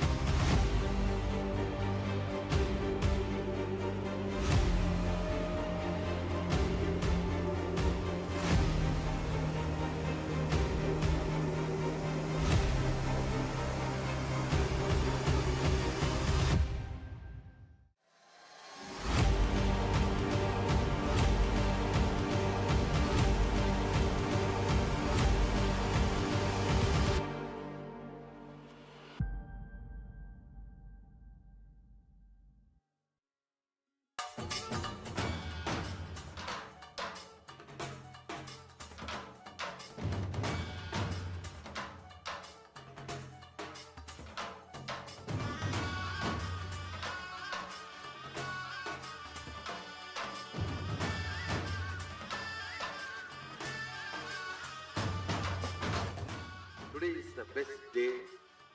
Sadashiva appears for Brahma and Vishnu early morning in the form of light shaft.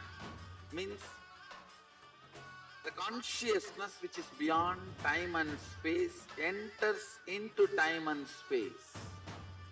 Sadashiva declares, let me become many to celebrate myself.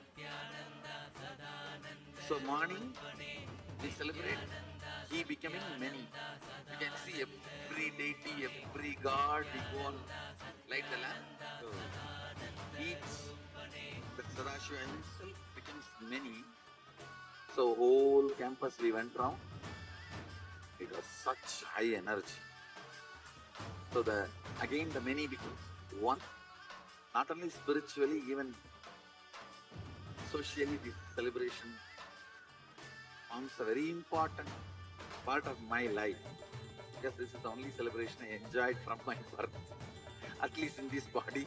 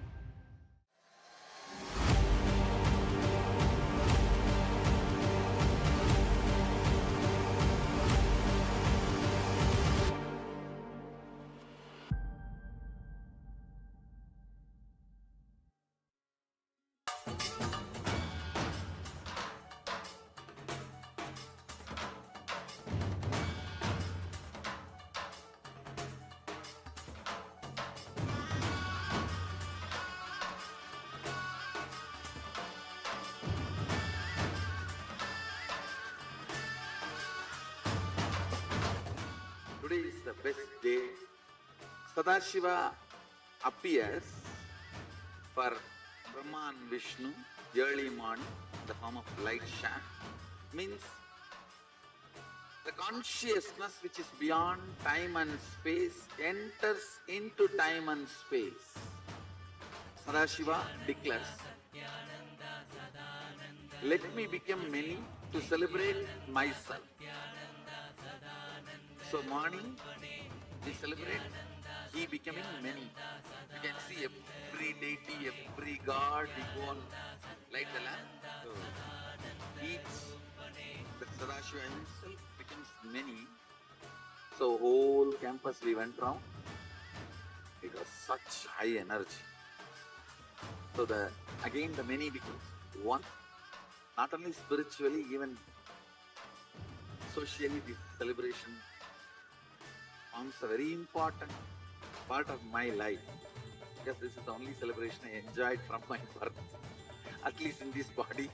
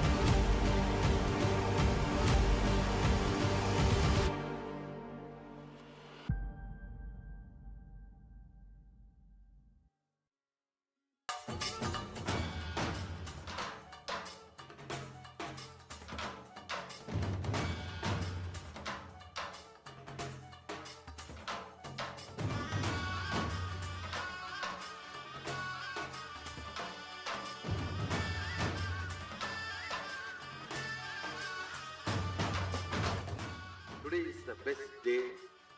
Sadashiva appears for Brahma and Vishnu early morning in the form of light shaft.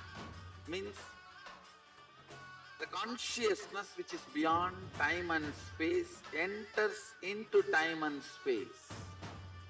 Sadashiva declares, let me become many to celebrate myself.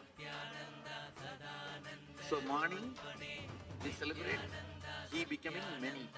You can see every deity, every god, we go on light the lamp. So each, the Sadashiva himself becomes many. So whole campus we went round. It was such high energy. So again the many becomes one. Not only spiritually, even socially, this celebration forms a very important part of my life, because this is the only celebration I enjoyed from my birth, at least in this body.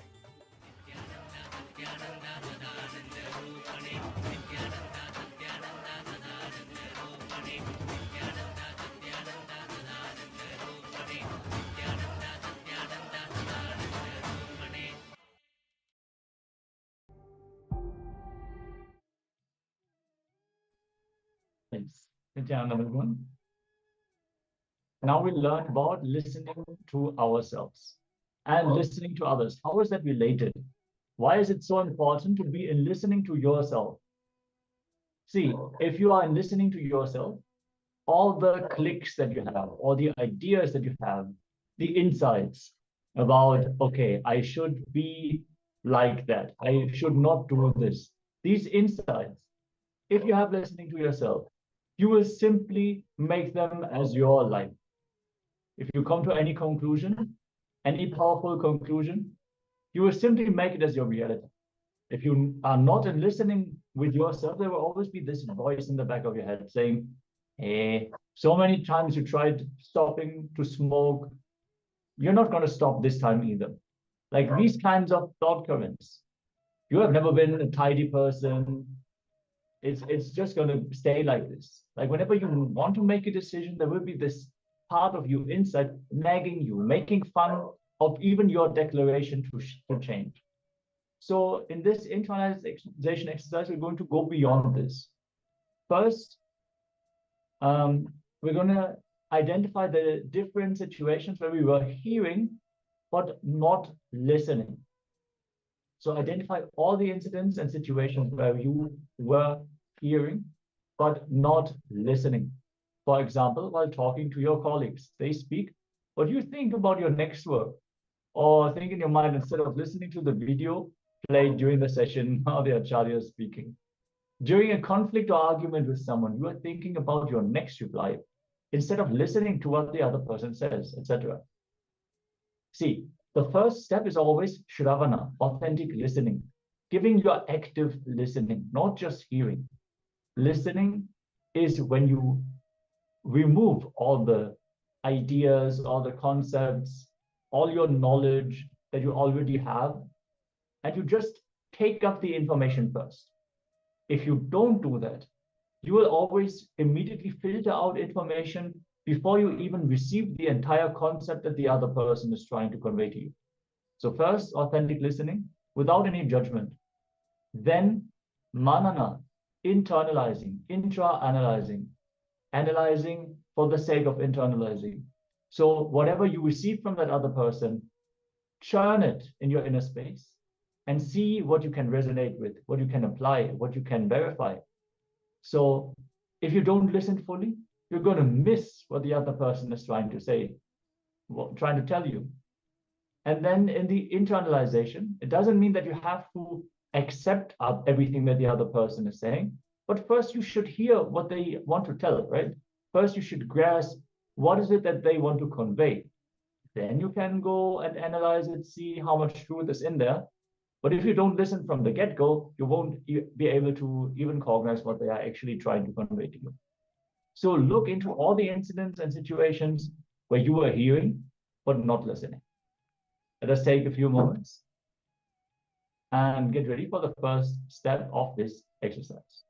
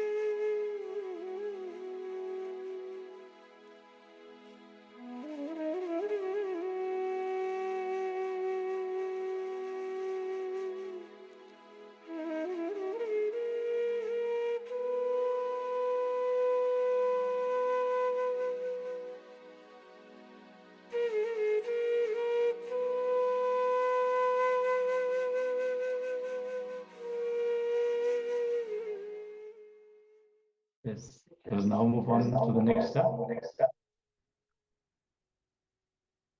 Yes. Now, for each of the incident and situation, you will identify, pen down what you think about or what incompletion you go through instead of listening. For an example, thinking about your next task.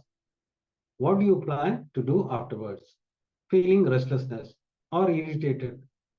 Planning your next reply to win over the argument and prove yourself right. So this is the mistake we always do. When somebody is speaking, we are not listening rather than preparing an answer to win over this argument. So here you'll find all the incident and situation and pen down what you think about or what incompletion you go through instead of listening. Most of the time, we don't listen. We are there, but mind is somewhere else. We act as though we are listening. But in the back of our mind, we are always ready to win over the argument or feeling that restlessness or irritated by the person. So you are going to identify all the incident, whether it might be with your father, it might be your brother, with your colleagues, or with your boss. Always, most of the time, with the boss. So you will write down each incident and situation. You identify, pen down what you think about or what incompletion you go through instead of listening. Yes, let's enter into this exercise. Please pen down.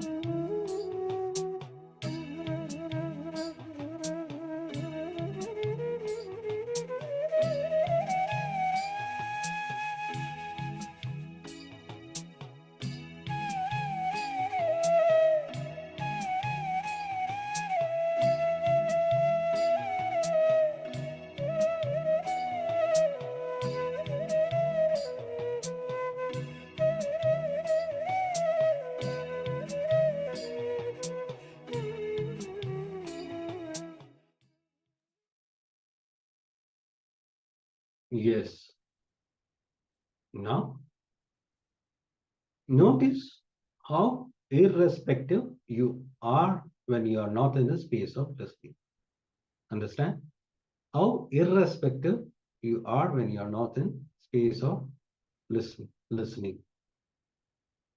Irrespective, sorry, it is irrespective you are when you are not in the space of listening.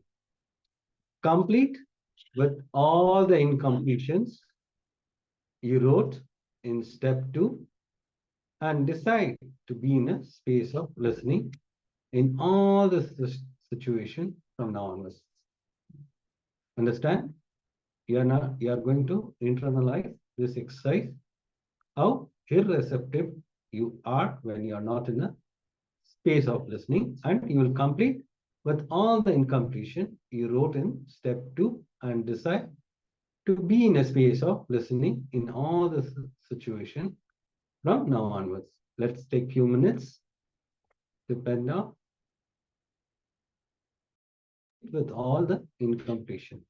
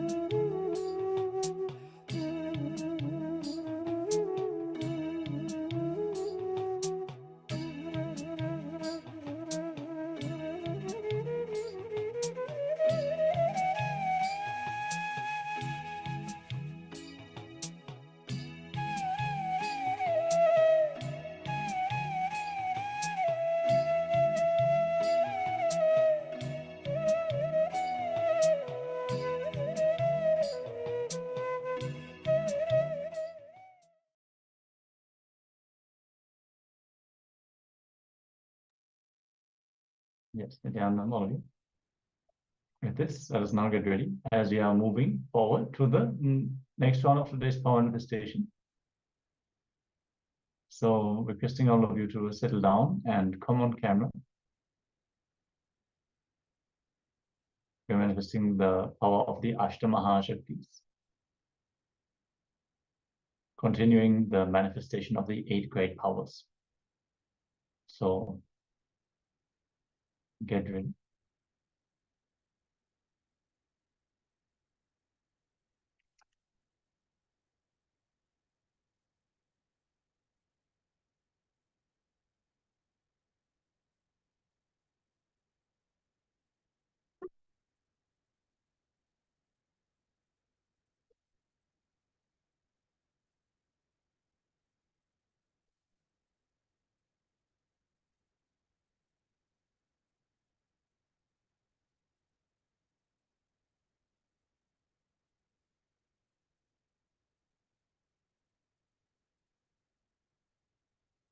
Yes, in the first round, we're going to manifest the power of Mahima, where we are going to increase the size of an object.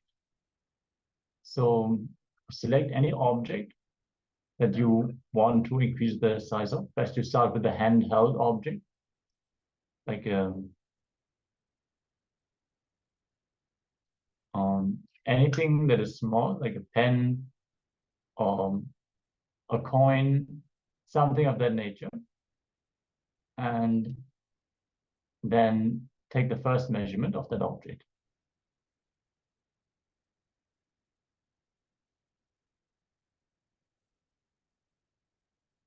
Once you've taken the measurement of the object,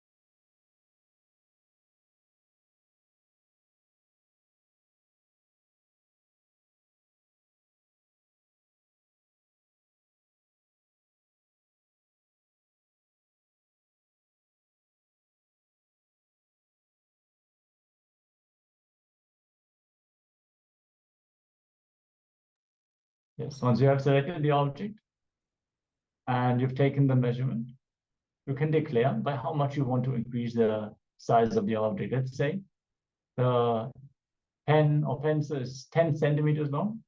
You want to increase it by 1 more centimeter.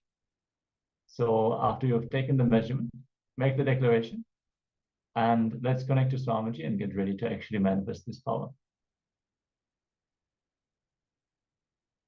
Yes. No. Sit straight with your head, neck, and spine. Visualize Paramashiva has come down as BHAGAVAN Sri Nithyānanda Paramashivām from KAILASA. Remember Swamiji through the third eye. Sit with the powerful cognition and meditate intensely on Nityananda Paramashiva. And anything else you think as your identity, just drop it. Just drop all the identities and remember Swamiji and chant the Mahavakya intensely. Om Nityananda Paramashivoham. Om Nityananda Paramashivoham. Om Nityananda Paramashivoham. Be in that space of unclutching, from the space of oneness. Keep chanting the Mahavakya intensely. From the space of oneness, experience the powers of Paramashiva. Intensely vibrate with this Ajapa Japa Om Nityananda Paramashivam. Now let us enter into this power manifestation.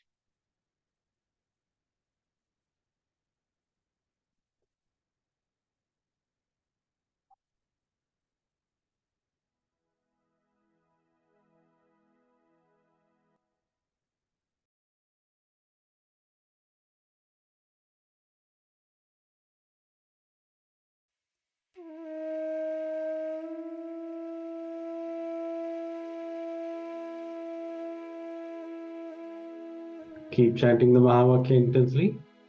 Be in that oneness space and manifest this power of Ashtama Siddhi.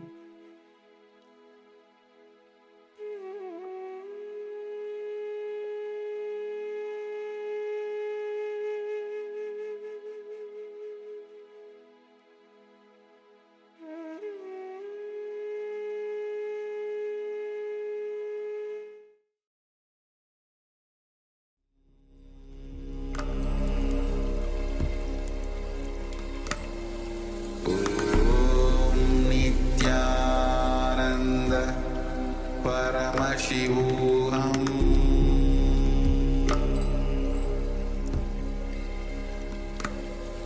Om Nityananda Paramashivoham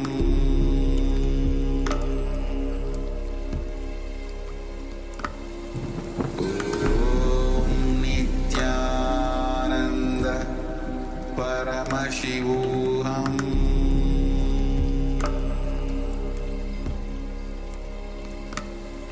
Om Nityananda Paramashivoham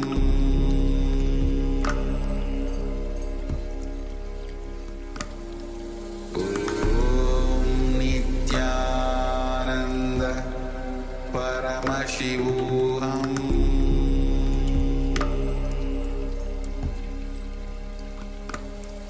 Om Nityananda Paramashivoham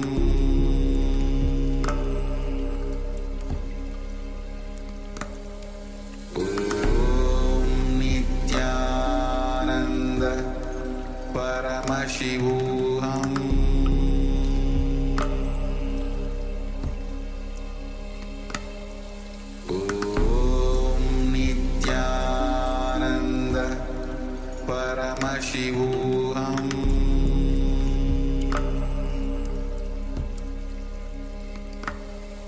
Om Nityananda Paramashivoham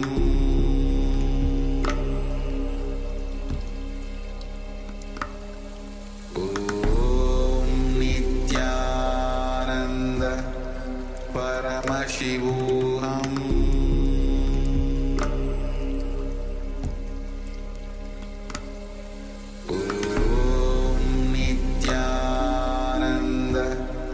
Paramashivoham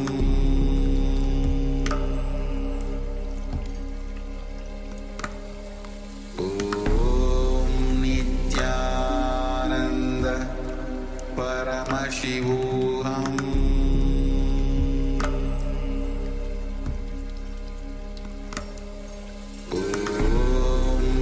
Nityananda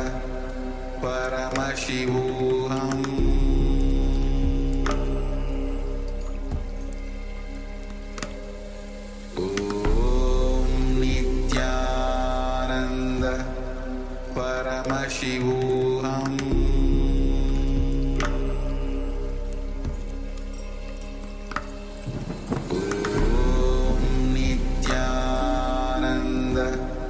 Paramashivoham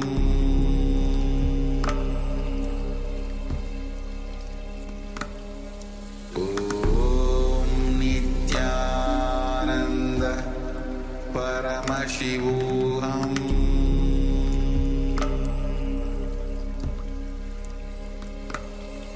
Om Nityananda Paramashivoham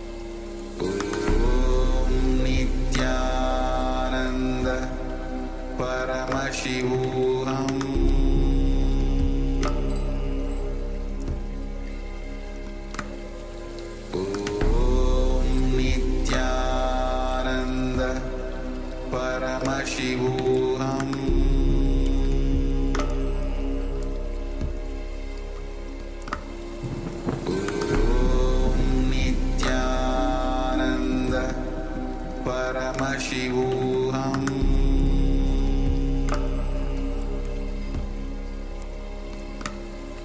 Om Nityananda Paramashivoham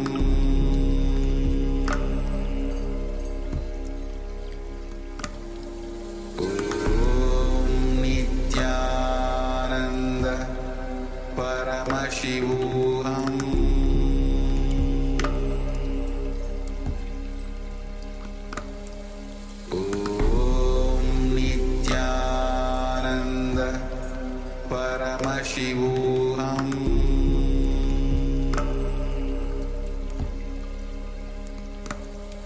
Om Nityananda Paramashivoham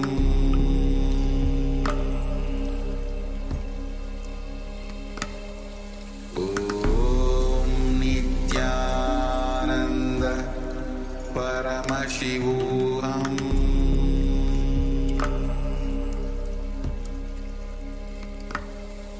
Om Nityananda Paramashivoham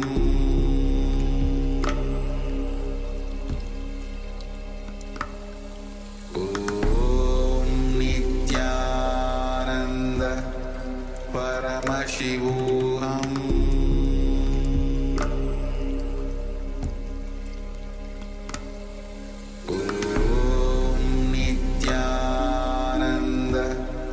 Paramashivoham Om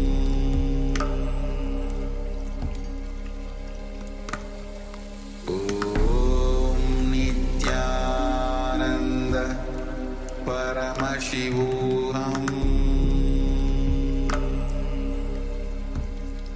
Paramashivoham Om Nityananda Paramashivoham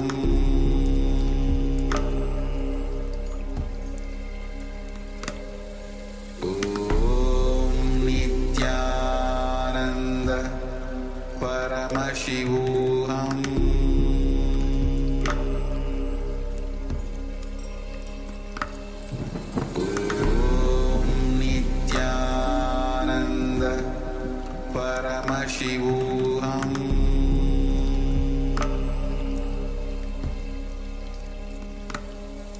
Om Nityananda Paramashivoham Paramashivoham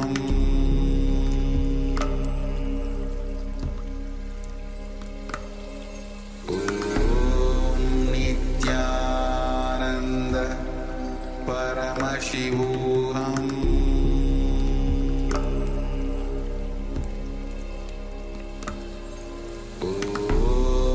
Nityananda Paramashivoham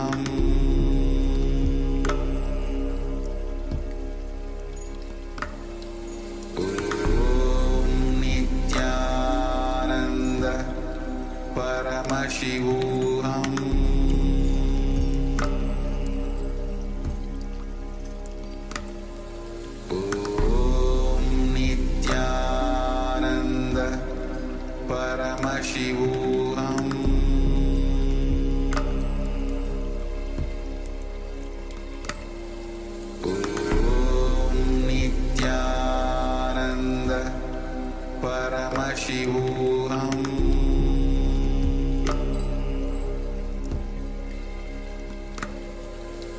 Om Nityananda Paramashivoham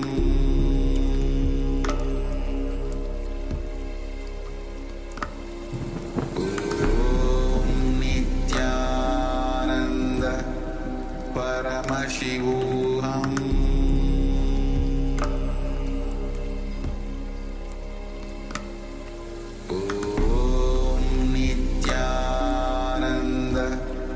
Paramashivoham